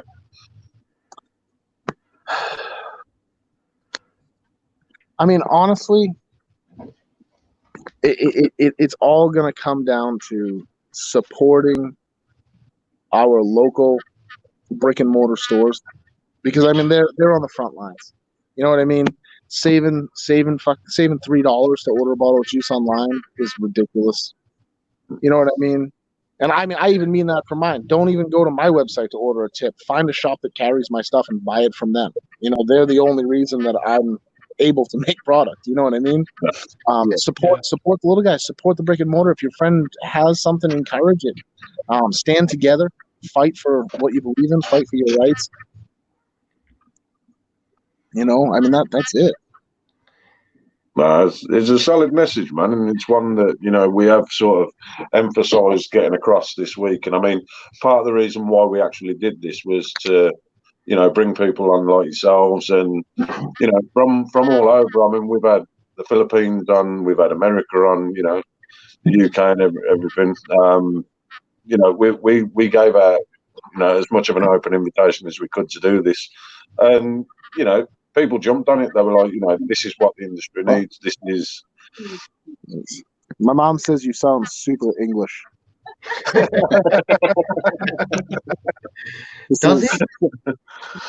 Can't see when she's on camera. There she is. Hi, I spent a lot of time over in London, so I kind of recognize the accent. Yeah, Birmingham. Yeah, I know. That's the mother of me and Jeffrey. No. She's had to put up with us for 36 years now. Yeah, like I said to you, with regards to your mum, I've got massive respect for what your mum does within the community and everything else. You know what I mean? She's an awesome lady. She does a lot that people don't realise, So massive respect to her, man. Well, thank you. You just made my Sunday evening. So. It's true. I know from stuff that you do, from Pat, and obviously being involved with Half Moon myself. So, the latest stuff that you've been doing and everything else, massive respect. And long may it continue. Well, thank you. And may you all stay safe over there. And unfortunately, Pat is going to have to move his truck in a moment so I can get out. If that will be so. Out come the shades to get in the motor. Yeah. I feel like you should have a theme tune playing for the car. I should have a what? You should have a theme tune playing to the car. That's actually. That's actually all over view. I've seen that in that view quite a few times. In the truck.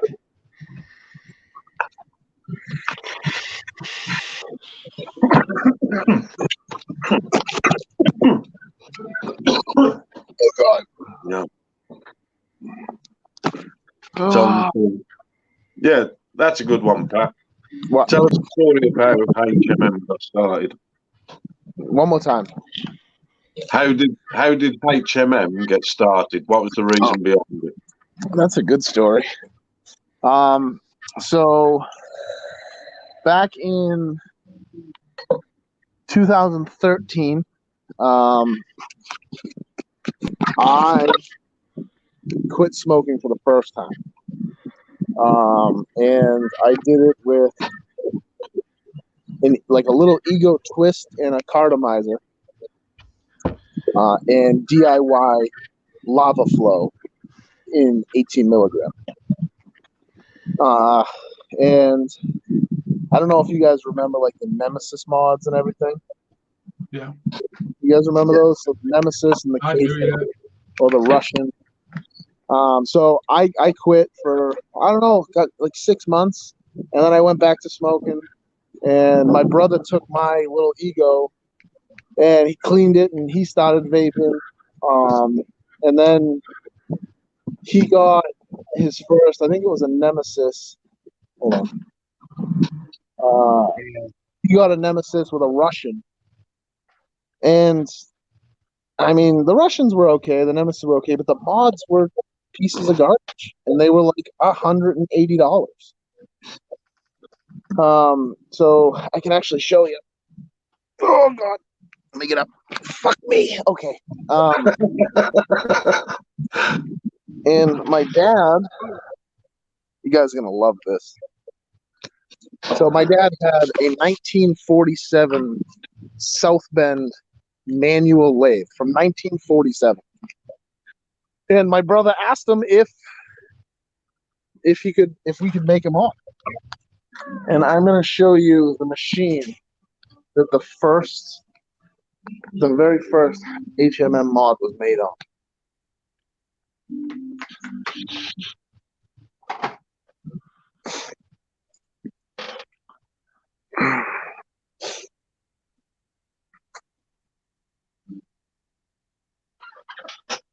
This is it. Wow.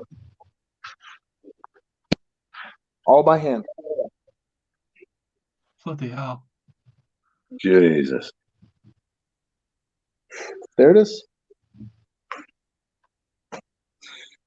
And that was it.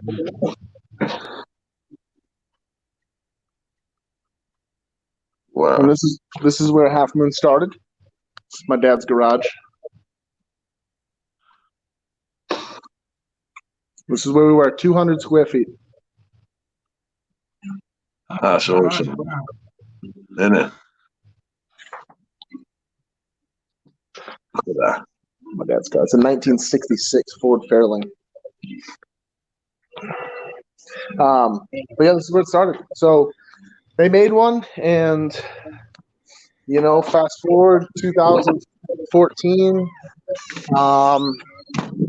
we started making mods, and we released 100, and they sold. And then the beginning of 2015, the first DNA chip, what was it, DNA 3035, hit the market, and mech mods just plummeted.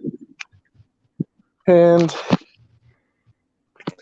my brother was making mods in the garage. I was still working as an insurance appraiser. And he had a bag of acrylic, and he made himself a couple drip tips. And he threw them up, made a couple extras, threw them up on Facebook, and they sold instantly. And then they did a bunch of group buys, and we sold a couple hundred. And then we kept selling through Facebook and got a little website going. And then our first big order from one of the distros out west was like 1,000 drip tips. And we were like, well, I guess we're a drip tip company now.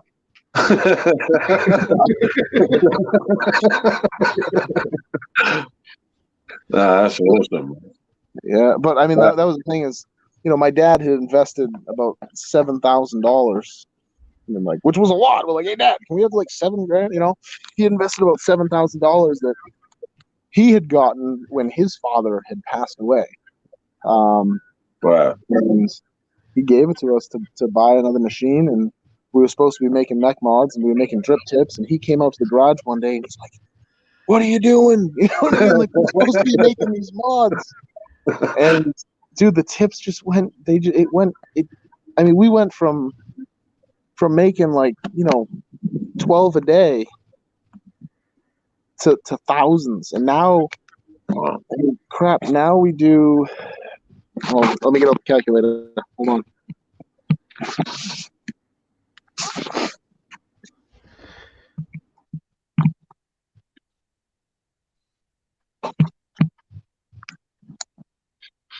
On average, every day, we make about 1,600 tips a day. Wow. Sometimes it's more, sometimes it's less, but we make just about 1,600 tips every day. That is mental. Yep. Jesus.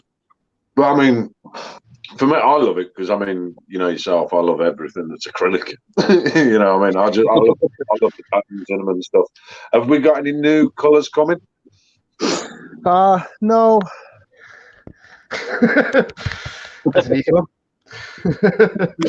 we don't. Hey, you can ask Dad. Maybe you just try to call. No, I'm trying to get the guys back up.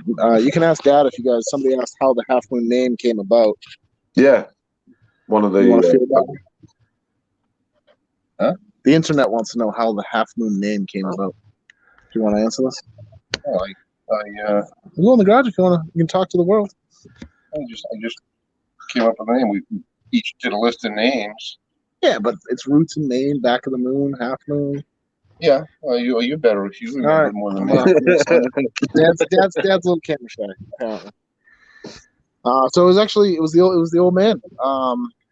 We have a house on a beautiful body of water in Maine. It's in Bridgeton, just north of Sebago. And around on the other side of the lake, there's a little cove called Back of the Moon Cove. We had another name picked out, which thankfully we didn't go with because we liked it at the time, but now we hate it. We absolutely hate it. But we all put a list of names together, and Dad had Back of the Moon on there, which was the name of that little cove area on the body of water up in Maine, and he had Back of the Moon and Half Moon. And we heard Half Moon, like Half Moon Mods, like that sounds nice, HMM, and we designed a logo, and then we're like, yeah, that's it. And it was named after a little piece of sandy beach on a pond in Maine. Right. Nice. That's awesome. It's nice to hear the roots of where names and stuff have come from, and brand names and have come from. And to be fair, I mean, some of the stories we've heard from this weekend, they've been absolutely brilliant, man. You know what I mean? Yeah. So we were gonna call the company Shady Tree Vapors, which. But I think, yeah. But we looked. I think we looked into it, and somebody out west had a vape shop named Shady Tree Vapors or something like that. So we didn't do it. Just out of respect. Yeah. He's here. Who's that? Yo. Every time I hear the name like Shady Tree and something like that, all I think about is old people's homes. So I'm glad you didn't go with that one. I'm not Me sat too. here. We all are glad. I'm not sat here with a tree and not a moon man. Lauren just asked you a question in chat. Does you do? She will always have Lucky Charms. She loves them. I mean, that was awesome to get them off you. Thank you. I mean, she loved them. I'm trying, Pat. I tell you, YouTube. What? I've got to ban her from YouTube. Dude, she comes in there and she'll hold up a glass and she'll be like, can I have a glass of water? I'm like, what are you on about? And it's like, she's just got, I don't know what part of America it's from, but she's just got this proper twang. And I have to keep reminding her, you know what I mean? So I'm halfway through banning her. Wait until she starts dropping her R's and she's like, Dad, I need water. But I did send. I'm going to tell Lauren. I offered to. I've been trying to send her some crumpets, and you didn't send me your address. Crumpets? Yeah. Yeah, I'll give you my address. I'll give it to the whole world right now. Come on by. I messaged you the other week, and I was like, "Dude, send me your address." But I know you've got that much going on. It's like, you know, you had me worried tonight. I was like, "Is he going to read this or what? Is he going to read?" Damn, man. Where's he gone? Oh no, he froze. He'll be back. I just messaged it to you. Nice. I'll get some crumpets over, man. Do you guys need anything from the United States? I'll message you later, man. If you guys need anything, let me know. You can have almost all of our politicians if you want them. Dude, we've got enough of our own. I mean, at the moment, you know, he's doing a decent job, bless him, our PM. So it's like, you know, we can't knock him for that. They're trying the best to keep us safe at the minute. So can't really knock ours. But definitely don't want any of yours. Hell no. Is he going to fetch a politician? No. My mom's actually a politician. Yeah, I know she is.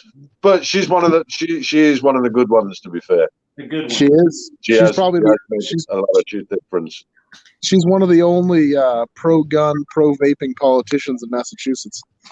Well, yeah, I mean, she's got my vote. She's got my vote.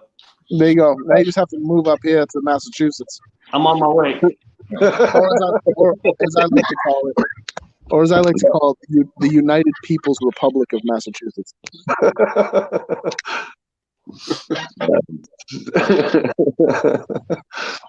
Nah, it's awesome, man. So Lauren will be fixed up with crumpets, man.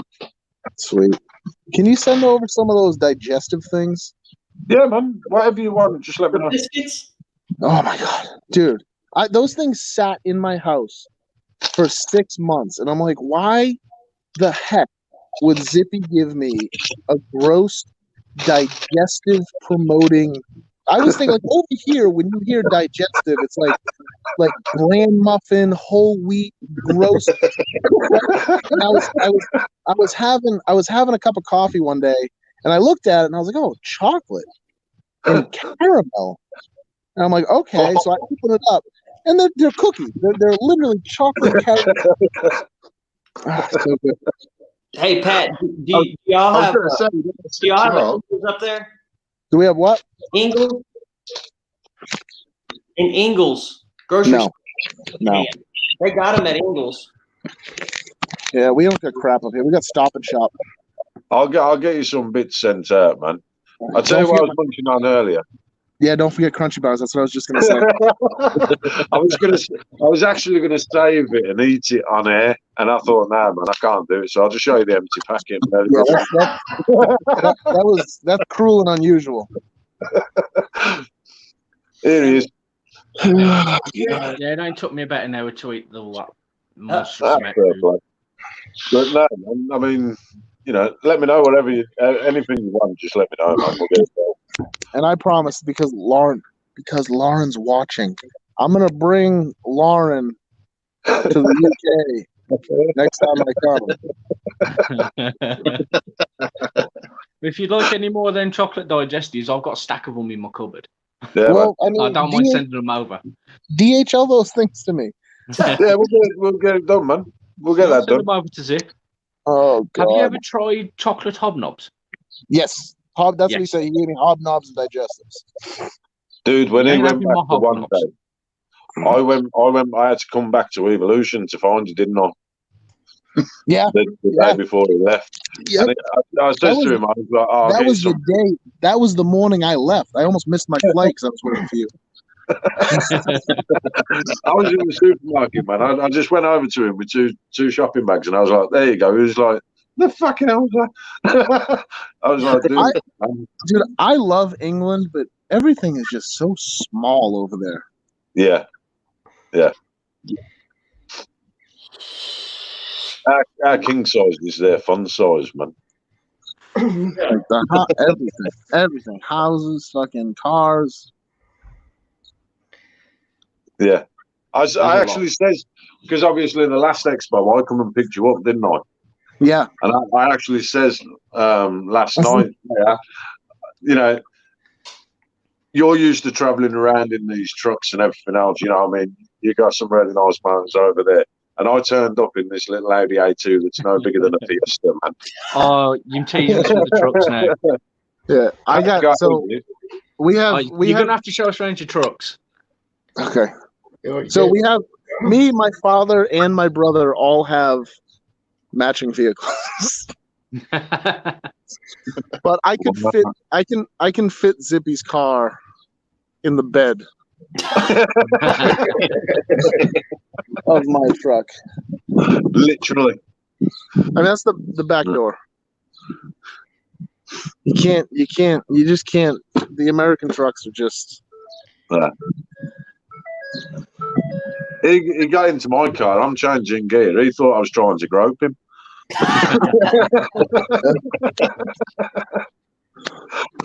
I got the silver. Dad's got the black. Chevy or Ford? No, Ford. Ford. Oh, the FX4. Dad's got the black. His needs to be washed. He doesn't wash his. And then That's what he got two sons for. And then Jeff's got the red. How's Jeff doing these days, man? He doesn't really get the credit that he deserves sometimes, man. He's always because he's the brains and I'm the mouth. Yeah. But no, it wouldn't. It absolutely would not be possible without him. No. Absolutely not. We need to get him on with yourself at some point. I know. He's like the silent part of HMN. He's the wizard in the background.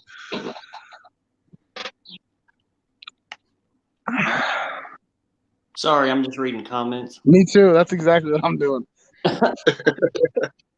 Honestly, some of my best experiences at expos were with Pat, hanging out with Pat at the booth and stuff. Man, I cherish those times. Like that's the one thing I miss more about anything is just hanging out with him in person. Man, he's just a great dude.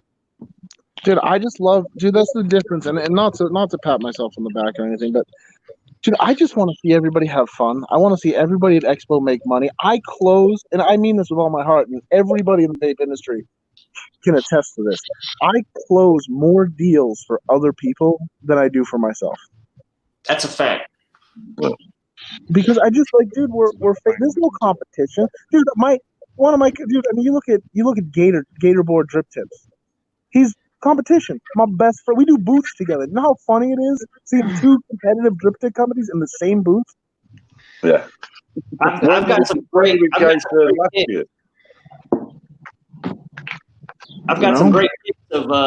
of him Gator with you too. A lot of good ones from the expo. Yeah, I love Gator. Gator's actually one of the groomsmen at my wedding. Like a lot of people don't know it, but the rabbit hole when we first started, man, a lot of my juice wall was because of Pat. Like he helped me out a lot get the rabbit hole started. Yep. I used to bug the shit out of him at like 10 o'clock at night and be like, I need a good connect for this juice and this juice. He's like, hold on a minute. And he'd throw me in a group chat and then I got to connect. So here's a good one for you then, Pat. Out of all the products you've done, I mean, all the products are awesome. Like I said earlier, you know, I mean, I'll rip the hell out of them. I love them. You know, it's, I mean, I'm fortunate enough to be on the team, which is awesome. But out of every product you've done, what's been your ultimate favourite? The heavy tip. It's the greatest drip tip in the world. And like literally, I can't even take, me or my brother cannot take full responsibility for even designing it. Heavy Metal Vapor out of Alabama. His name's Andrew Patrick. He came to me with the idea and he wanted to make it, and we just tweaked it and made it happen. It's the greatest drip tip in the world, hands down. And I'm not even saying that because I make it, because I didn't even have. I can't even take full credit for designing it. It's just that's my favorite product. That's mad, man. So, has any of the viewers got anything they want to ask? Pat? So I'm just going back through the. Nick Bradley Sutton says party at Pat's after COVID. What do you say? Nick says party at Pat's after this COVID's gone. Yeah. I'm dying to get over there, man. What? You want to come over? I'm dying to get over. Come on, Zippy. Come over. It's good. It's going to happen, man. It is going to happen. I am itching to go over there. You could stay with me. You can drive up and hang out with Pat. You can go all over, man. That's the thing. It's not going to cost me anything other than the flight over there. I can literally hop between everybody's house and do a virtual tour all over America, man. I'll even let you take the Half Moon van. Oh yeah.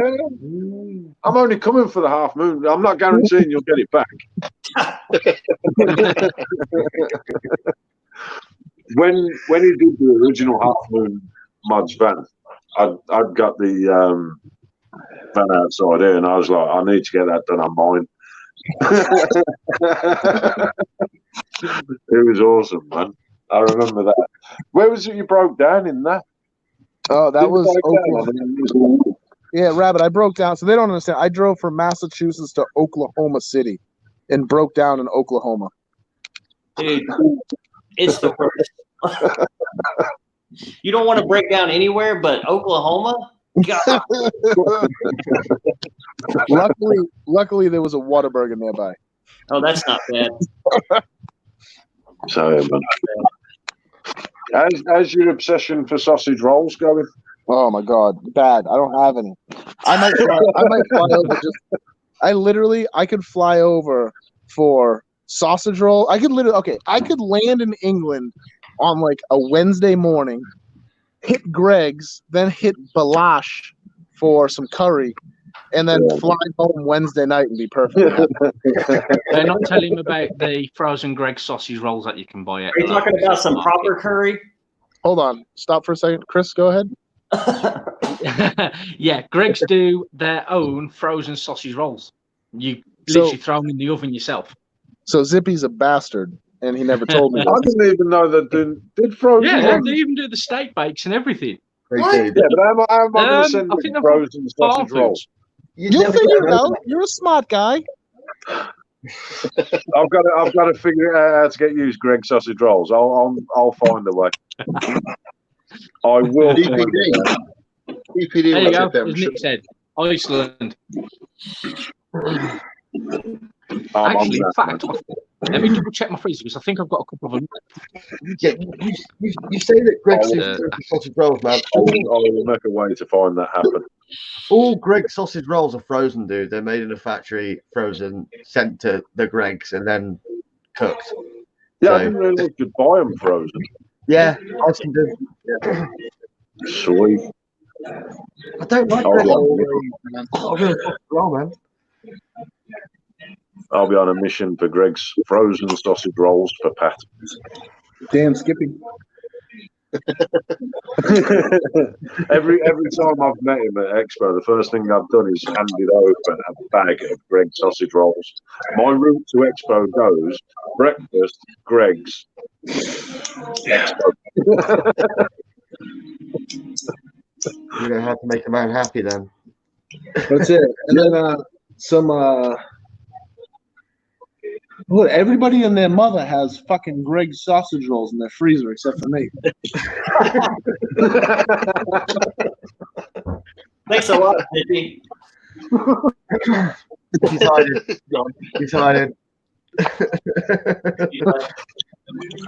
I will fix that.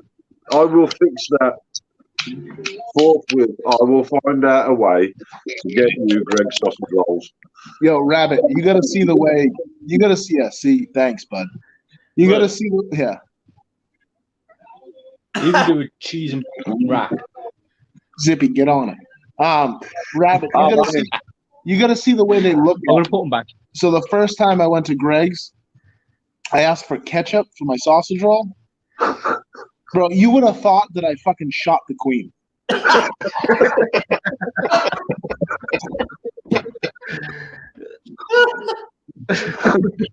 Dude, I tell you, I'd love to go shopping in town with him. Because could you imagine it? So stupid. Sausage rolls with ketchup is the only way to eat it. I'm on it. Checking his PMs right now. Use parcel to go. 2 days. Yeah, you gotta pack the bitch with ice. Yeah, man, you can do that. We get that over here. We have like they send like meat and stuff in a package, and they post it to you, but they put it in these special like freezer bags, so it still arrives cold. It's quite impressive. Yeah, Zippy. If Zippy gets off his ass, you can have him by the end of next week. I know. Yeah. And them cheap as well. I think you buy 4 of them for about £2. About what, $3-4 for you? Yeah, that's not bad. Ah. They're not great though. I don't get the love for Greg's. Greg's is so good. We don't have anything like it over here. I'm from the West Country. I'm from the land of proper bakeries, not. Josh, don't talk shit about Greg's. I'll fly over there and fight you. Trust me, man. Right. Next time you come to Expo, I'll bring you some proper sausage rolls from the West Country, and you'll be like, shit me. What the fuck was I missing, dude? And then I'll bring you a proper Cornish pasty, and you'll be like. Has anybody seen Dave? No. Well, we talked about Dave tonight. Yeah, we missed that guy. Fucking love Dave. Yeah, man. Dave is awesome, dude. Dave is a legend. That's got to go down as a good Expo story. But I have pictures of Dave sitting on my lap. Dude, Asian Zippy, you remember Asian Dave? Yes. Yeah. Yes. That's my hero. Mate, we were discussing him. Was it with Ariel? I mean, obviously we had our gig on Friday night, and we were talking about Dave then. And I mean, yesterday, obviously with Ariel, we were talking about Dave. Then if anybody's in Chinatown, man, and they go there, I think it was the Wing Yun. Yeah, something like that. Something like that. Yeah. Maybe you go there. Just go there and say hi to Dave. He's an absolute legend, man. He makes every evening that we go there. Yes, the waiter, Timmy. Yeah, he makes the evening every time we're there. Dave the waiter, man, legendary. It's an awesome night. I mean, we were talking about that the other night, saying, you know, the unity of that night, especially, you know, the unity there, that the brands coming together and everything else, and just having a good time. It's wicked. Yeah. Yeah, and that's from all sides of the world. You know, I mean, we get obviously the American side. You know, we get some from all over, and everyone's there just having a laugh, sharing the same table, everything intermingling the lot. Yeah, we had everybody from America, Canada, Australia, China, Philippines, UK, EU, everybody. It's an awesome night, man. Yeah, man. It's not exactly a big room either. It's a really, really small room, and you just got like 80 to 90 of us in there just having a blast. Yeah, man. Dave climbing tables and chairs. Yet to experience one of these nights out that you guys are just these legendary nights out that you're on about. Yeah. They're the best. Josh has been. You've been to 2 of them now, haven't you, bud? Yeah. Yeah. And then I wanted to. God, I didn't get to go to a third yesterday, man. But you know, we did this. Yeah. So the best part is I get to celebrate. So I have now celebrated my 5th and 6th year of sobriety in the UK. And Tuesday will mark 7 years. Unfortunately, I'm not there to celebrate it with you guys, but you have been in a way. You have been in a way. Yeah. You know what I mean? It's one of them. You just haven't got you just not got a crazy Chinese waiter climbing on tables, putting up protection for the smoke alarm. hang on.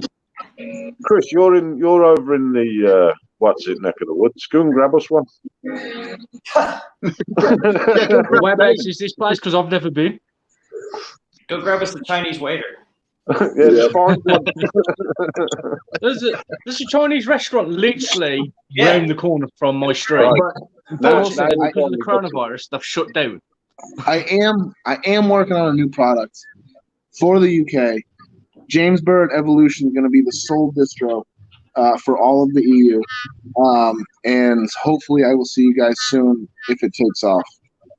Awesome, man. Nice. If it takes off, it's going to take off. It will take off, man. I'm hugely intrigued. I'm looking forward to this. Yeah, I legit got to hit you up this week, Pat, because I need tips. And I'm talking to you about those disposable.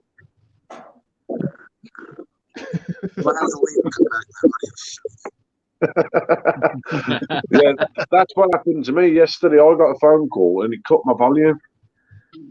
Oh fuck! Yeah, so does it with me. I couldn't work out what had caused it. Yeah, the phone call takes priority over everything. It takes a few. Yeah, but it leaves the conversation muted afterwards. Yeah. I didn't realise that till yesterday. It happened to me, man. I was like, everybody knows I'm on the YouTube. Rabbit, you're gonna have to come back over for one. You have to come over for one. Rabbit's definitely got to come over, man. Yeah. Stop being lazy. But the rule is you have to leave the wife home. I have every time. Boys club only. Wait, let's see if she's watching. Okay, yeah. Mine's watching too. No, but I mean, we always have an awesome time when we hang out, man. Whenever we've been there, whatever happens at Expo stays at Expo until 12 months later that we get another guest on and they tell somebody's story. Yeah, of course. So basically, whatever happens at Expo ends up on YouTube. I'll tell you,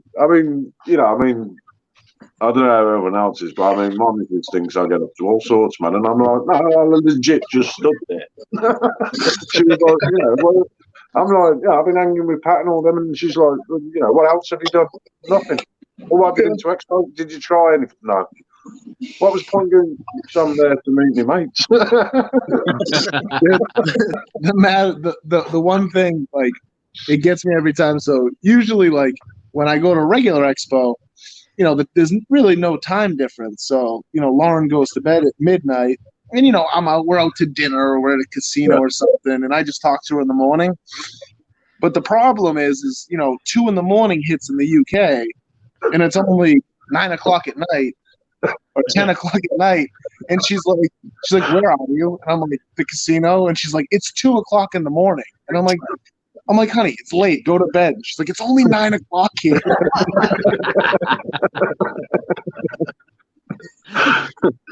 It's when he's phoning her up asking her for a lift home that she gets one. Oh man! But no, it'd be awesome to get Lauren over it, man. You got to bring her over. I know, she'd love it. The problem is, if I bring Lauren, I'm gonna have to stay for a week because she's not like. That's the thing is like she doesn't get that. Like I see an Uber, an airplane, an airport, a hotel room, a convention center, and then everything in reverse. So I'm gonna have to stay and like she's gonna want to see like a castle and horses and the dudes with the big hats. Man, What are those guys? The Queen's Guard. We've got it all local, man. We can cover all of that within the Birmingham area. Except for the Queen's Guards. But I'm pretty sure we can find a big weird hat. Yeah. No. I've got this figured out, right? I've got this. You'll like this, Pat. Right. We'll do the expo. I'll get Sarah and the kids, drop them off to Lauren. That'll be her done. She will be done. That's good. It takes it off of me. That's not bad. I'm gonna have to sign off soon. I have to go meet one of my friends. No, sir, man. Appreciate your time on this. I mean, you know, I don't know if you sort of caught up earlier. Our previous guest was on with the reason why we're doing all this.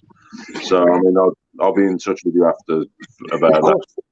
And if there's anything else before I leave, let me know. If not, you guys have a beautiful Sunday and enjoy the peace, enjoy the time with the family. Yeah. That's it, man. That's Pat, it. I'm gonna hit you up tomorrow because I need to get an order and I want to holler at you. But if you get time and you ain't got nothing else to do, shoot Kate a text and just say hi because we miss you guys. Yeah, Kate scares me. No, no, she loves you, bro. I know. I'm just kidding. You need to invite to the wedding too, because we'll be there. Kate was the only person, the only human being to go out on a Half Moon Mods email blast. Yeah, I remember that being done. Yeah, that was a good one. Actually, Zip, he said he wanted to go see a castle, yeah? Yeah. And some horses. Just bring him round by my area. I live just outside of Dudley. I ain't bringing him to Dudley. The only other castle I can think of is Leamington. And that's a bloody long-ass drive away. Listen. We've got Kenilworth Castle and everywhere else, man. Don't you stress. I am not bringing somebody who I have a lot of respect for to Dudley. True, I don't blame you. Even I keep out of there. All right, boys. I love all of you. Thank you so much for supporting me. All right. Love to the family, man. You as well. Bye, guys. See you, brother.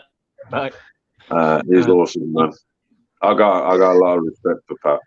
Okay, so we've been asking people a lot of questions all weekend. I think it would be fair for the league to answer these questions. So, okay. Zippy, the question you keep asking everybody is who do they look up to in the industry? Who's that one? Okay, so everybody just got to meet my person. I look up to a lot of people in the industry, but Pat is by far on the top of the list. Just the way he is in his personal life and as a business person, like I idolize him. He's a really good human being. So that would definitely be my answer. I mean, for me, there's a few. I couldn't nail it down to one. There are a few because there's a lot of people that have helped me along the way. I mean, you know, if I went back to the person who actually got me involved with vaping was a good friend of mine, Alex White. Some people know him. You know, he was the one that really kickstarted all this. You know, and then it's been people along the way. Steve Hayward from Electro Vape. You know, he's my flavour wizard. I've learned so much from him. You know, I mean, even down to Rage Nation, I got the introduction with Rob Shaw and got involved with that. You know, there's people all over the world. You know, I mean, John G, I've got a lot of respect for John G. I mean, I did a cloud call in his group the one day and he sent me a 21 cloud salute in return. You know what I mean? You know, you know, the guy amazes me. America-wise, you know, it's people like Pat, you know, Ariel. I've always gone with Ariel. You know, the things that they've achieved, you know, Ben Villa included. I mean, I've learned a fair bit from Ben Villa.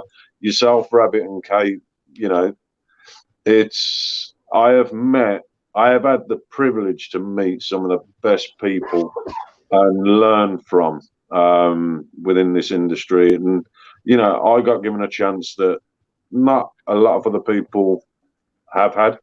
You know, so I'm very thankful for that.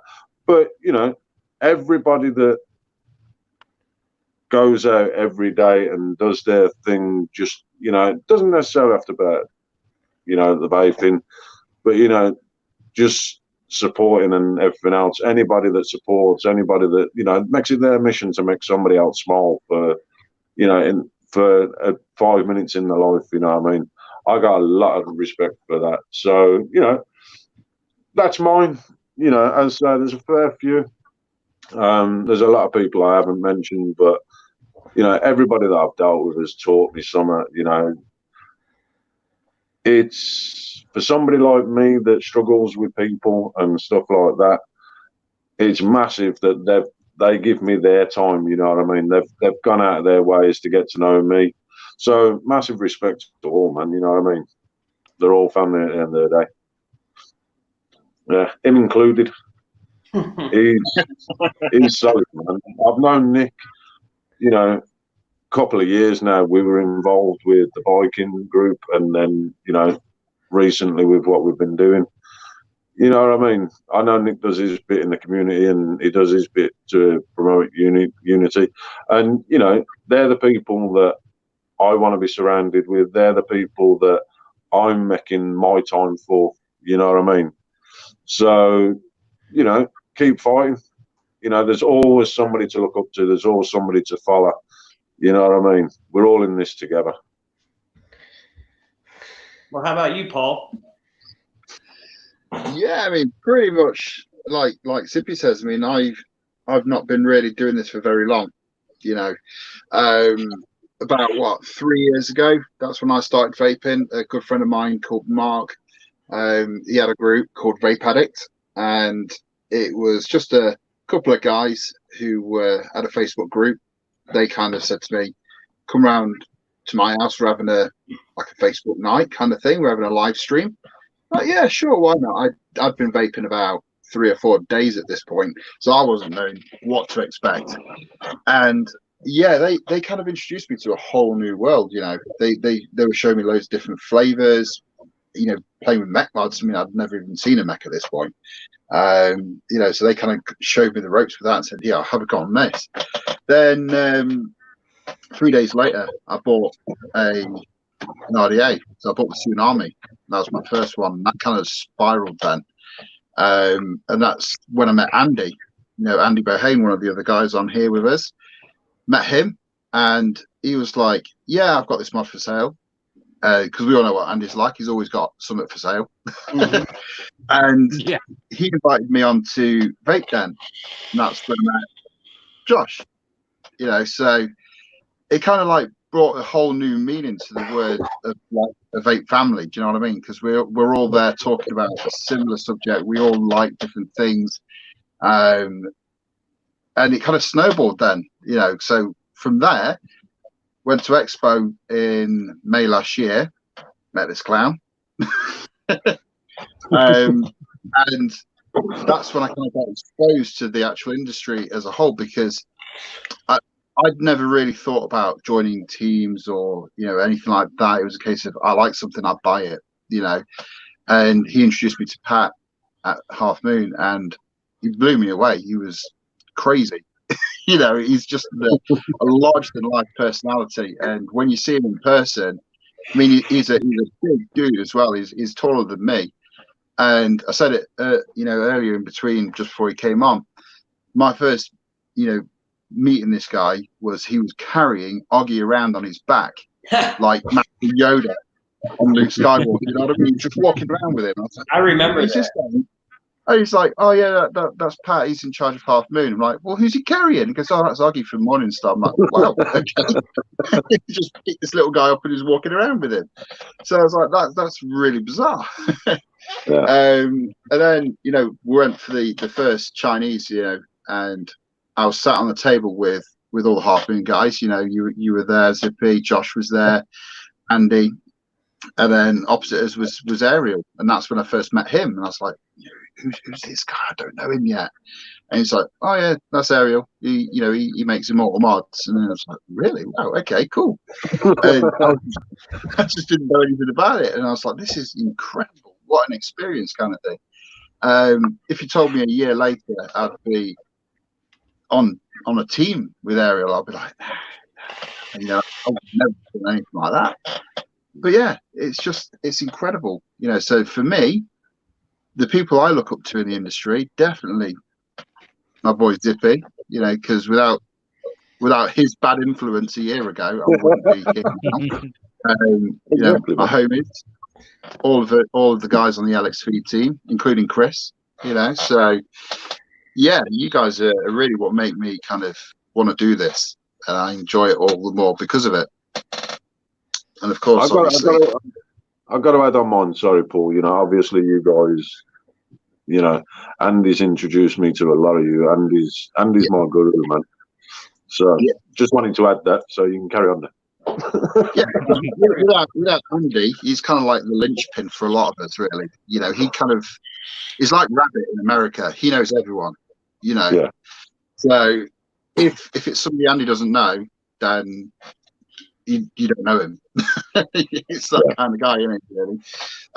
It's a shame he couldn't be on with us this weekend. We know he's got a lot going on, so I'm hoping he's doing all right. And we send him love. Yeah. He has been backwards and forwards checking when he can. Yeah. So we're hoping he's doing well. Wish him all the best, and I'm sure he'll be badgering on at us tomorrow about, why didn't you say this? Why didn't you say that? You should have given me a tip for this. You should have given me a tip for that. Because that's just what Andy's like. So yeah, that's pretty much me. And obviously echoing Zippy there, I don't do well in social situations. I am a robot. I have less than 5 foot to give, as you guys know. So digitally, doing this sort of kind of event, it's mind draining, massively draining. But I can actually do this one a lot easier. I've not flipped my shit once this weekend. It's great. Yeah. I do remember last October you wasn't feeling your best towards the end of the weekend. Yeah. Exactly. You could see it took its So toll. me. But we got you through it. We got you through it. Looked after me. Yeah, man. We got you through it. I gotta add something too. Obviously, the whole LXV, like Josh, Chris, Zippy, Paul, Andy, Vinny. Like, I love all you guys. Y'all are my family above all else. Like, I would do anything for any of you, and I hope one day we can all fucking collaborate and do something. As long as we're together, I'll be happy. I don't care what we're doing. We could just stare at a wall together. I'm down for that. You've always got to hold our phone, man. So we're kind of like, used to it. You've always got a place to stay here, man. And same to y'all. Only problem is I've got a funny feeling we'd all end up in jail for something. Doing something. No. We're too good for that. Right, I'm interested in hearing Chris's answer, purely because, right? Obviously, we all do our own things. Chris came as part of the show to represent the average vapor. Not putting him down at all. He came in this, and this is the start of Chris's adventure. I mean, we've been in it for a couple of years. This is Chris's start getting to know these people and everything else. So I'm interested to hear Chris's now. Me personally, it's obviously you guys, because if it weren't for you guys, I wouldn't know anyone. I'd still know Diddly Squat. I'd still be buying, Smock Aliens and, stuff like that. I wouldn't be having the Awesome Hog, my Dove Pole. I wouldn't have any of the stuff that I've got now. So obviously you guys are a major influence on me. But outside of LXV, I'd have to say guys like Ariel, Pat, Nathan, all the guys that are, they could more in their right be, really big egotistical people, but they're not. They are literally true down to earth guys that just don't seem to. I'm happy to help everyone and anyone, and those are the guys I like to surround myself with. I don't want people that are very, on this big hotshot kind of person. That's just the sort of thing and the people I like to surround myself with and look up to.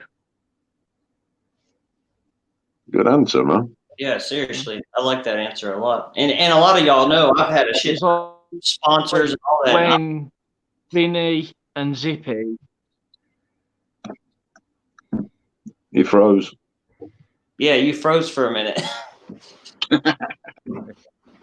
But yeah, what was I going to say? It was I was actually quite surprised and shocked that Vinny and Zippy both asked me and said, "Do you want to be a part of this?" When it was literally just the idea. I was invited in. It was in the LX View member admin chat, and it was like, "Yeah, sure, I'll come along. I'll help out. I'll do something." I really didn't think it'd ever be anything like this. Mate, none of us to be this spectacular. I'm a bit you think about it this time last year. Yeah. It was an idea. It was just something coming off the ground. We haven't even been going a year, and we've got so many fantastic, followers, members, people that look up to other people in the industry, love our show and things like that. And to me, that's kind of it raises the hair on the back of my head if I had hair. You know what I mean? It's kind of makes me feel proud of the show and what we've achieved. Okay, I can't really do too much in the background of bringing people in, things like that. As you said, I'm still starting out. A lot of these people are the technology side of it, I don't get involved in because I know I'll flap it up. I'll be worse than I'm always happy to sit here in front of my little phone with it on charge, burning up, melting everything down, chatting and having for fun with you guys. No, that's it. No, for me, I hope. As I say, for you especially, it's given you more of an insight into things. You know what I mean? Like I said, we've been pretty sort of lucky in what we've done, and the people that we've managed to meet up to now. For you, this is sort of the only second time you're meeting some of these people and stuff. Yeah. Some of them it's the first. So hopefully, and when I say about, we set LXV up to be about everybody from starters to, wherever. And that's why I say with Chris, you came in fresh off the bat, you know what I mean? It was one of them. So, what's this done to open your eyes on vaping with having met some of these people this weekend and stuff like that? That there are actually a hell of a lot of really nice guys and women out there that do care about vaping as not just a device to get you away from the stinks, but also as a community thing, as a way to interact with other people. You guys should be proud of everything that you have done. Thank you, Tracy. It has opened my eyes to how many people are out there that are in it for the fact that they want to help others. And are more than willing to help everyone and anyone out, as and when they can. I thought I'd froze there. No, awesome, man. Tracy, in regards to that, we're grateful for the feedback and everything else, but we couldn't have done this without yourselves as well. And every single one of you, you've all been here from the start of the weekend, coming towards the close. So massive, massive thank you to you all. This has been possible because of what you bring to the industry and what we wanted to do for you. And it's like I said earlier, the only way I can describe it is, for us, me personally, I don't care about the viewings or anything else. The numbers, this, that, and the other. For me, it's to try and show that when this community pulls together, And when people do come together and use their links, their knowledge, whatever else, you know, we can pull off great things. Because I don't care if this gets 1,000 views, 1 view. You know what I mean? If we can make a difference to one person or, you know, a couple of people, and they've enjoyed this weekend, man, that's what's great for us. Guys, have we got time to bring Nick on for a few minutes? Yeah, man. Yeah. Hang on, can you answer the question though, Josh? Because you haven't answered yet. Yeah. You haven't yet. I can. So we went off on a tangent there, so not to miss you out. I can. Shall I just share this link to Nick quickly, or could somebody else share the link to Nick? Bring him on.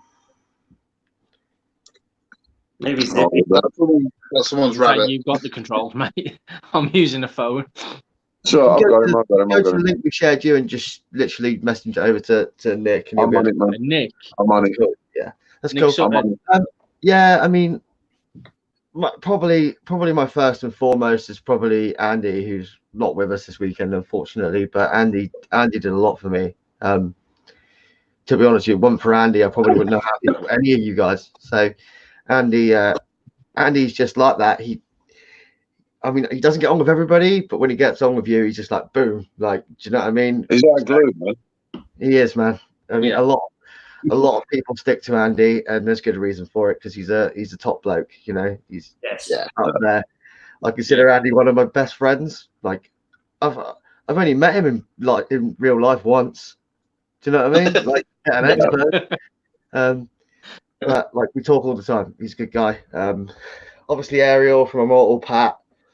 You know, both of those guys, both of those companies, both gave me, you know, time on their teams. So, I mean, I know it's not always fully their decision, but that, you know, and the way they treat the industry and look at the industry and everybody that's been on this whole weekend, the way the industry comes across is awesome. So everybody that does sort of stuff like that, obviously all you guys, I love all you guys a bit. So you're all big inspirations of mine. I'll keep mine fairly short because it's very much similar to what you guys have said, really. I mean, there's a lot of people that I look up to, but they're the main ones. I want to say something real quick before we bring Nick on. I love all you guys. I love all the people that tuned in and watched the show this weekend. It is a culmination of Josh's crazy idea, and everyone worked so hard for it, and I think it turned out amazing. And I want everybody to know that this is just the beginning for LXV. Like, we have so much we want to do, and so many people out there that need our help, and we're going to do it. We're not going to stop. Like, this is just a start. And to one of the viewers, Phil, I know him personally. He's a regular at my shop. He has been through a lot, but he is a really good dude. And Phil, I love you, and you've been in here all weekend, and thank you for watching, man. You're a really good dude. Cool. Every one of them has been awesome. Let's bring the unofficial 8th member on, shall we? Hey, Nick. Hey up, Nick. All I'm going to say is you brave, man. All I'm going to say is you brave, man. Is that nose Chris, ripping, brother? 5% cool hard of vape. Chris, take your hat off. Take your glasses off. Wait a minute. Hello? I mean, He's probably got more teeth than me. How you doing, Nick? Awesome, man. Just a massive thank you for what you've done this week with the support that you've given over. You know what I mean? Just a massive, massive thank you. I mean, like I said earlier, you know, you haven't been contacted to sort of, you know, do this. You've done it off your own back. I mean, I know what you stand for in the industry and what you try and do. And, you know, you should be proud of the part that you've played this week as well, man. I might not have a big name, but I do my bit. It's awesome, man. Much appreciated. Yeah. Very much. So, as we've got Nick on, who's been your highlight this weekend? It's got to be Oggy, hasn't it? Guy was a loser. I was hoping he was going to pop up tonight, man. Yeah, Augie was great. We actually were supposed to send Oggy a reminder that Pat was on. Yeah, I know. Oh, dear. In fairness, though, I can't. I mean, I struggle to do anything when I'm on my phone because it just nails the bloody lot. So, Yeah. but you know, I mean, to the American viewers out there that have tuned in this week and give us their time, you know, awesome respect, man. Yeah. And the viewers everywhere, actually. It's like we've had them pop up from everywhere. Yeah. Yeah, we've had worldwide. Yep. I haven't actually, I mean, apart from being on stage, being on here, doing the kids, I haven't actually been on Facebook, man. I'm going to be in so much shit tomorrow. Literally, I've took no pictures, no nothing, man. Yeah, me too. But you know what? I mean, I know the one thing for me, especially. I mean, the brands that I sort of do my bit for, they all understand because they are big on advocacy and everything else. So, you know, I mean, I know that they're 100% behind me. You know what I mean? I'm doing my bit by doing this, which, you know, they'll be grateful for as well. So.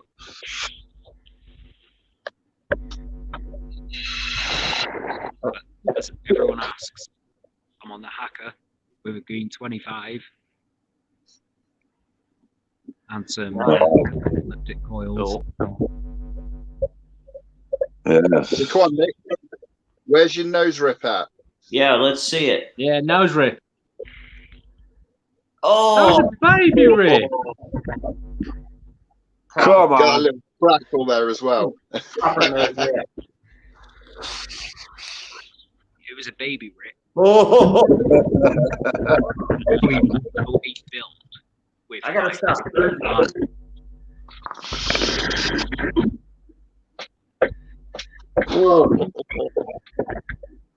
All right, who's on 0.5% colada then? Not me.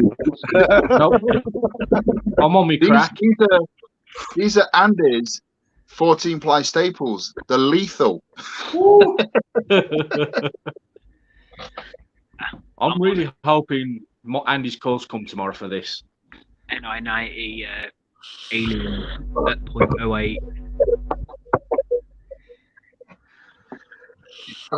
Man, again. Oh.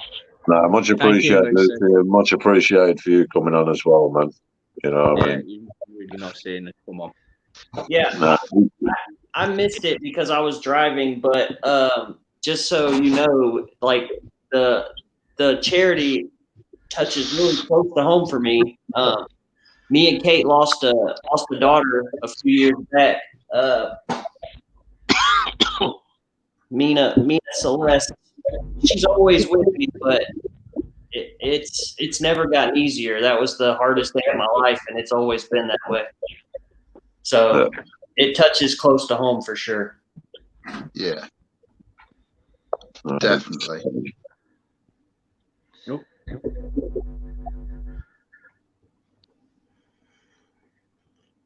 Cheers, Billy.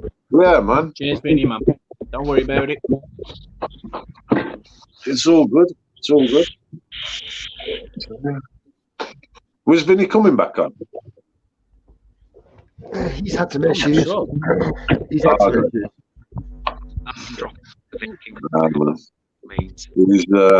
I mean, it's been awesome, man. I've really enjoyed it this weekend. I'm looking forward to October. Yeah. I really don't. Would it be selfish of me to turn around and say, I hope Expo don't go ahead in October? would that be deemed as selfish? No, like I said earlier, you know, we've managed to pull this off with less than 2 months' notice, and it's been like it is. Imagine now we've got 5-6 months to do the next one. How much bigger it's going to be. Dude, I could actually. How tired Josh will be after staying at 72 hours. Don't put that out there because you know people are going to turn around and say, right, this is going to have to happen. Yeah. I'm still very sort of not happy about one thing about this weekend that hasn't happened. No Mankini. Yeah, Josh. What the hell, Josh? No Mankini. Actually, Actually, he can close out the show in the mankini. Yeah. No. Come on, Josh. Yeah. You know, I mean, Come on, Josh. You promised. You promised. It's only fair. No. Come on, Josh. We're well after the watershed now. Now, the only reason that I can think he won't get the mankini on is because he's obviously got no balls. Oh! Yeah.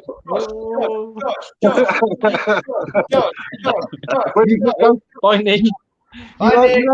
You won't peer pressure me to do it. So come on then. The wife's Come on like, then. You're the one that turned around and put this mankini idea up there. So come on then. Come on, you got to do it. Sorry, Nick. Hold on. No. I'll do it Sunday. I'll do it next Sunday. All right, everybody. Mankini. Mankini. Come on, everyone. Come on. Come on. Yes. Come on. Yes.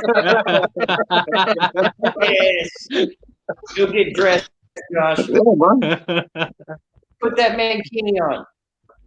Dude, I don't know what you're laughing at. I don't know what you're laughing at there. Do it. Because you still haven't done your wax.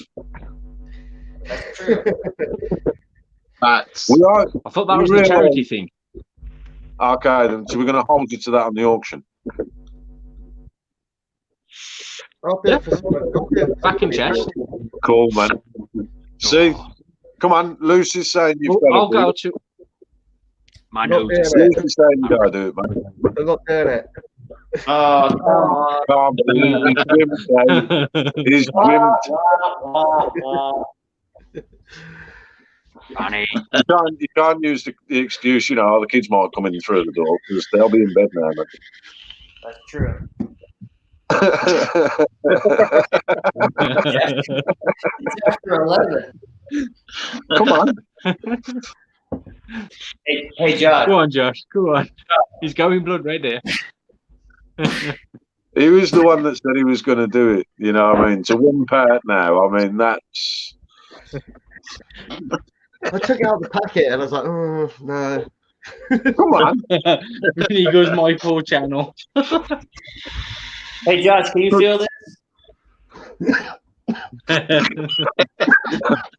Could have been the start. Could be the start of a whole new career for you, Josh. Don't worry, Zippy. I got it. Just took your boys in. You know, took them in. Like I said, you've got to have some to do it. He's got no balls. If you can rock a mankini, you can rock a mangina. To do both. Really? See, this is what happens when you leave people in control. Especially yes, misfits. The one thing we won't do is we won't, after pulling this off this weekend, I'm doing nothing to close his channel down.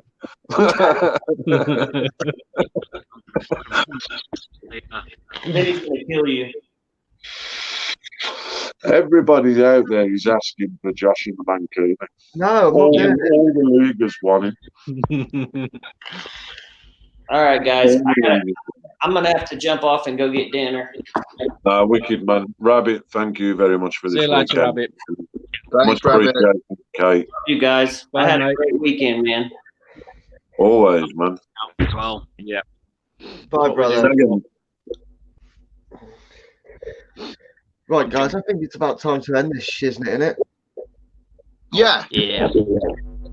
Yeah, Okay, we- wait, I'm going to end it with y'all. Oh, Rabbit's back for the ending. It's 11:05. It's been awesome.